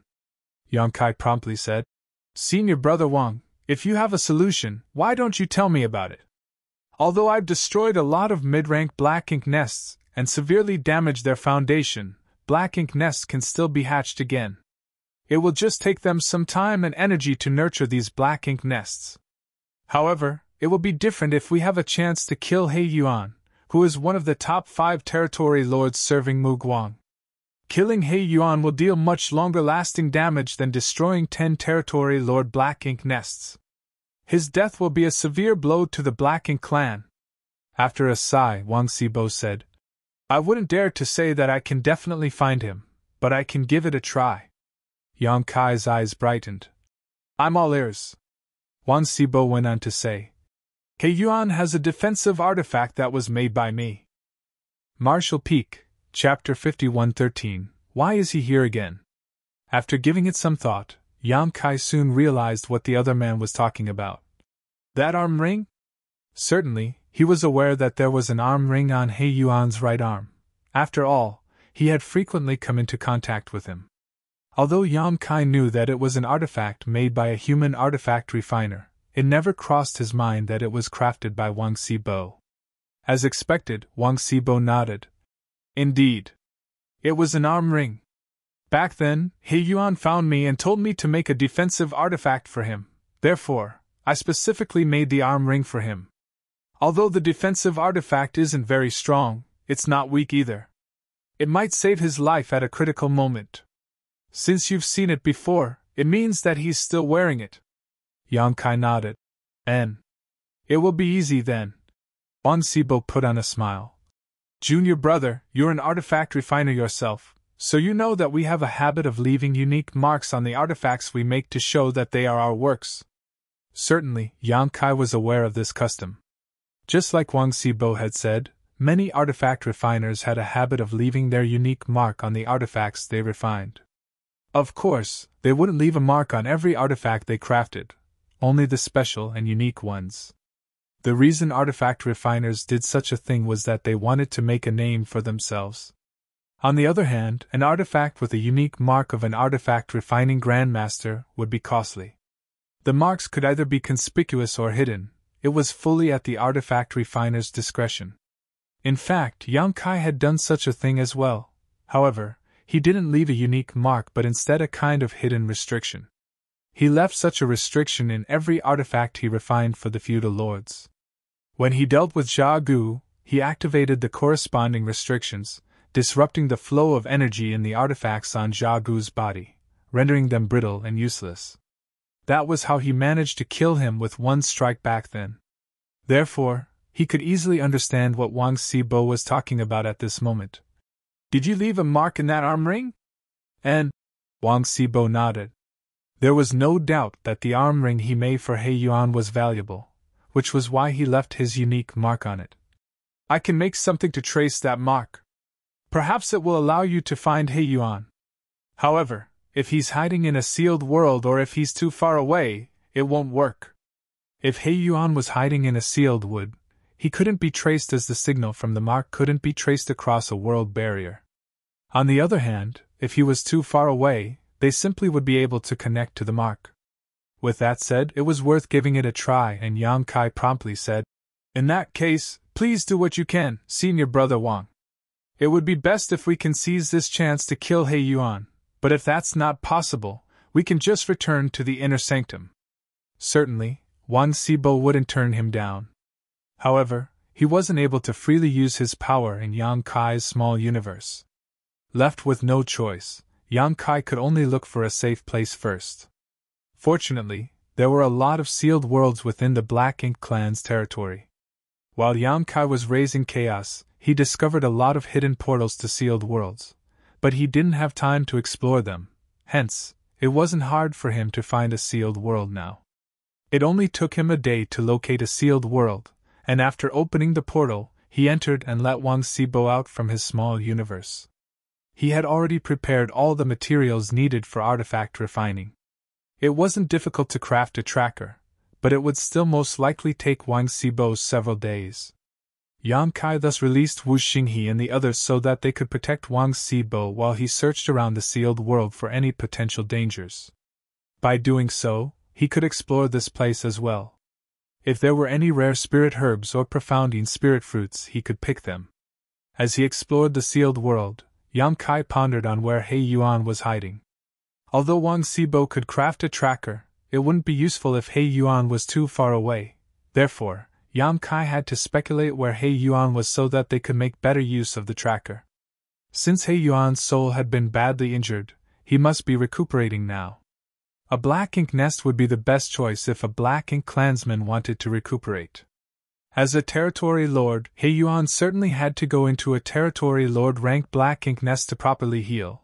However, Yang Kai was causing a storm in Mu Guang's royal domain, targeting mid-rank Black Ink nests. Hence, He Yuan might not have the guts to enter one. If he was cornered by Yang Kai in a Black Ink nest, he would be in hot water. Hence, Yang Kai was 80% sure that He Yuan wasn't in any Black Ink nest. He believed that He Yuan would be hiding in a region where those territory lords' Black Ink nest had already been destroyed. That was because there were no longer black ink nests in such a place. Judging from what Yang Kai had been doing, he wouldn't revisit such a place. Thus, it would be considered a safe zone for He Yuan. He might even be hiding in his own territory to fool his opponent. A few days later, Yang Kai returned from the depths of the sealed world. There were no valuable items in this sealed world. He had picked a few herbs, but there were no profound spirit fruits. During this period of time, Wang Sibo had finished making the tracker.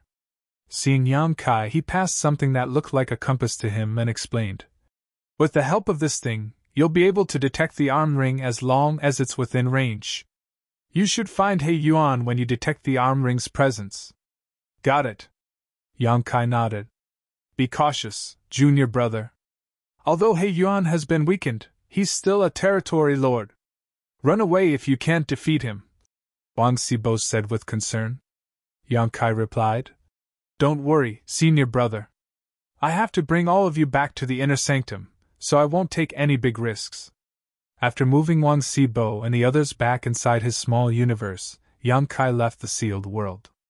Upon identifying the direction with the help of his universe chart, he headed straight towards He Yuan's territory. Yang Kai held the compass in his hand, and he would take a look at it from time to time. Nevertheless, it didn't react along the way. Whenever he ran into a group of black ink clansmen, he would directly kill them all. There wasn't even a single feudal lord among the black ink clansmen that he came across, so how were they supposed to stop him? It seemed that his speculation was right. All the feudal lords had headed to the neighboring mid-rank black ink nests to help and waited for Yang Kai to arrive. Therefore, there wasn't a single feudal lord among the black ink clansmen on patrol. Yang Kai went on a killing spree for the next 7 to 8 days before he arrived at He Yuan's territory. He headed straight to He Yuan's home territory, since he speculated that He Yuan was trying to deceive him by hiding in the least likely spot for him to look. This place also made sense for He Yuan though, as this was where his foundation was. If he wanted to recuperate without relying on a black ink nest, this place would be the best choice. However, when Yang Kai arrived at the universe fragment, and took a look at the compass, he realized that there was no reaction. "Is He Yuan not here?" Yang Kai frowned. He certainly had trust in the thing Wang Sibo crafted. This compass wasn't a complicated artifact, and Wang Sibo was an artifact refining grandmaster, so the items he refined couldn't possibly be useless. Since the compass didn't react, it suggested that He Yuan wasn't here. It seemed that Yang Kai's speculation was wrong, so he was disappointed. Nevertheless, since he was already here, he wouldn't want to go back without achieving anything. As he took a glance at the shattered universe fragment, he activated the power of his dragon vein and roared. The next instant, he turned into a 30,000-meter-long dragon. Life hadn't been peaceful for the black ink clansmen living on this universe fragment. When the human named Yang Kai appeared as a grand dragon previously, not only did he destroy the mid-rank black ink nest and kill a lot of black ink clansmen, but he also shattered the universe fragment. As a result, the city was ruined, and a lot of the resources in the shops were stolen. There was originally a mid-rank black ink nest that continuously produced black ink strength here, which was the foundation that the black ink clansmen relied on to survive. Now that the black ink nest was destroyed, the black ink strength around the universe fragment became thinner and thinner. A long time had passed, but the injured black ink clansmen still hadn't managed to recover. It was imaginable that the remaining black ink strength would be gone for good in no time. When that happened, the situation here would only exacerbate. On the other hand, He Yuan was missing. Initially, there were still some feudal lords in this area, but they had left soon after. It seemed that they had headed out to protect other mid-rank black ink nests. The black ink clansmen living on the universe fragment were apprehensive about their future. Although some high-rank clansmen assured them that He Yuan wouldn't abandon them, and that he would get another black ink nest to rebuild their foundation, their efforts did little to assuage these fears. Just as the black ink clansmen on the universe fragment were lost in their own anxiety, they heard a dragon roar coming from the distance, and it sounded familiar. The black ink clansmen looked up and saw that there was a colossal grand dragon with a golden glow descending from the sky, shaking its head and flicking its tail as it swam towards them. Why is he here again? The Black Ink clansmen on the universe fragment were stunned. It was said that this Grand Dragon had been targeting territory Lord rank Black Ink nests. But since the Black Ink nest in this place had been destroyed, why was he here now? Before they could figure out the reason, the Grand Dragon was upon them. Wherever he went, Black Ink clansmen would die. When Yamkai arrived at this place as a Grand Dragon previously, he faced resistance from a lot of feudal lords. However, this time, the most powerful opponents were just high-rank Black Ink clansmen. Faced with Yamkai's intense dragon pressure, these Black Ink clansmen were so terrified they ran away at first sight, not daring to clash with him. The Grand Dragon destroyed everything in sight as though there was no one else in this place. As he breathed out his dragon breath, the Black Ink clansmen screamed in terror and pain. When Yamkai left 2 hours later, the entire universe fragment was thoroughly shattered. Countless Black Ink clansmen had lost their lives during the carnage. It was estimated that over 100,000 Black Ink clansmen had perished. Although there wasn't a feudal lord among them, these high-rank and low-rank Black Ink clansmen were still part of the Black Ink clan's foundation. Their deaths could potentially affect the Black Ink clan's survival as a whole. What's more, all the resources in all the shops had been snatched up. Although Yamkai had previously looted several shops, he didn't obtain everything as he was in a hurry.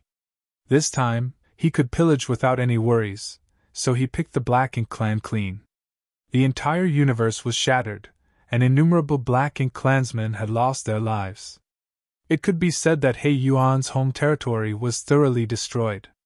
This was probably the first territory lord territory to be completely wiped out by a human in history. Martial Peak, Chapter 51-14, Wearing out iron shoes while seeking one's feet. Unfortunately, He Yuan wasn't here. He Yuan's soul had been damaged, so if Yamkai could find him here, he had the confidence to kill him. However, the void was expansive, so Yamkai wasn't even sure where to start looking for him. Nevertheless, there was nothing he could do at this point. It was time he returned to Yinyang Pass. The Black Ink clan's army was currently besieging the Great Pass, but Yamkai had no idea about the specifics over there.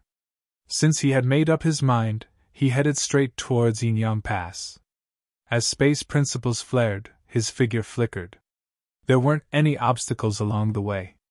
Perhaps the Black Ink clansmen were too terrified of him now, so they wouldn't dare to wander about. Half a day later, just as he was about to leave He Yuan's territory and enter another territory lord's domain, the compass in his hand shook a little all of a sudden. Although he didn't find He Yuan in his home territory, Yamkai still held out hope. Perhaps he might find a trace that would lead him to He Yuan on his way back, so he kept the compass made by Wang Sibo on his person the whole time. Hence, he was pleasantly surprised that it finally reacted. The vibration was weak. However, Yamkai was a 7th-order open heaven realm master, and he had been hoping to find He Yuan, so he had been paying close attention to the compass. Therefore, the moment the compass vibrated, he immediately noticed it. Yamkai abruptly stopped in his tracks and looked down, only to see that the pointer was slightly swaying as it pointed in a particular direction. His eyes brightened. Since the compass was reacting, it suggested that it had detected the arm ring's presence. He Yuan was always wearing the arm ring on his right arm, so wherever it was, He Yuan should be hiding there. The reason the pointer was swaying was that He Yuan was still far away. It was barely within the range where the compass could detect the arm ring, so it could only roughly point out a direction. That was enough though. Yamkai was ecstatic. He initially thought that he would miss the chance to kill He Yuan, so he was surprised at the turn of events.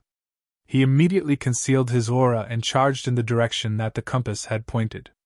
There was no doubt that He Yuan was recuperating. Although his soul had been injured, he was still a territory lord, therefore, it wouldn't be easy to take him down. Yamkai reckoned that his best hope was to launch a sneak attack on him. As he got closer, the pointer gradually stabilized and eventually stopped swaying.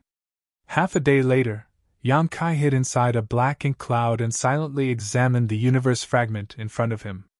The universe fragment was pretty huge as it was left behind from a shattered universe world. Such universe fragments were innumerable on the Black Ink battlefield, especially inside the Black Ink clan's territory. Many feudal lords and territory lords built their bases on such universe fragments. He Yuan's home territory was also built on a universe fragment. As Yan Kai observed this place, he realized that there were no Black Ink clansmen moving around on the universe fragment. He Yuan was nowhere in sight, nor could he detect his aura. However, the compass was pointing in this direction. In other words, He Yuan must be hiding in this universe fragment. After observing for a bit, he still couldn't find He Yuan. Yan Kai frowned and dashed out of the Black Ink cloud before charging towards the universe fragment. Since he had no idea where He Yuan was, he could only search for him. He did his best to conceal himself as he moved around the universe fragment like a ghost. Initially, Yan Kai was worried that his whereabouts would be exposed. After all, regardless of how well he could conceal his aura, He Yuan might detect his presence in such close proximity. However, after he searched around most of the universe fragment, there was still no reaction from He Yuan. It was only then that Yan Kai set his mind at ease. It seemed that He Yuan was indeed badly injured. When a Black Ink clansman was horribly injured, the best way to recuperate was to enter an unconscious state. In other words, He Yuan was probably hibernating somewhere on this universe fragment. That would allow Yan Kai to make a move with ease. However, after inspecting most of the places on the universe fragment, he still couldn't find He Yuan. Fortunately, there came a moment when a hint of Black Ink strength caught his attention. In the Black Ink clan's territory, Black Ink strength was practically omnipresent. Some of it had even formed into Black Ink clouds. Therefore, Yan Kai didn't pay attention to this wisp of Black Ink strength initially. It wasn't until he realized there was something off about this particular patch of Black Ink strength that he decided to examine it. A moment later, he noticed that the source of the Black Ink strength was inside the universe fragment. In other words, He Yuan was hiding within the universe fragment. It was no wonder that Yan Kai was unable to find him even after such a long time. With that thought in mind, he traced the Black Ink strength and soon found a cave that led to the depths of the universe fragment. As he held his breath, Yan Kai snuck into the cave and descended for quite some time. The deeper he went, the thicker the Black Ink strength was. This led him to believe that his judgment was right. There came a moment when he saw light at the other end of the cave. There was a huge empty space in the center of the universe fragment, and as he looked up, Yan Kai couldn't help but narrow his eyes.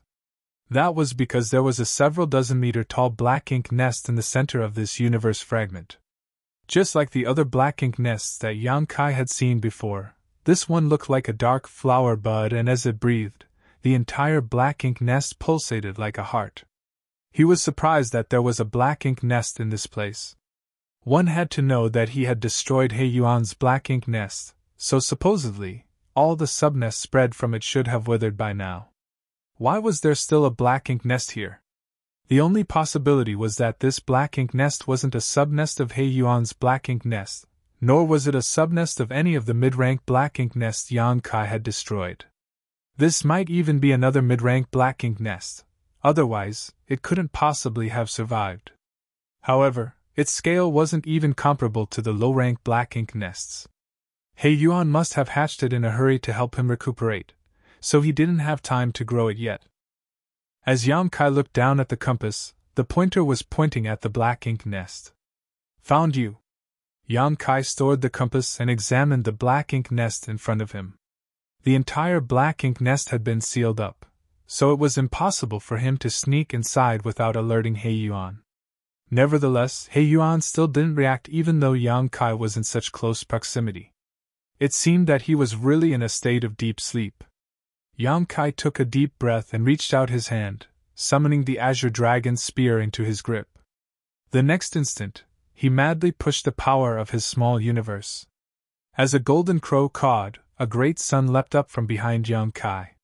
Fixing the great sun at the tip of his spear, he hurled it towards the Black Ink nest. At the same time, space principles flared, turning the local space viscous, giving He Yuan no chance to flee. Under the great sun, the several dozen meter tall Black Ink nest was blown away. Right then, a roar with a hint of fury reverberated across the space. The next instant, A golden light dazzled Yang Kai's eyes as a ring-shaped light shield appeared and blocked his attack. It was the arm ring refined by Wang Xibo. Yang Kai long ago realized that the arm ring was a defensive artifact that He Yuan wore on his right arm. Although he had been sound asleep, he, as a territory lord, still instinctively reacted to the danger the moment Yang Kai launched the attack and the arm ring's shield was instantly activated. Wang Xibo was an artifact refining grandmaster, so the defensive artifact with his unique mark that he had personally refined certainly wouldn't be weak when it came to its defense. However, it wasn't enough to withstand Yang Kai's attack either. After all, he was significantly more powerful than an average 7th-order master. Furthermore, Golden Crow Cast the Sun was a divine manifestation, so ordinary secret techniques were not comparable to it. Under the Great Sun, the golden defense shattered and Yang Kai directly thrust his azure dragon spear towards He Yuan's chest. It was expected that He Yuan was in a terrible mood as he was faced with such an attack right after he awakened. As his power burst forth, he forcefully threw out his fist. In an instant, the ground cracked and rocks flew around. The universe fragment, which had been drifting around the void in silence over countless years, was subject to a violent clash, and in the next instant, it exploded into pieces. 2 figures shot out of it. While in midair, Yang Kai sprayed out a mouthful of blood, his face as pale as a sheet. He almost couldn't bear He Yuan's all-out attack. Some of his ribs were broken and his 5 viscera and 6 organs were throbbing. Just like what Wang Xibo had said, even though He Yuan had been weakened, he was still a territory lord. Yang Kai stabilized himself and lifted his gaze, only to see that He Yuan was looking furious. There was a hint of puzzlement behind his eyes, as it was apparent that he hadn't figured out what was going on yet. The arm ring on his right arm had turned dim with cracks all over it. Most of its spirituality had been lost. It was only thanks to this arm ring that blocked Yang Kai's Golden Crow Cast the Sun at the critical moment that his life was saved, otherwise he could have been killed by Yang Kai in that sneak attack. Even so, blood was still streaming from his chest at this moment, as the blow had still hurt him. A short while later, He Yuan figured out what was going on. As he looked up and made out the person who launched a sneak attack on him, he said through clenched teeth, "It's you!" Yang Kai spat out the blood in his mouth and sneered. "You're pretty lucky." It was thanks to the arm ring that Wang Xibo had made for He Yuan that Yang Kai could find He Yuan. Nevertheless, it was also because of the arm ring that his strike was rendered ineffective. His success and failure were all because of Wang Xibo. With that said, he had found He Yuan at the very least, and the battle had just started. "How did you know that I was here?" He Yuan was both surprised and shocked as he couldn't figure it out. The void was vast, and he was hiding inside an empty universe fragment to recuperate. How did Yang Kai discover him? One had to know that he randomly chose this place to settle down for the time being. No one else was aware of his whereabouts. Despite that, Yang Kai had still accurately located him and launched a sneak attack on him, which was inconceivable. "Is it hard to find you?" Yang Kai sneered as he wielded his spear. "I can smell the stench coming from your body even if we're billions of kilometers apart. So, don't even think about hiding from me. Wherever you are, I can find you and kill you." Marshall Peak, Chapter 5115, You Can't Run Away. He Yuan's expression darkened. "Do you think you're capable of doing it? You'll soon find out if I'm capable or not." Yang Kai snorted, looking high-spirited as he pointed his spear at his opponent. "Don't even think about running away, as today either you die, or I perish, there is no third possibility. Run?" He Yuan was so furious that he started laughing as his territory lord aura rose. Black ink strength swirled around his burly figure as he roared. "How dare a trivial ant like you challenge this lord? You court death!" As his horrifying pressure burst forth, space started contorting. Under the influence of his fury, He Yuan's robust figure expanded and became even more intimidating. Standing in front of He Yuan, Yang Kai was so petite that it was as though he was really just an ant. In the next instant, a huge fist came at Yang Kai. Faced with such an imposing attack, Yang Kai had never been more solemn, because wherever the fist went, space would shatter apart. This showed how powerful a territory lord truly was, and the situation was quite unlike what Yang Kai had imagined. The damage to He Yuan's soul didn't seem to affect his strength at all. This reality surprised Yang Kai, but he didn't have time to ponder on it. Faced with He Yuan's punch, he didn't hesitate to cover himself in spear light and charge towards his opponent. As he infused his 7th Order Open Heaven Realm World Force into the Azure Dragon Spear, he was determined to pierce through whatever stood in front of him. As the violent forces clashed, Yang Kai felt an immense power sweeping across his figure. He almost lost grip of his spear as the force easily shattered all of his defenses, causing him to see stars as he was sent flying backwards while spraying out a mouthful of blood in midair. If not for the fact that he had the World Tree's clone, his small universe would have turned upside down because of this one attack. Once a cultivator's small universe was shaken, his power would severely weaken. When that happened, his life or death would be controlled by his opponent. Despite the fact that Yang Kai's small universe was robust, he couldn't make up for the gap between their powers. A relentless He Yuan was determined to capture Yang Kai and charged forward, throwing out his fist again. Yang Kai raised his spear to intercept the attack, but his attempt was futile and he was sent flying away again. Hong hong hong. A violent force swept across the void with every attack that He Yuan launched. Despite being defiant, Yang Kai was powerless to counterattack, as though he was a mere sandbag. Barely a moment later, he was covered in blood, looking completely battered. Struck by He Yuan's fist again, Yang Kai flew out several hundred kilometers and crashed into a universe fragment, and remained there, unmoving. He Yuan strode towards Yang Kai, and with every step he took, he crossed several dozen kilometers.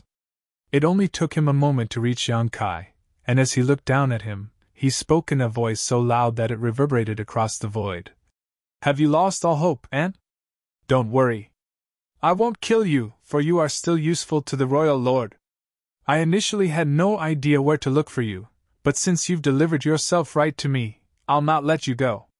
Upon finishing his words, he extended his hand towards Yang Kai. "Stop shamelessly boasting." Yang Kai sneered as he stood straight up without a warning, the blood on his face giving him a hideous look. "Do you seriously think I'm unable to fight back?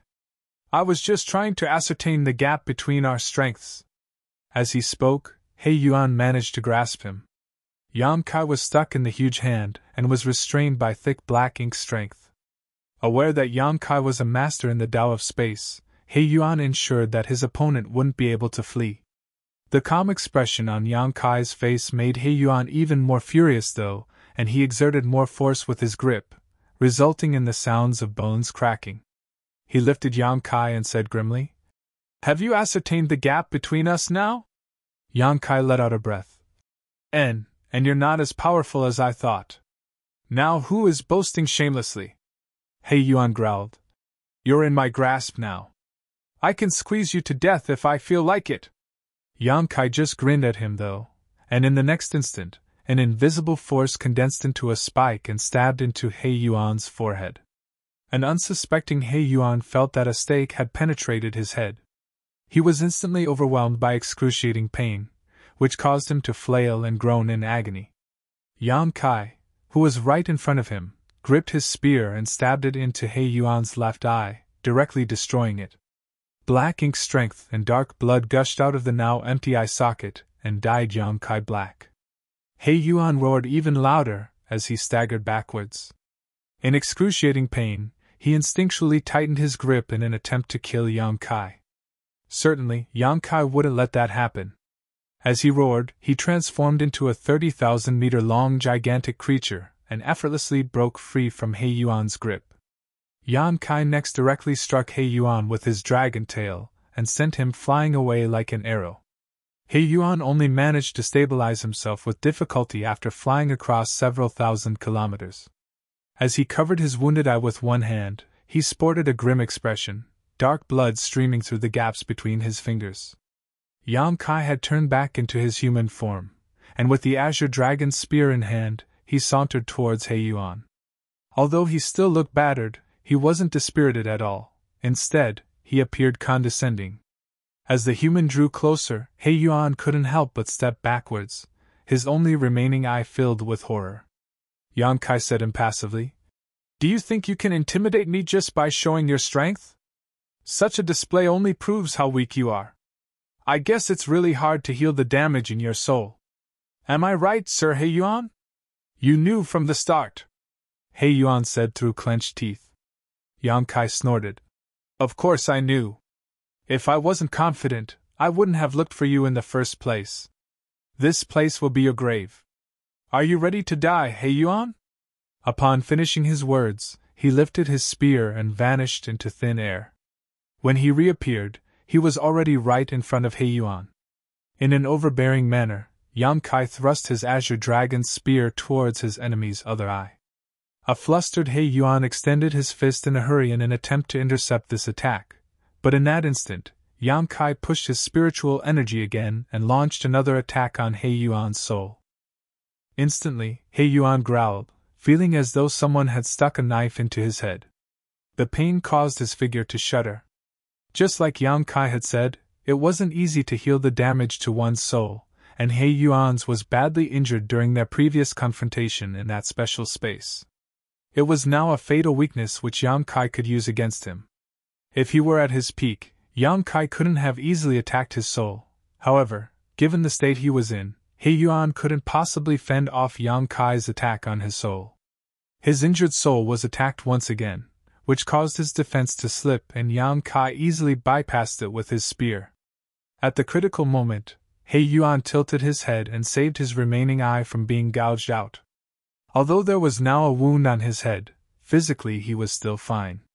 Just as Yang Kai was ready to push out his spear again, He Yuan swung his arm out and swept him away. The next moment, he turned around and ran away at full speed. Yang Kai couldn't believe that his opponent had fled just like this. He had been targeting the damage in He Yuan's soul, so the latter was completely powerless to go against him. If He Yuan hadn't fled, he would be doomed. Since he didn't want to die though, He Yuan could only run away. As Yang Kai stared at his opponent's back, he slightly lowered his head. "No one can flee from me. Don't even dream about it, He Yuan." Saying so, he manipulated space principles. Instantly, He Yuan's movements became sluggish, as though he was stuck in a quagmire. But soon, a powerful force burst from his figure, which allowed him to struggle out of the constraint. Yang Kai frowned in surprise, for this was the first time he saw that someone able to break through his space principles restraint with such ease. However, He Yuan was still a territory lord while Yang Kai was just a seventh-order master, so the raw power difference between them was still quite large. It wasn't surprising that He Yuan could do this. Based on Yang Kai's observation, He Yuan was still able to fully utilize his strength as long as his soul wasn't attacked. But when his soul was targeted, his power would drop considerably. Initially, Yang Kai wanted to settle this issue quickly, but now it seemed that he had to act carefully. It would be terrible if He Yuan became desperate and went all out against him without caring for his own life. Yang Kai still remembered vividly that when he joined forces with Bai Yi to deal with the wounded Zhu Feng back then, they were almost killed despite the territory lord being terribly wounded. At the thought of this, Yang Kai chased after his opponent and shouted, "You can't run, He Yuan!" At the same time, he struck with his spear and manipulated space principles to restrict He Yuan's movements. Noticing the danger coming from behind, He Yuan turned around and roared before pushing out his fist. A well-prepared Yang Kai used the same trick by sending out a spiritual energy attack. Instantly, He Yuan staggered, and his punch was significantly weakened.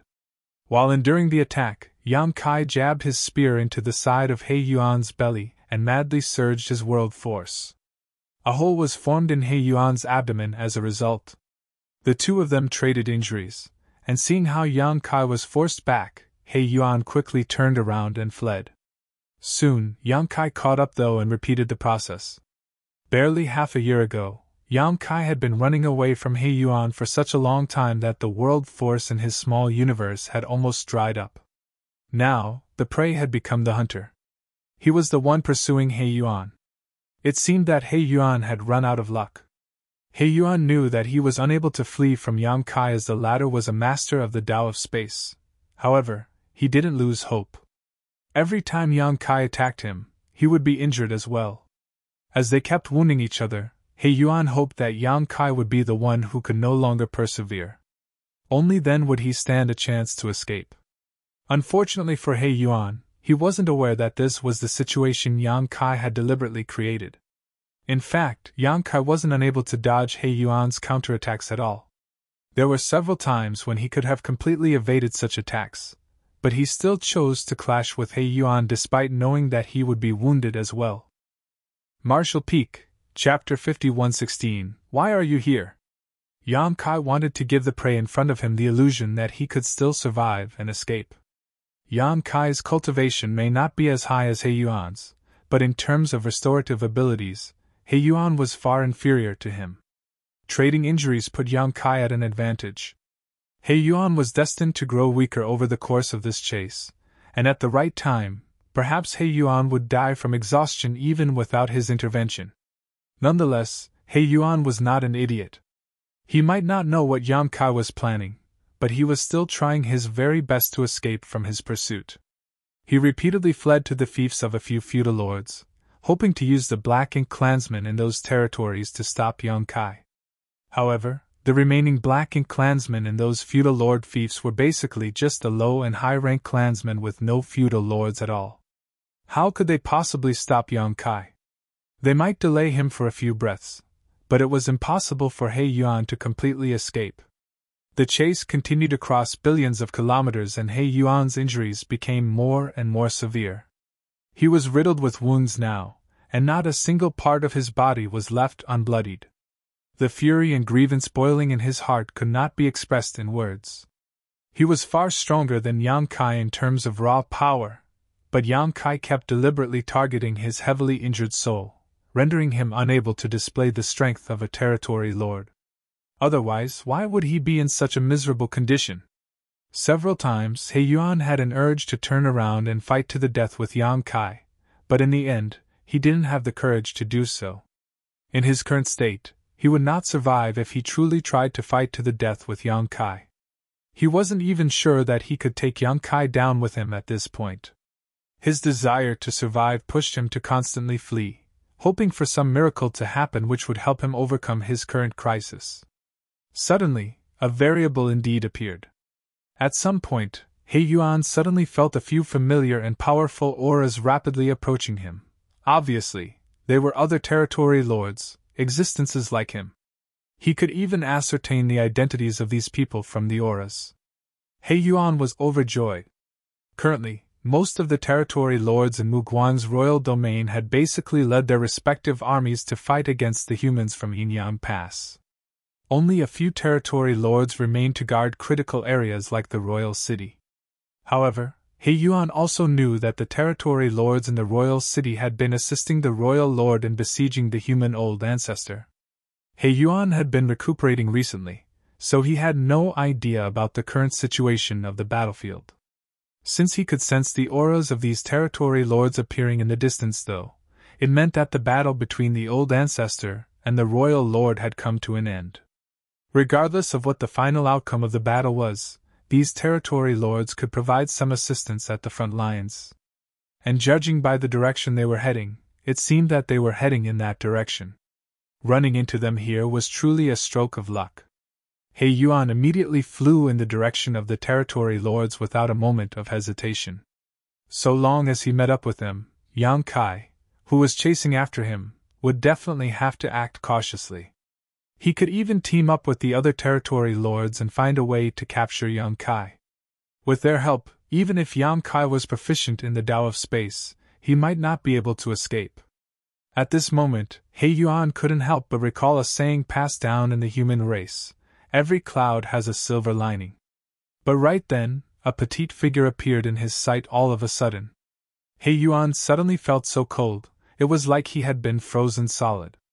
When He Yuan sensed the auras of these territory lords, Yang Kai also noticed them.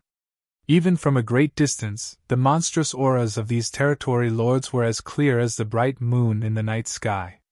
Yang Kai immediately became anxious. He had originally planned to slowly exhaust He Yuan to death, as, no matter how weakened, the latter was still a territory lord. If he was forced into a corner, Yang Kai had no idea what kind of methods He Yuan could pull out in desperation. However, the sudden appearances of other territory lords had thrown his plans off entirely. He could sense Mieqiong and Qing Lei among these auras, and apart from those two, he also sensed the aura of another unfamiliar territory lord. In other words, there were 3 territory lords up ahead. What are they doing here? According to the information Yang Kai had received, a few territory lords were assisting Mu Guang in besieging the old ancestor. That was why, when he had severely wounded He Yuan's soul, Yang Kai had been able to continue acting freely within the Black Ink clan's territory. After all, there was no other territory lord present to stop him. But now, 3 of them had appeared all of a sudden. Has the battle between the old ancestor and the royal lord ended? Who won? Yang Kai had no time to give it another thought though, as he only hesitated for a moment before immediately activating his space principles and disappearing like a ghost. The next moment he appeared, he was not too far behind He Yuan. He promptly manipulated the local space principles to seal the surrounding space and thrust out his azure dragon spear. At the same time, he fired a blast of his spiritual energy straight at He Yuan's head while shouting, "He Yuan, suffered death!" The 3 territory lords were still some distance away, so Yang Kai figured he still had enough time to escape after killing He Yuan. Yang Kai was already prepared to defend against He Yuan's final counterattack, but He Yuan appeared as if he was completely oblivious to the danger even when this fearsome spear thrust was upon him. Rather, all his attention was focused on something in front of him. Suddenly, a glimmer of cold light flashed by as a petite figure, holding a long sword, flew past He Yuan. The long sword was devoid of even a stain of black blood and just so happened to collide with Yang Kai's spear. Yang Kai's eyes almost popped out of their sockets at the sight of this figure, and he frantically retracted his spear, but the powerful impact still caused his vitality to tumble in his chest. The petite figure rushed to Yang Kai and asked in surprise, "Why are you here?" Yang Kai was also stunned as he asked in a dumbfounded voice, "Old ancestor?" He had not expected to run into the Yinyang Pass old ancestor here. Yang Kai had been wondering about the battle between the old ancestor and the royal lord when he felt the auras of Mieqiong and the other territory lords up ahead. Nonetheless, it never crossed his mind that the old ancestor would suddenly appear before him the next moment. Does this mean that the old ancestor was fighting Mu Guang for an entire half a year? Astonishing! However, now was obviously not the time to reminisce about such things. The 3 territory lords behind the old ancestor were relentlessly chasing after her, and would be here soon. So, after the old ancestor finished asking, she mustered her world force, wrapped Yang Kai in it, and shouted, "Let's get out of here first!" Yang Kai could only allow himself to be dragged along by the old ancestor, flying forward as fast as lightning. While escaping, he took a quick look back and saw He Yuan's huge body collapse into countless pieces all of a sudden. Apparently, in the brief moment the old ancestor passed him by, she had ruthlessly attacked him. He Yuan was already on his last legs and had no strength to take on an attack from an old ancestor. A load had been taken off Yang Kai's mind when he saw this. He Yuan might not have died at his hands, but in the end he didn't escape. "Didn't I tell you to meet up with the army? Why are you still here?" the old ancestor curiously asked as she led Yang Kai away. Yang Kai respectfully replied, "Mu Guang's army moved to engage the army from Yinyang Pass. At first, the huge army was blocking my path, so it was difficult for me to break through alone. I wasn't able to join up with the others. Later, something happened, so I stayed here. You might be young, but your courage isn't small," the old ancestor indifferently stated. Who knows whether she was mocking him or praising him? She then suddenly asked, "Were you the one who injured that guy? He Yuan?" Yang Kai nodded. "Yes, it was me. No wonder he didn't have any strength to resist my attack." The old ancestor instantly understood. If he was at his peak, I might not have been able to kill him in my current state. Yang Kai was taken aback after hearing this and immediately took a closer look at the old ancestor's face. Are you injured? The old ancestor gloomily nodded. My injuries aren't light. But the next moment, she suddenly sneered. Don't worry, that old hag's injuries are even worse, she's currently unconscious inside her black ink nest. Yang Kai's heart was shaken. He knew that the old hag she was referring to should be Mu Guang. Both of them had fought countless times since they had taken command of this war zone, so a deep blood feud had already been forged between the two. Both were supreme masters of their respective race, and they had always been on par with each other. Since the old ancestor had suffered heavy injuries, Mu Guan would not have fared any better either. Otherwise, not just these territory lords would be chasing after the old ancestor. Just now, Yang Kai had been wondering why someone like the old ancestor was even being chased by a few territory lords, but now he knew the answer. Apparently, her injuries were quite serious. However, there was one thing that piqued Yang Kai's curiosity. Old ancestor, those territory lords don't seem to be injured at all. The old ancestor pursed her lips in disdain. These cowards were just hovering around in the background while I was fighting with that old hag. They didn't dare to interfere, so why would they be injured? However, when I broke through the encirclement, I killed one of them, otherwise, the ones chasing after me would have been 4 territory lords. Heh, I'm pretty awesome, aren't I? Saying so, she even winked at Yang Kai. At that moment, Yang Kai couldn't remain calm and the corners of his mouth twitched as he praised. Old ancestor is truly too amazing and awesome, your might is simply boundless. The old ancestor seemed to be quite happy to hear the praise, no matter how obviously forced it was. Quickly composing herself though, she asked, I'm quite curious, how did you injure a territory lord to the point you could chase him down? You're only in the 7th order, right? If all the 7th order open heaven realm masters were so powerful, the Black Ink clan would have long been wiped out. Yang Kai explained. He Yuan dug his own grave. Afterwards, he briefly explained what he had done so far and how He Yuan had worked together with many others to set up a trap, waiting for Yang Kai to fall into it. In the end, He Yuan only lifted a rock just to drop it on his own foot. He failed to do anything to Yang Kai's consciousness in that strange space and instead was badly wounded. With the help of the compass refined by Wang Sibo, Yang Kai coincidentally found He Yuan's location and engaged in a fierce battle with him before pursuing him. The old ancestor's eyes lit up as she listened. Their black ink nests actually have such a connection? Did old ancestor really not know? The old ancestor explained, shaking her head. The human race actually knows very little about the Black Ink clan.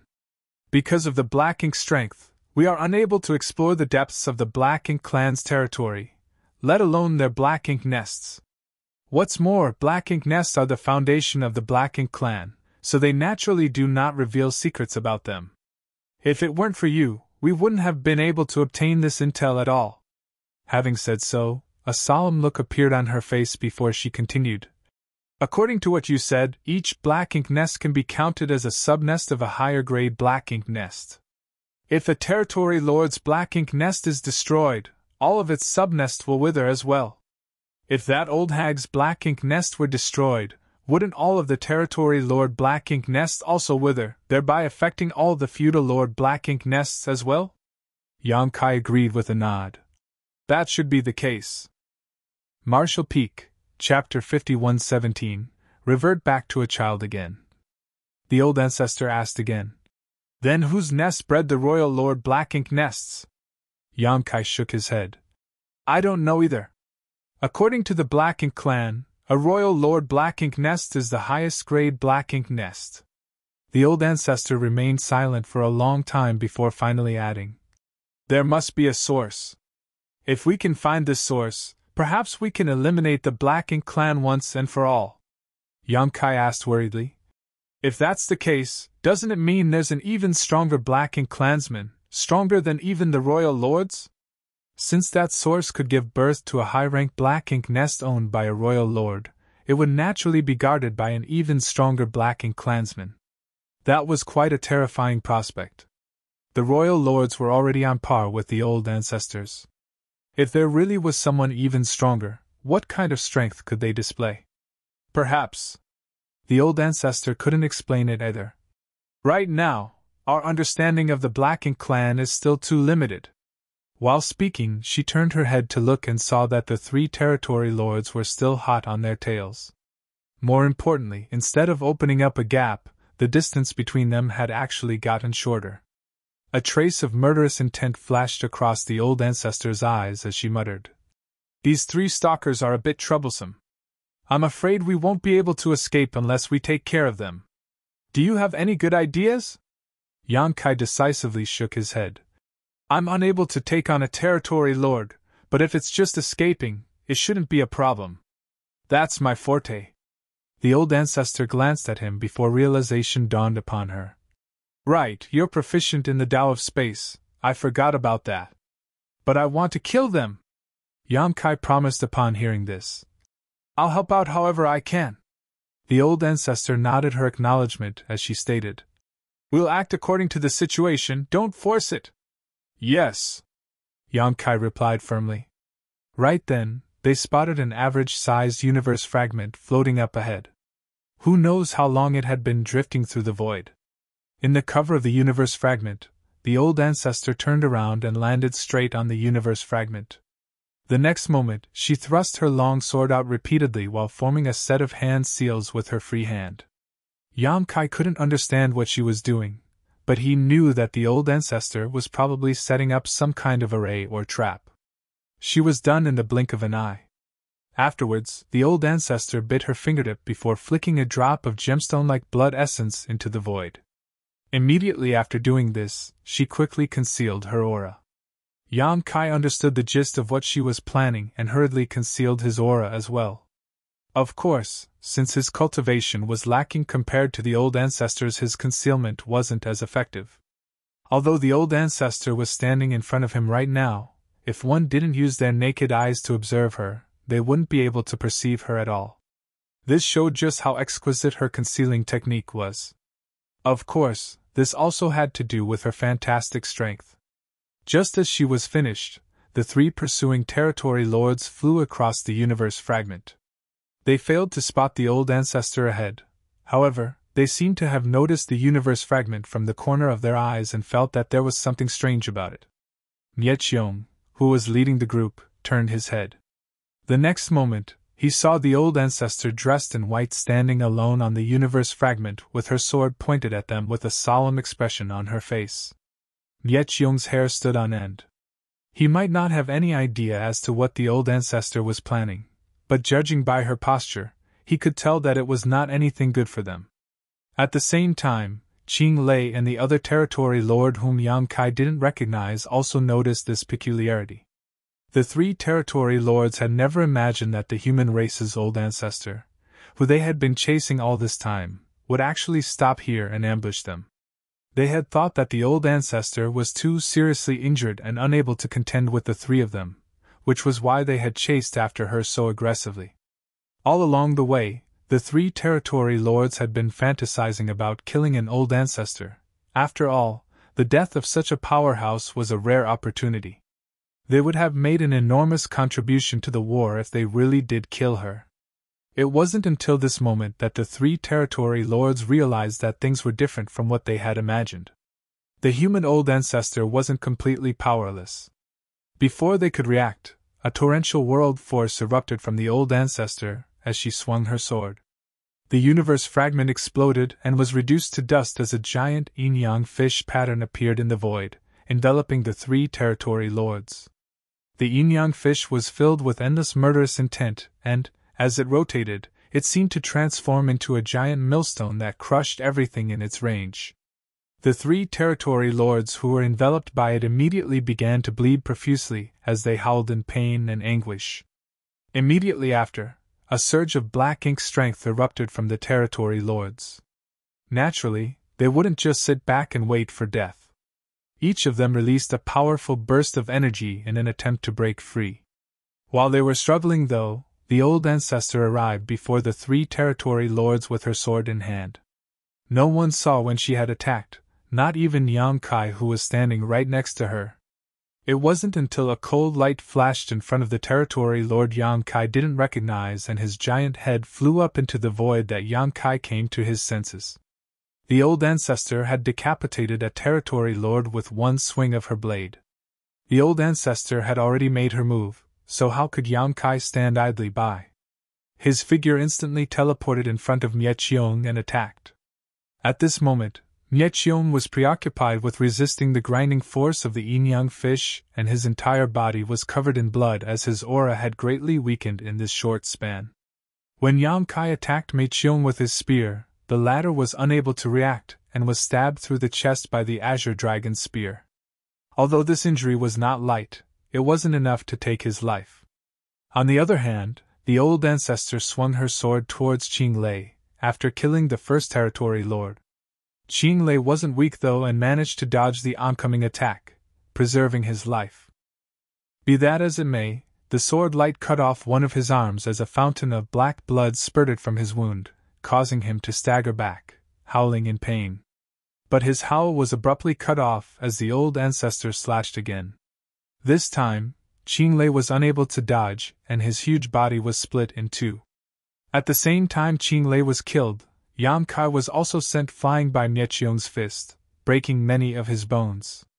Yang Kai somehow managed to stabilize himself and grit his teeth as he madly mobilized space principles, wrapping himself in spear light as he shot towards his enemy. Mie Qiong let out a furious roar and ruthlessly thrust out palm. As the palm and spear clashed, Yang Kai felt as if he was struck by lightning and he could see stars circling around his eyes. Right then, a look of horror flashed across Mie Qiong's eyes. Yang Kai also spotted the old ancestor silently appearing behind Mie Qiong like a ghost. Immediately after, she swung her sword, sending a shocking sword wave down at Mie Qiong. When the brilliant sword wave disappeared, the frozen Mie Qiong fell to pieces, literally, and scattered in all directions. Yang Kai stared ahead in a daze, his face covered in blood and filth. Dead? 3 territory lords had died in less than 10 breaths. He might have participated in the battle, but his contribution was minuscule. He had only been able to restrain Mie Qiong for a moment, and had even been struck hard by the latter's counterattack. It wasn't wrong to say that these 3 territory lords had all died at the hands of the old ancestor. The fearsome territory lords, against whom Yang Kai was completely helpless, were like common chickens in front of the old ancestor, unable to fight back or even resist, easily killed in an instant. Yang Kai got to witness the true strength of an old ancestor up close today. Be that as it may, he was greatly puzzled by the current situation before him and immediately turned to the old ancestor. The old ancestor put away her long sword and turned to him, worriedly asking after seeing his state.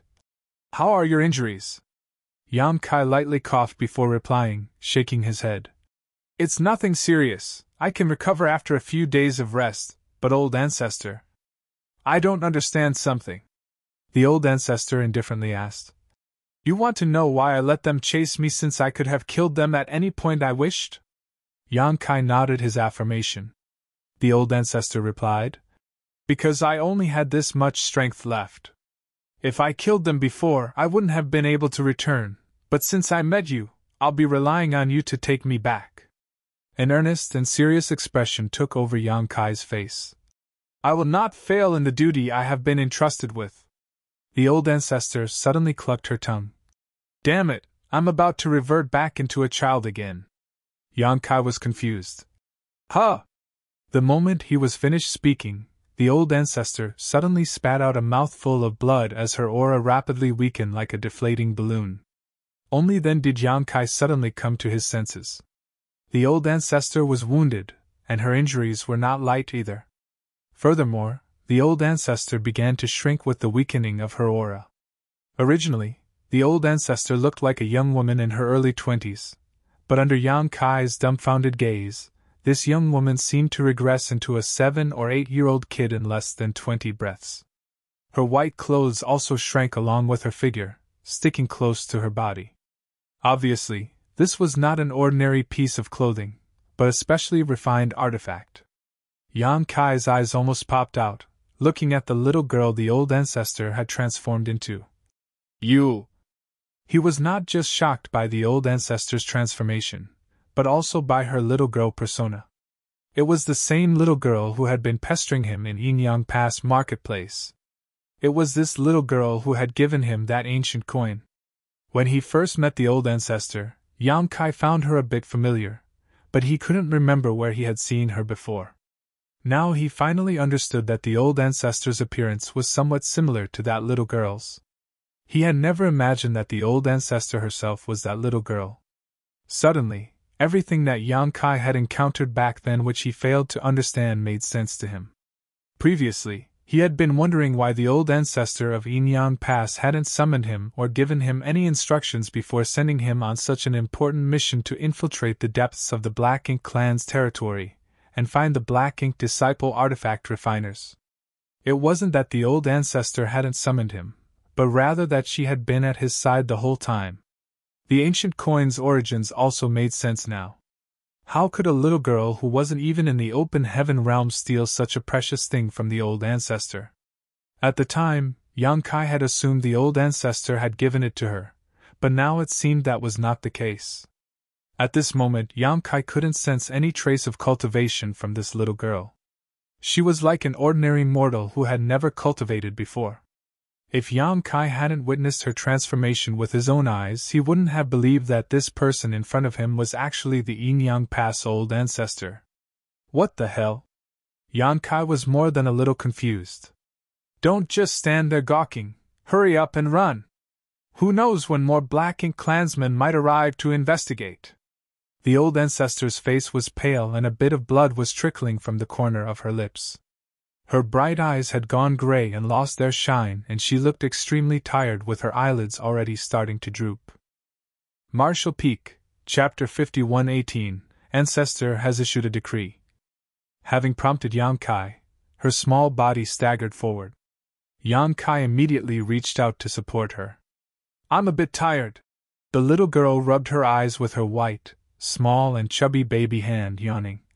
Hurry back to the pass, and be careful on the way. Saying so, she closed her eyes. Yang Kai called out to her twice but didn't receive any response. After he carefully examined the little girl in front of him, he found that she had really fallen asleep. He didn't know whether to laugh or cry. He was left with no choice but to pick up the little girl by the waist and make a beeline towards Yinyang Pass. He might not have played a big role in the last battle, but he was still injured by Miechiom while he was holding him back. However, this kind of injury wasn't a big problem for Yang Kai. Even if he didn't take rest, he could still recover. He looked down at the little girl in his arms, who was curled up and sound asleep, and couldn't help noticing her extremely pale complexion. No one would have ever thought that such a small girl would be able to kill 3 territory lords in an instant. Her tiny body actually carried within it the apex strength of the human race. When Yang Kai first met her, he had only felt the aura of an Origin King realm cultivator from her. At that time, he could not help but wonder how such a little girl could exist in Yinyang Pass. She had lied to him at the time, claiming to have been born in Yinyang Pass, and Yang Kai believed her.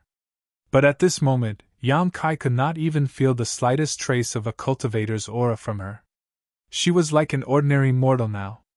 Yang Kai had never encountered such a situation before, but he suspected that it had something to do with the old ancestor's secret art.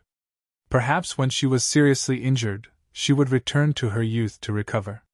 He tried to place the little girl in his arms into his small universe, but he found that he was unable to do so. Even if the old ancestor was showing no signs of cultivation right now, her Ninth Order Open Heaven Realm Foundation was still present, so his small universe was unable to contain her. Since he couldn't put her in his small universe, he could only remain on guard and try to avoid any conflicts with the Black Ink clan along the way as he physically carried her. Furthermore, Yang Kai did not dare to use instantaneous movement unless absolutely necessary. Firstly, it would consume too much of his energy. It would have been extremely convenient for him to use instantaneous movement if he was alone, but bringing someone along with him would increase his consumption several times over. Secondly, the old ancestor's condition really was not good, and Yang Kai had no idea if instantaneous movement would negatively affect her. Fortunately, Yang Kai's cultivation was not low and his speed was not slow. Even if he flew all the way back to Yinyang Pass, it would only take him a month or two.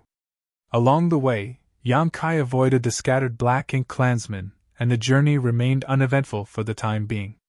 3 days later, Yang Kai suddenly felt the small figure in his arms move. Looking down, he saw the old ancestor rubbing her eyes and slowly waking up. Yang Kai was overjoyed. "Old ancestor, you're awake?" The old ancestor's complexion was still pale, but it had improved compared to before, albeit only slightly. The old ancestor let out a muffled groan as she shifted into a more comfortable position in Yang Kai's embrace. Having done so, she indifferently asked, "Where are we?" Yang Kai replied, "We're still in the Black Ink clan's territory, about a month away from the Yinyang Pass." "So slow." The old ancestor looked displeased. Yang Kai suddenly felt a bit awkward. "Why don't you sleep a little longer?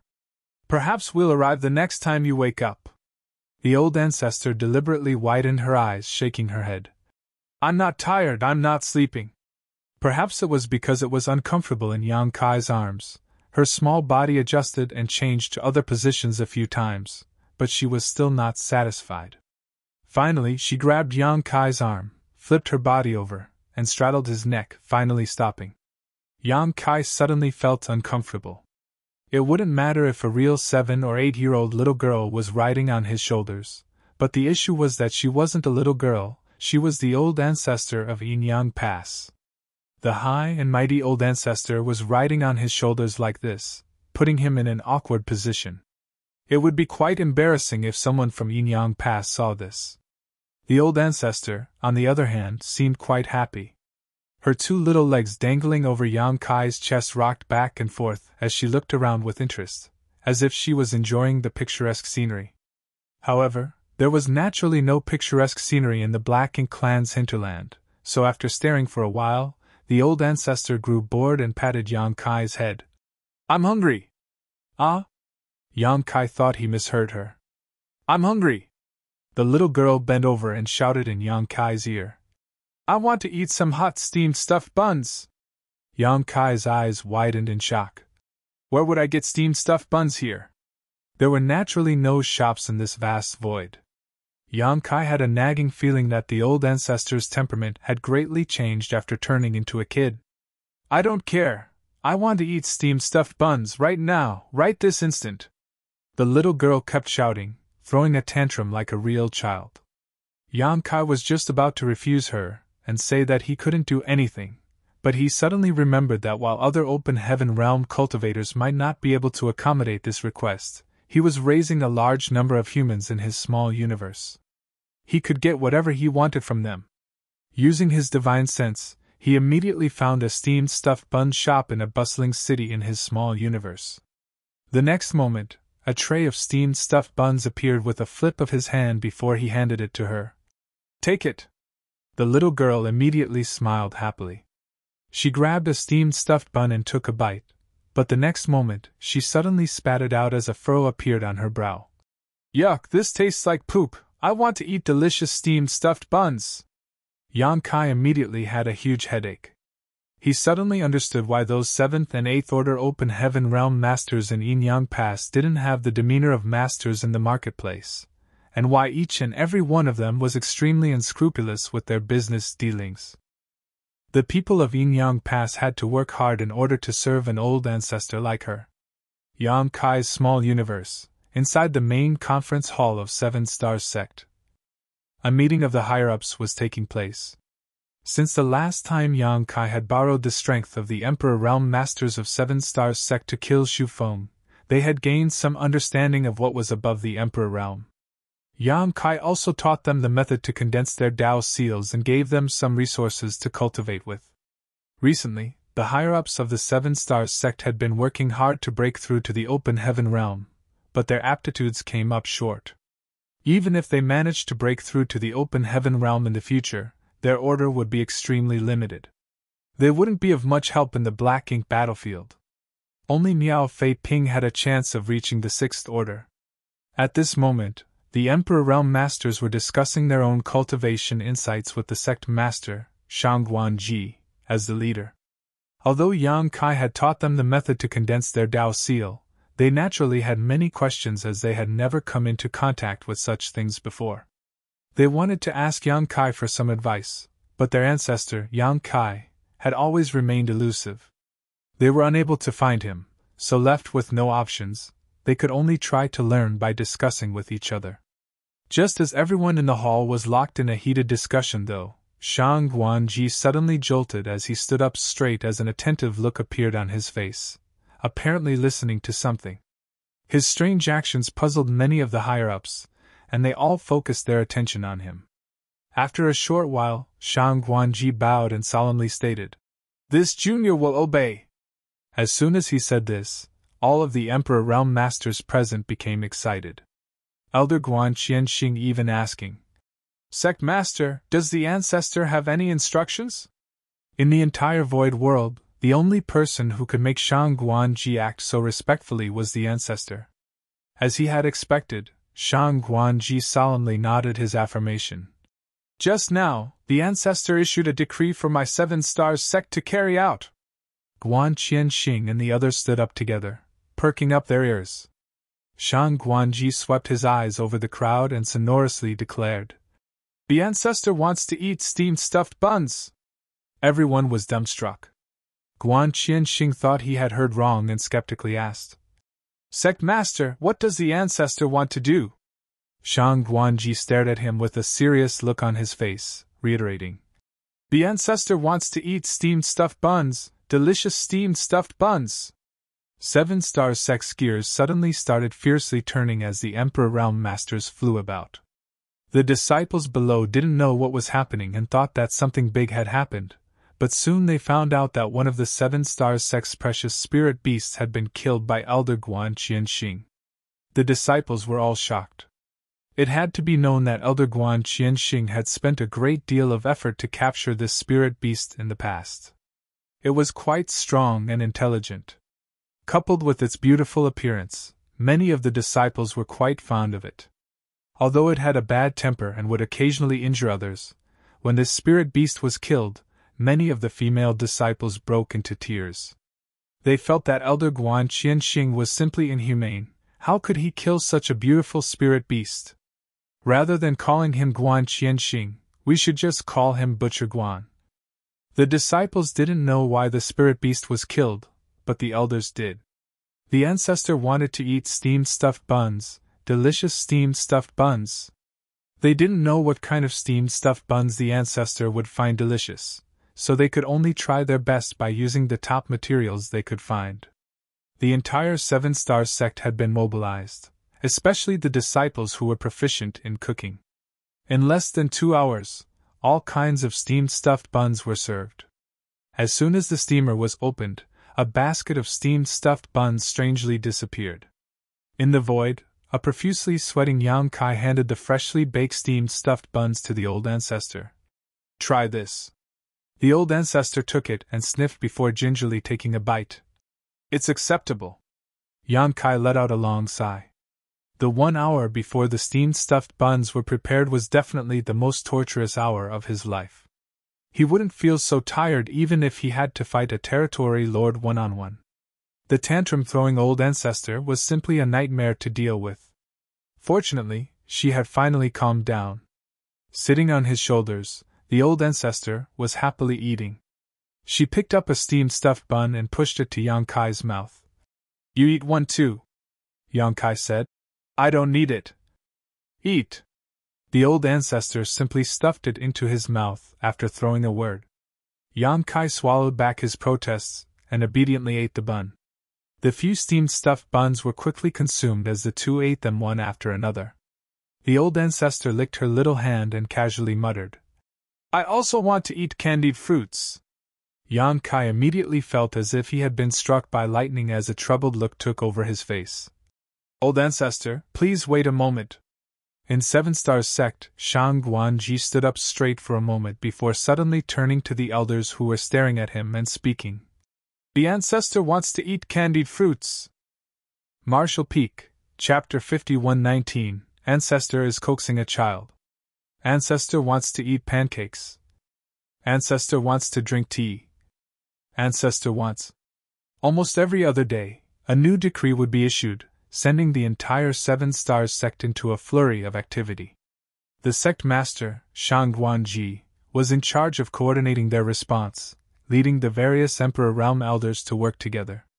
Every time a decree was issued, all of the sect's manpower would be mobilized, completing the request in the shortest time possible no matter what the ancestor demanded. After completing several of Ancestor's decrees, an Emperor Realm elder suddenly asked, "Sect Master, what is the ancestor doing?" Shang Guanji's expression turned solemn. "How can we understand the ancestor's thoughts? Don't think too much about it. Meticulously completing every task is more important." The elder nodded repeatedly in agreement. "Naturally, we can't fathom the ancestor's thoughts. It's just that, I think that the requests ancestor has raised aren't something he needs personally." Shang Guanji glanced at him, immersing deep into his thoughts. "You mean?" The elder continued. "Sect Master, you must be aware that I became a grandfather a few years ago. My grandson is now 6 years old and is very playful and gluttonous. When I'm free, he makes all kinds of requests, similar to the decrees issued by the ancestor. If this old master may make a bold presumption, I think that the ancestor is doing the same thing as this old master, coaxing a child."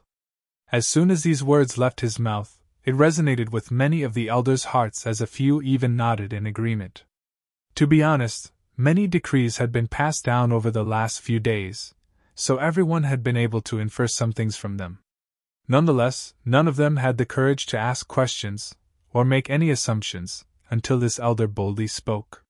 Shang Guanji raised his brow upon hearing this. "Coaxing a child? You might be right, but does that mean the ancestor has an heir?"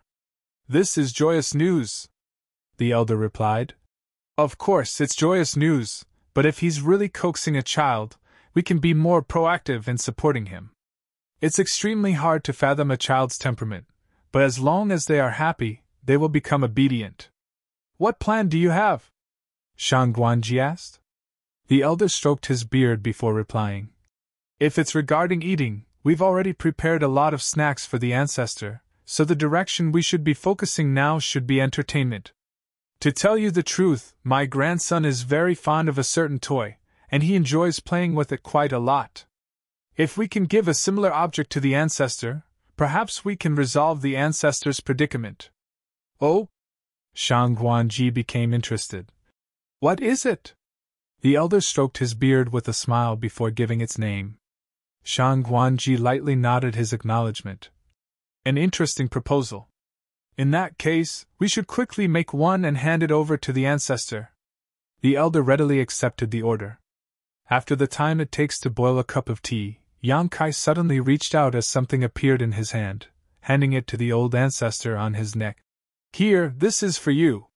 The old ancestor glanced at it before smacking Yang Kai's head and angrily asking, "Do you think I'm a child?" Yang Kai's neck shrank back. Be that as it may, the old ancestor took the object in his hand with a light snort before she started shaking it in satisfaction. It was a rattledrum. After they gifted Yang Kai the rattledrum that day, the frequency with which the ancestor issued new decrees greatly decreased. Although they still needed to prepare some food from time to time, it was not as frequent as before. After the initial hustle and bustle, Seven Stars sect was able to quickly and effectively complete the ancestor's orders. The ancestor was obviously very satisfied with their performance, even bestowing them with some materials and many insights about condensing their Tao seals. The Seven Stars sect's higher-ups were naturally very grateful. A month passed in the blink of an eye. After traveling non-stop, Yang Kai was already close to Yinyang Pass. He didn't run into many Black Ink clansmen on the way, so the journey was quite smooth and uneventful. On this day, Yang Kai saw the towering Yinyang Pass from afar, but just as he had expected, it was surrounded by the Black Ink clan's army. It had been over half a year since the Black Ink clan's army had engaged Yinyang Pass army. During this time, both sides must have clashed on quite a few occasions already. When Yang Kai arrived, both sides were in a heightened state of tension, but not much fighting was happening. This also made sense. Every time the Black Ink clan army besieged a great pass, the battle would last for an extremely long time, ranging from a decade or two to a century. During this time, the Black Ink clan army would constantly replenish their own forces until their casualties were too many for them to bear. When the Black Ink clan army retreated, the humans would finally have some precious time to rest and recover. Yin Pass was right ahead, and if Yang Kai was alone, he could have used the universe transference law to return directly. Every great pass had 4 purifying Black Ink battleships, and all of them had a universe array that Yang Kai had personally installed, so it was only natural that he had left his imprint on them. But as he also had the old ancestor with him, he was unable to use the universe transference law. The old ancestor's cultivation had been completely exhausted, so if she were to encounter any danger, she would be powerless to defend herself. If he wanted to return to the inner sanctum, he would have to plan his every step very carefully. The old ancestor, on the other hand, seemed to want nothing more than to see the world plunge into chaos. She urged Yang Kai to press on. According to her, if Yang Kai were to appear, the soldiers of Yin Pass would definitely come to support him. At that time, they might find a chance to safely return to the inner sanctum by working together, especially since Yang Kai was proficient in the Tao of space. Yang Kai decisively refused the old ancestor's proposal. The child version of the old ancestor was too reckless. Although her proposal did have a chance of success, it carried a huge risk. As it concerned the safety of the old ancestor, Yang Kai didn't dare to be careless. Then, what do you suggest we do? Having her proposal rejected, the old ancestor was obviously upset. Let's wait. It's impossible for the two sides to continue staring at each other peacefully. When the fighting really starts, we'll find a place with weak defenses and break through. It was not the first time Yang Kai had done something like this, but the last time he did it, he had hundreds of others accompanying him. This time, he could only rely on himself. Having made his decision, Yang Kai immediately found a universe fragment and settled down. This universe fragment wasn't very big, and there were traces of mining on it. Possibly, Yin Pass had used void yin-yang mirrors to transport a universe world back here, mined it, and then discarded the leftovers. The Black Ink clan probably didn't expect any humans to stop over in such a place, so they did not have any intention of investigating it. For the next few days, although the two races clashed with each other, it was only some small skirmishes, nothing too big. Yang Kai patiently waited. Finally, after half a month, Yang Kai, who was cultivating, suddenly felt powerful energy fluctuations coming from the direction of Yin Pass. When he looked up, he saw the Black Ink clan army attacking Yin Pass in a frenzy. The entire battlefield was shrouded in rich Black Ink strength, and he could see countless Black Ink clouds of all sizes spanning over the entire battlefield.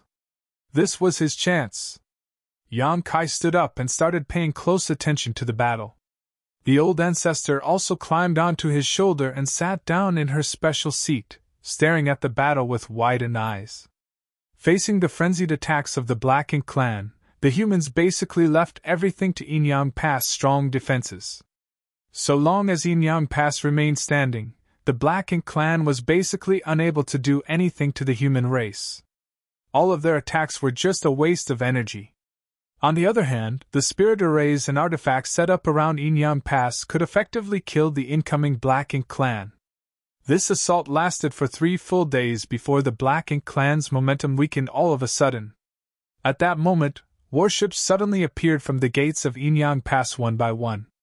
Immediately after, figures charged straight at them one after another, attacking them. The soldiers of the two races were instantly locked into another heated confrontation on this massive battlefield. Countless Black Ink clansmen instantly lost their lives, whereas many human race warships were reduced to shambles. Let's go! Yang Kai shouted and rushed towards Yin Pass. Riding on his shoulders, the old ancestor tightly gripped his hair with one hand, while pointing ahead with the other, looking all excited as she shouted, "Charge!" In the chaotic battlefield, no one on either side noticed a pair of figures charging towards them from the rear, until a dragon roar reverberated across the battlefield and a golden glow flashed, followed by the majestic appearance of a 30,000-meter-long dragon. There was a giant spear no smaller than its body in one of the Grand Dragon's claws, and the moment it appeared, it swept this spear out along the battlefield, cleaving through the unsuspecting Black Ink clansmen just like a violent gust of wind sweeping away fallen leaves. The Black Ink clan suffered massive casualties in the blink of an eye, and when the Grand Dragon whipped its tail, countless more perished. On such a battlefield, the destruction a Grand Dragon could cause was simply unimaginable, not to mention the long spear held in its dragon claw.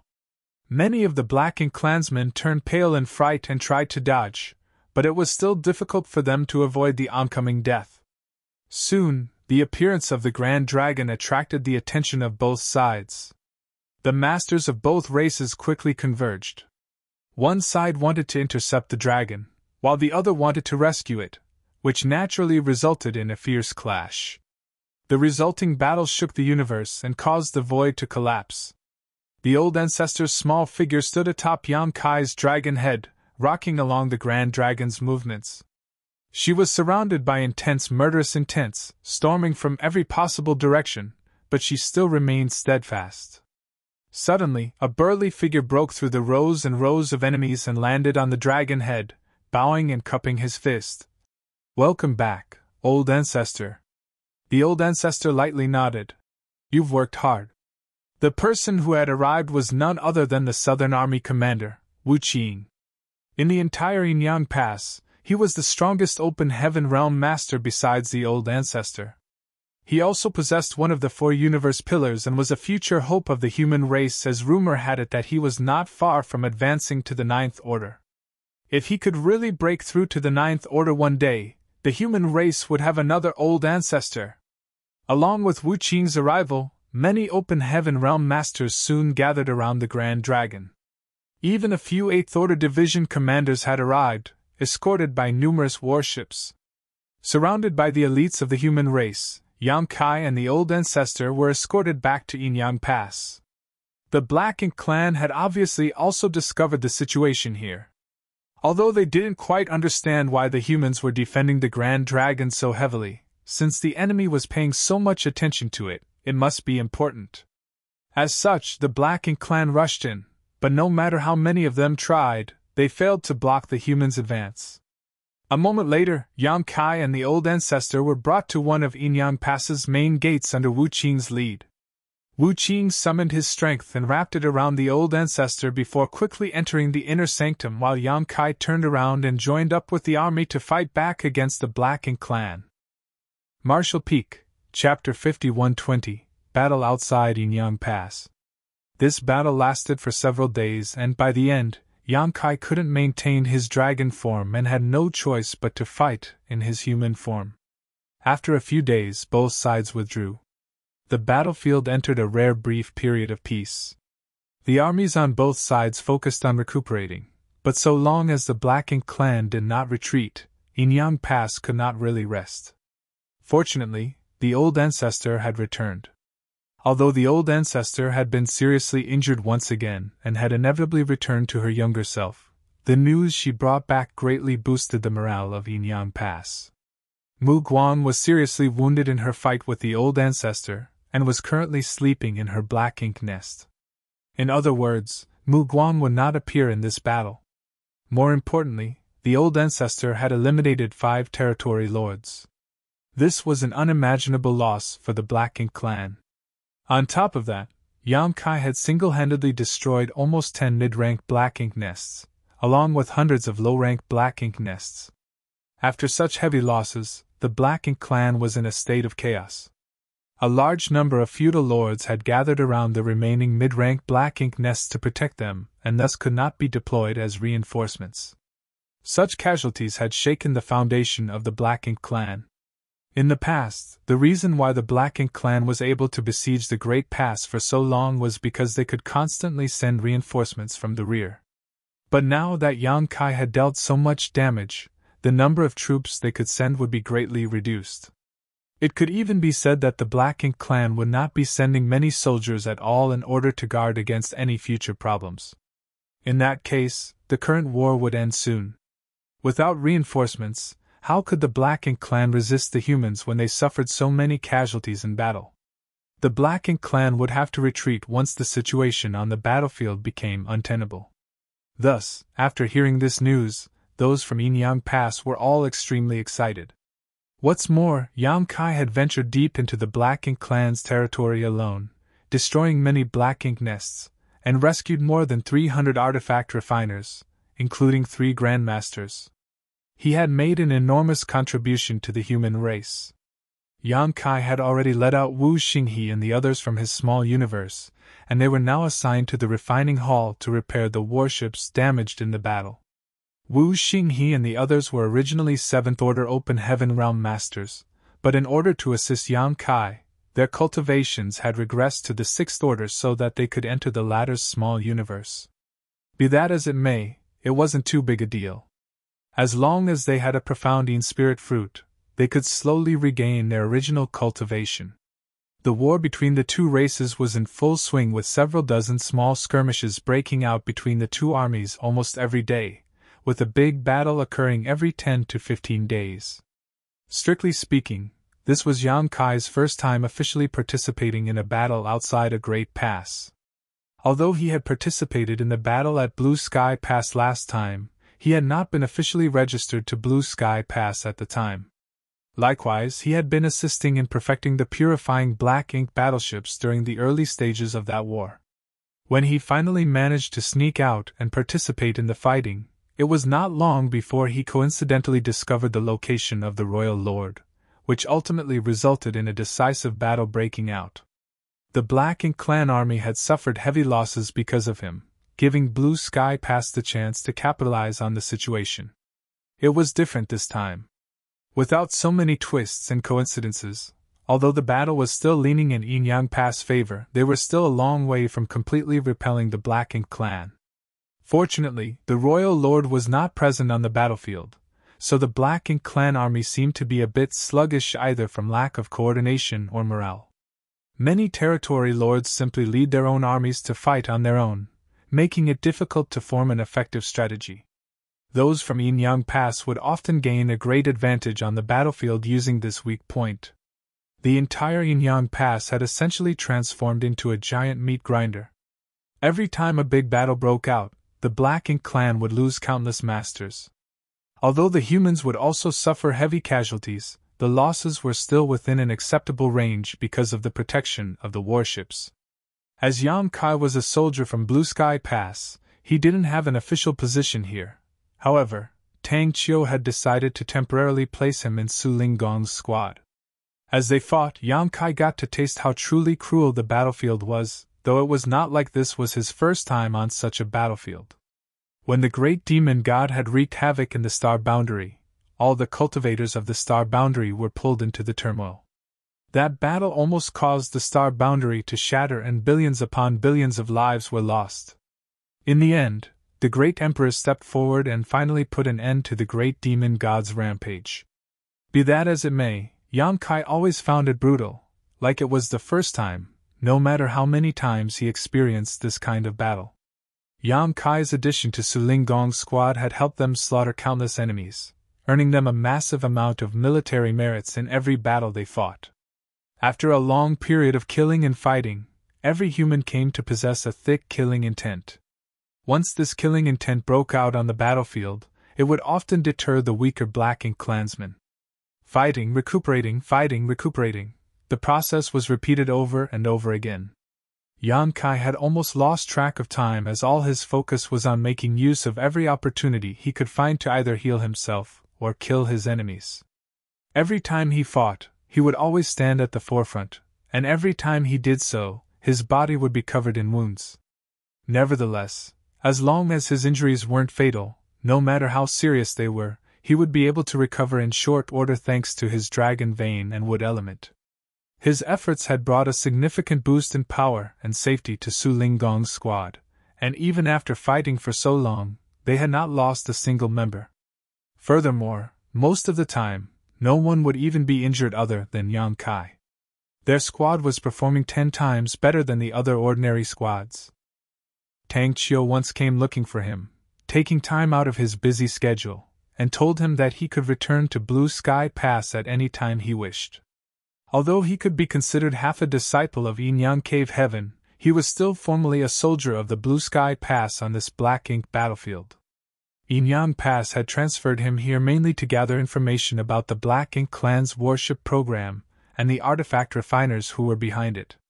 Now that Yang Kai had completed this task perfectly, the battle at Enyang Pass technically had nothing to do with him. If Yang Kai wanted to leave, Enyang Pass naturally would not hold him back. Of course, Yang Kai had no intention of leaving. Compared to returning to Blue Sky Pass where he would have nothing to do but cultivate and retreat, he was more than willing to stay here and kill more Black Ink clansmen. Although the strength of a single person was meager, as long as everyone killed a few more, the Black Ink clan would be exterminated sooner. The battlefield fell into turmoil again. Surges of world force and Black Ink strength came and went as the human warships and Black Ink army fought each other. A large-scale battle had broken out once more and the four armies of Enyang Pass charged to blunt the Black Ink clan's momentum. Yang Kai, Su Linggong, and another Seventh-Order Open Heaven Master, Ji Miao Tong, wandered through the battlefield in a triangle formation. Ji Miao Tong was the vice squad leader of Su Linggong's squad and a woman. Yang Kai had met her when he was escorted by Su Linggong's squad to intercept He Yuan's retreating army. Although they weren't close acquaintances, a bit of friendship had blossomed between the two after fighting together for so long. Ji Miao Tong was extremely impressed by Yang Kai's courage and strength, and she even praised him in private. Between the three of them was Su Linggong's squad's warship, which had some 5th Order and 6th Order masters operating it. Su Linggong's disciples, Qin Kui and Suing Shui, were among them. The three 7th Order masters maintained a triangle formation, protecting the warship, while also borrowing its power to kill their enemies. Furthermore, if they got tired or exhausted their strength, they could even temporarily hide inside the warship to recover. The human race relied on this method in order to preserve their strength. The human race would not have been able to defend these great passes without these warships.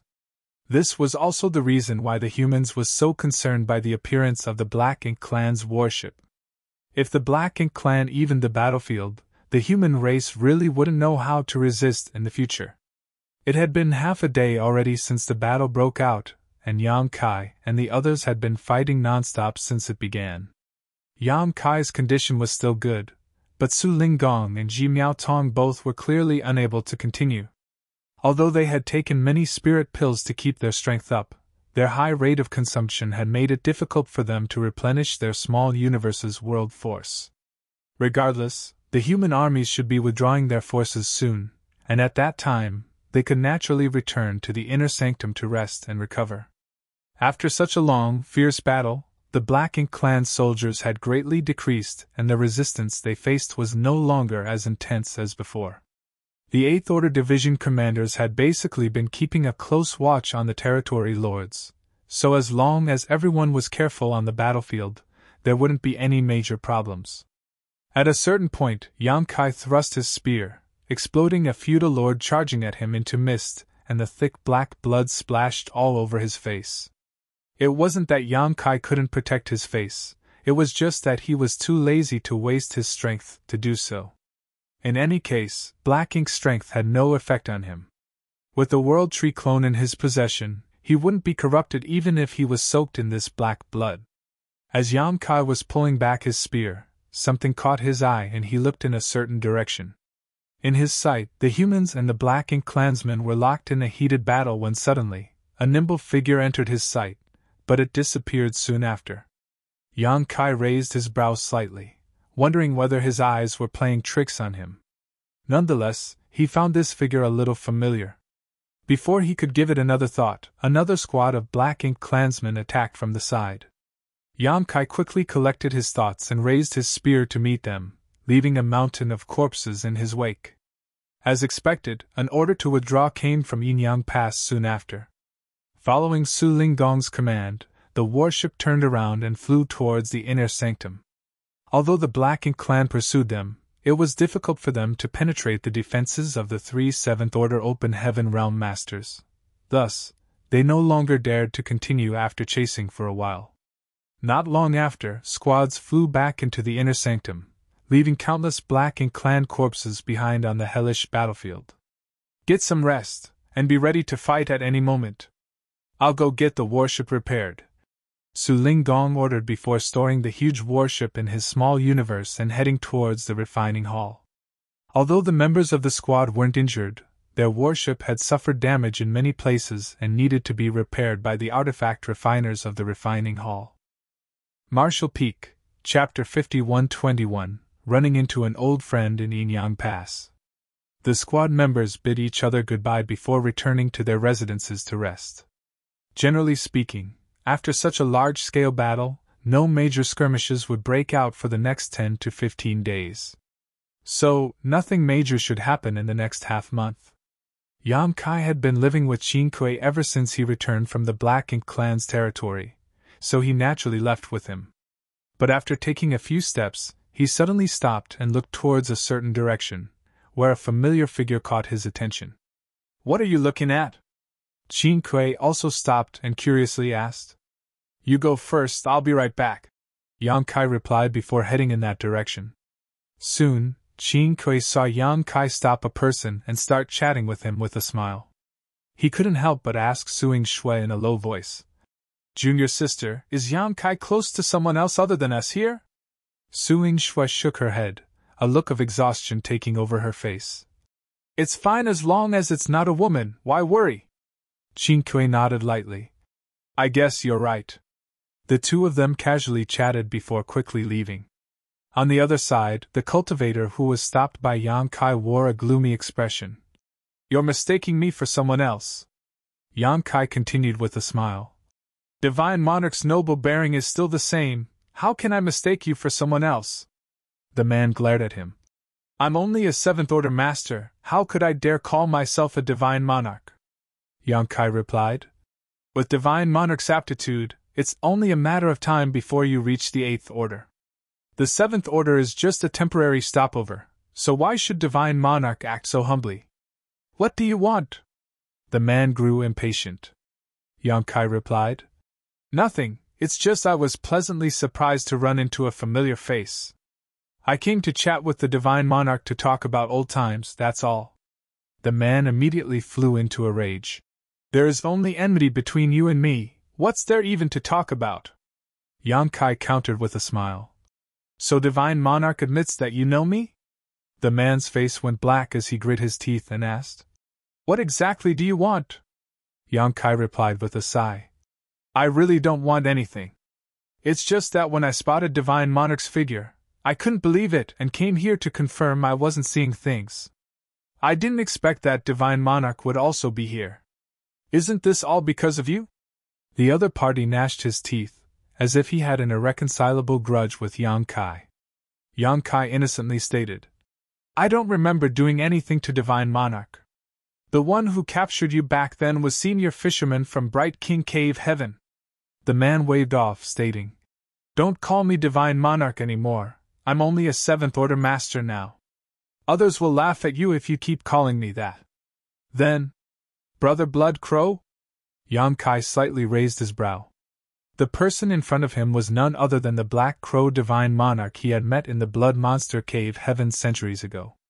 After cultivating the Great Evolution Indestructible Blood Light Scripture, Black Crow seized the body of a great Thousand Bloodland disciple named Zhou-Yi and escaped from the Blood Monster Cave Heaven. Afterwards, he hid in the Shattered Heaven and committed all sorts of crimes, leaving a bloodbath in his wake, causing many disciples from the cave heavens and paradises to be killed or injured. As he already possessed the foundation of an 8th Order Open Heaven Realm Master, and had obtained the Great Evolution Indestructible Blood Light Scripture, his cultivation rapidly rose. Even his strength had also exceeded his own order. To a certain extent, the Great Evolution Indestructible Blood Light Scripture was similar to Wu Kuang's heaven-devouring battle law. Both used external forces for their own gain, but in comparison, the Great Evolution Indestructible Blood Light Scripture only consumed blood essence, while Wu Kuang's heaven-devouring battle law could devour anything. Which was superior was obvious. In the past, Yang Kai had been curious about who would devour whom if Wu Kuang were to meet with Blood Crow. However, this was only a thought experiment as these two had never met. When he was hiding in the shattered heaven, Black Crow had changed his name to Blood Crow. Yang Kai had fought with him several times before in the Blood Monster Cave Heaven. If Yang Kai hadn't ruined his plans, he would have closed the Blood Monster Cave Heaven long ago, and everyone who had entered at the time to train would have become his food and nourishment for his growth. The Blood Monster Cave Heaven also had various resources left behind by its previous master over his lifetime. Once Blood Crow absorbed all of these resources, he might be able to reappear in the world as a divine monarch. By then, even the cave heavens and paradises might not be able to do anything to him. Later, Yang Kai once again encountered him and fought him in the shattered heaven. At that time, Yang Kai was a 6th Order Open Heaven Realm Master, the same as Blood Crow. Relying on his superior 8th Order foundation and knowledge, Blood Crow hadn't taken Yang Kai seriously and wanted to take him down in one fell swoop.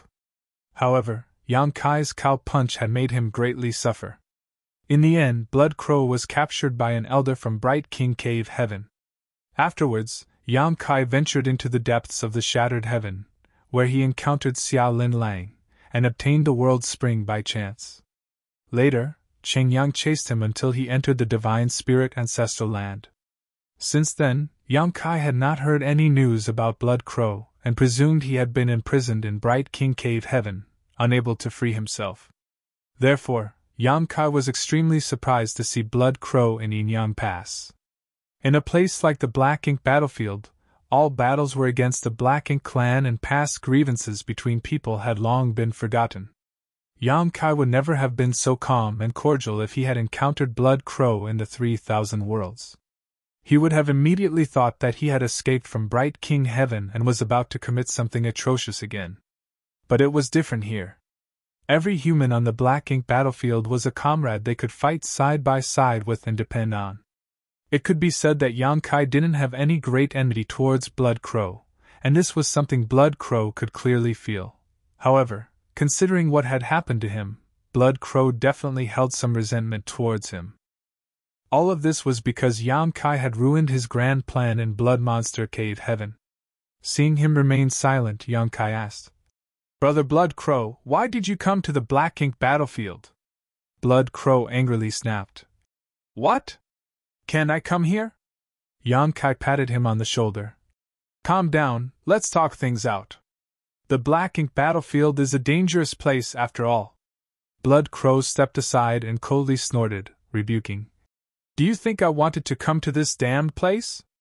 Do you think I had a choice? Between being imprisoned in a dark and damp cell forever and coming to the Black Ink battlefield to fight the Black Ink clan, which one would you choose?" Yang Kai finally understood after hearing this. Blood Crow was a 7th Order Open Heaven Realm Master, and with an 8th Order Open Heaven Realm Foundation at that. He had quite a good chance of breaking through to the 8th Order Open Heaven Realm in the future. With such potential and strength, instead of leaving him to rot in prison, it would be better to send Blood Crow here to kill the enemy. It was obvious that Bright King Heaven had such considerations before sending Blood Crow here. No matter how twisted Blood Crow's temperament was, it was impossible for him to have any treacherous thoughts in a place like this, unless he was willing to be corrupted and become a Black Ink disciple. However, Black Ink disciples had their minds warped by Black Ink's strength and essentially became slaves, so if he really got corrupted by Black Ink's strength, he would no longer be himself, an intolerable fate for almost anyone. "Brother Blood Crow, you've had it hard," Yang Kai sympathized. "All thanks to you." Blood Crow became extremely annoyed. Yang Kai chuckled. "Now you can finally act openly. It's better than sneaking around and hiding." Blood Crow snorted and glanced at him. "I didn't expect you to also reach the 7th Order so quickly. I was just lucky." Yang Kai smiled. "It can't compare to Brother Blood Crow's deep foundation. Don't even think about it. This king has a belly full of rage whenever I see you." Blood Crow snorted before flicking his sleeve and leaving. Yang Kai stroked his chin as a pondering look appeared on his face, watching him leave. At this moment, a figure suddenly landed beside him. It was Tang Chio. Yang Kai greeted him with a bow. "Senior! Follow me!" As Tang Chio spoke, he mobilized his strength and wrapped Yang Kai in it before quickly disappearing. Soon, they arrived at the marketplace, but the bustling scene Yang Kai had first seen was now completely deserted. There was not a single person in sight. After giving it a thought, he did not find it strange either. The marketplace was crowded in the past because there had been no ongoing battles. Now that the Black Ink clan had surrounded Yin Pass and they were all busy fighting, who would they come here? Nonetheless, it wasn't as if there wasn't anyone here. At Lin's Steam Bun restaurant, a small figure was sitting at a table while supporting her chin with one hand while playing with her hair with the other. She looked extremely bored. Spotting the figure, Yang Kai promptly stepped forward and bowed. Old ancestor! Ever since he had escorted the old ancestor back, he had been fighting against the Black Ink clan and had not seen her again. He had no idea why Tang Qiu had brought him here. And the old ancestor lightly nodded before stretching out her hand. Sit! Yang Kai was just about to sit down when he suddenly felt a sharp gaze on his back. Looking back, he saw Tang Qiu glaring at him and immediately straightened up. Junior wouldn't dare! What can I do for the old ancestor? The old ancestor glanced at Tang Qiu but didn't say anything. Rather, she just asked Yang Kai, Do you know why this marketplace exists in Yin Pass? Yang Kai pondered for a moment after hearing her question. Although he had some ideas, he didn't dare to say them out loud and could only shake his head. Junior doesn't know. The old ancestor asked with a smile. Do you think the marketplace was built just for me to have fun? Having been seen through, Yang Kai could only brace himself and agree. Yes. The old ancestor admitted, nodding. You're right, this marketplace was built for me to play around in, but it's nothing so simple as a way to pass the time. There are circumstances that necessitate it. Yang Kai asked, confused. Please enlighten me, old ancestor. The old ancestor stood up and slowly walked to the door, staring at the empty street. The reason why the human race can hold on for so long is firstly because of these great passes, and secondly because of the Ninth Order Open Heaven Realm Masters, who can contend with the Black Ink clan's royal lords. You are now a Seventh Order Master, so you should also know the importance of top-tier combat power in the huge battlefield of the two races. Yang Kai earnestly nodded his agreement. Indeed. The old ancestor continued. To put it bluntly, the Ninth Order Open Heaven Realm Masters like me are the key to ensuring the safety of the Great Passes to a certain extent.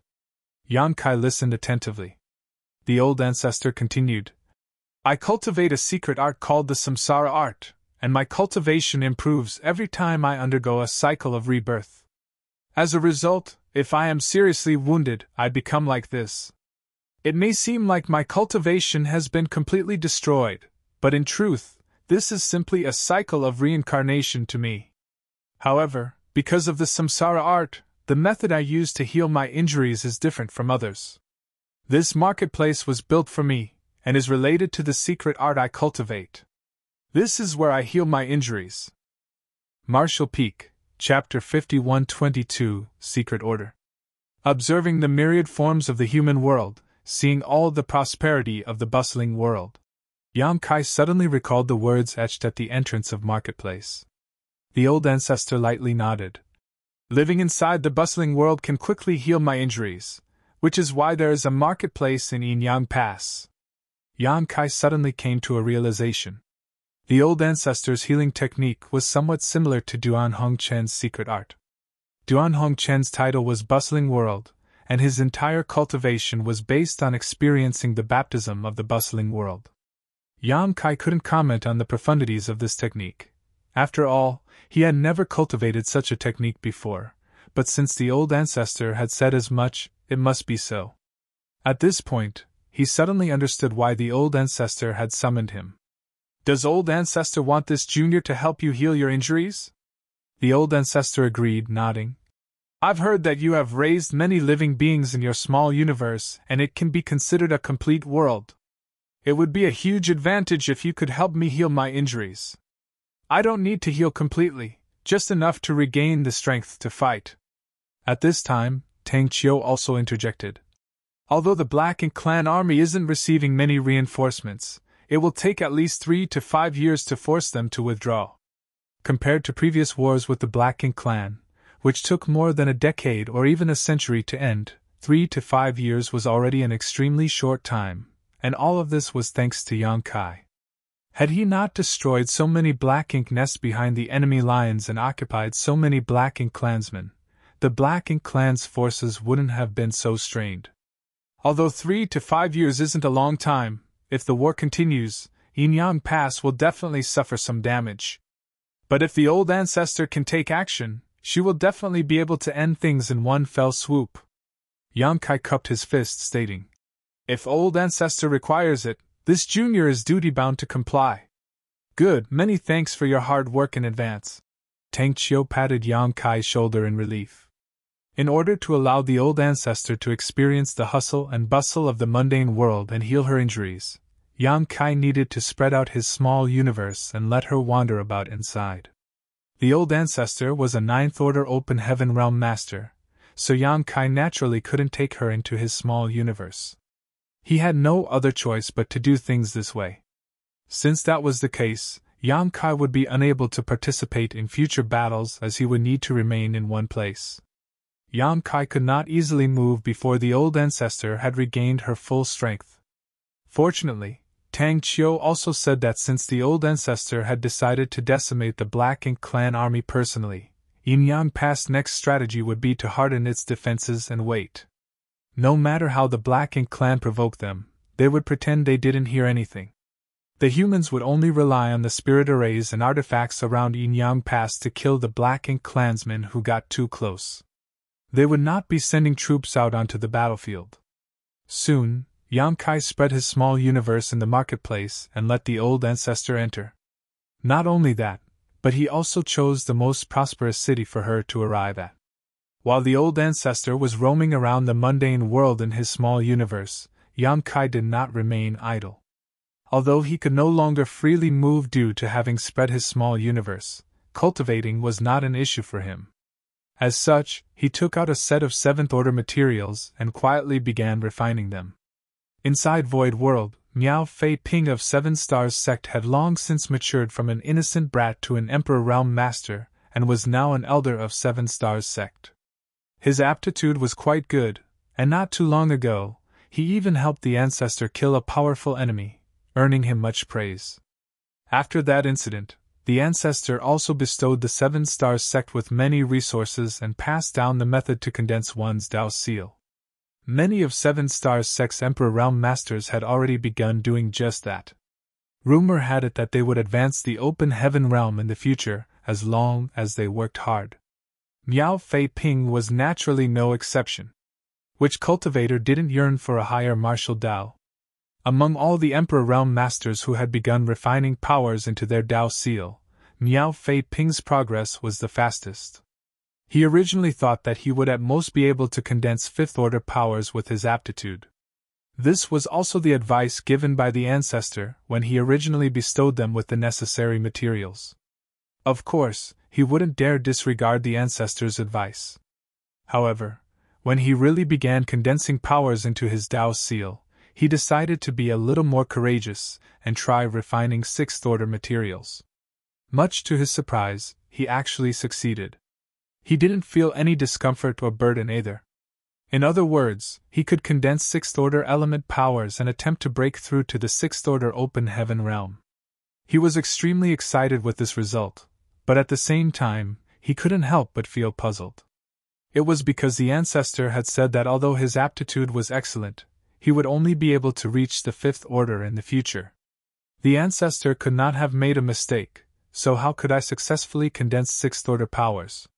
He really wanted to consult with the ancestor and ask for an explanation, but he was unable to contact him, so he had no choice but to give up.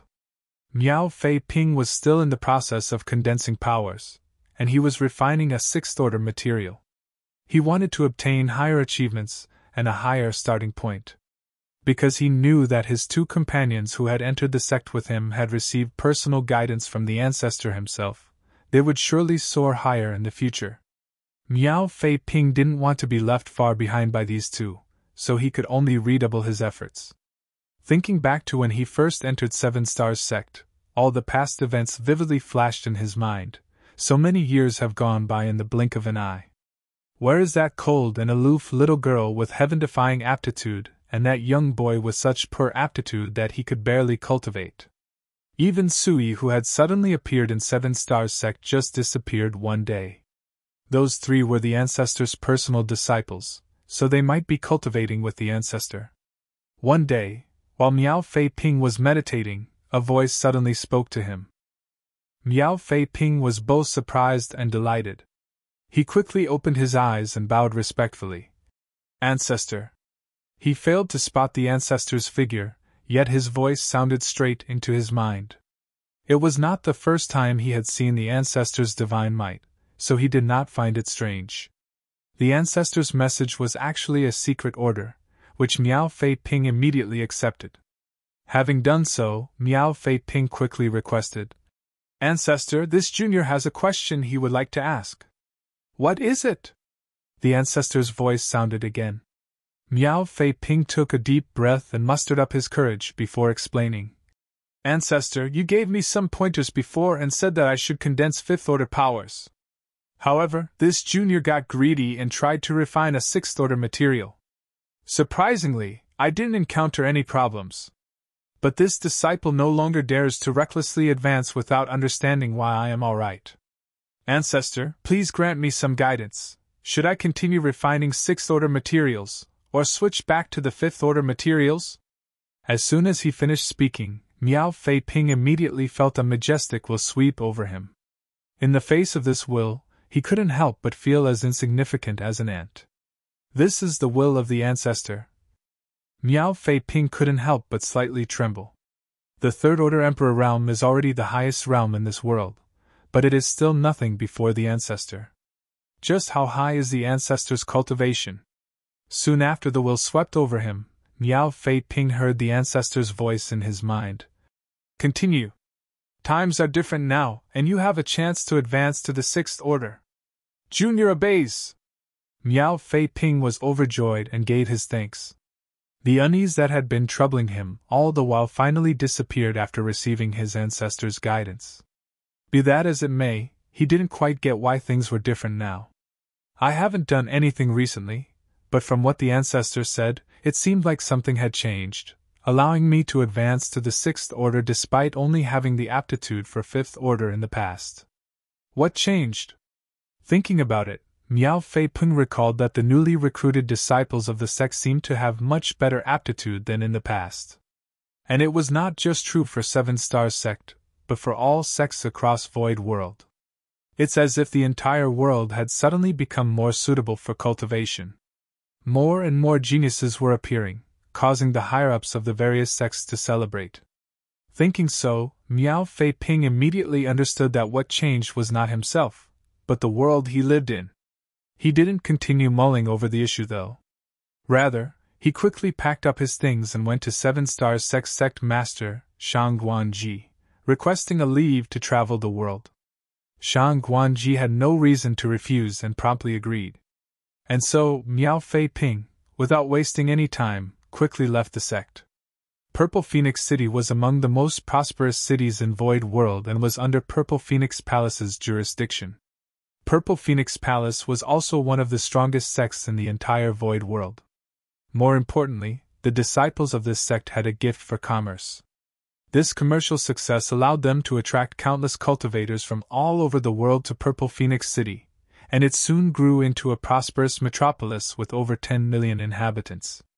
With Miao Fei Ping's third-order Emperor realm cultivation, it had only taken him a few days to reach this city from Seven Stars sect, and following the ancestor's guidance, he quickly found his target. A 7 or 8-year-old girl. Wandering alone in this massive Purple Phoenix City, Miao Fei Ping was certain that this little girl had never cultivated and was just a commoner who could be found anywhere.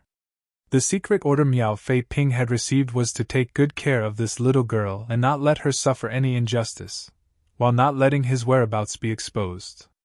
At first, he could not understand why someone like the ancestor would care so much about a little mortal girl and even ask him to personally keep an eye on her. But when he saw the rattle drum in the little girl's hand, Miao Fei Ping suddenly understood. He recognized this rattle drum as it had been personally crafted by an emperor realm elder of his sect. He had been next to him when that elder had made this rattle drum. This little girl is the ancestor's descendant. The ancestor had given a series of decrees back then, asking for steamed stuffed buns and candied fruits, all to coax this little girl. Having understood this point, Miao Fei Ping immediately felt a heavy weight on his shoulders. He felt extremely honored that the ancestor gave him such an important task. Because of this, Miao Fei Ping had been secretly following the little girl and protecting her at all times. After observing her for a while, Miao Fei Ping discovered that she was particularly interested in snacks, but she did not seem to have any money on her. Every time she saw someone eat something, she would always start drooling, making her look extremely pitiful. Several times, Miao Fei Ping couldn't bear to watch and almost offered his assistance.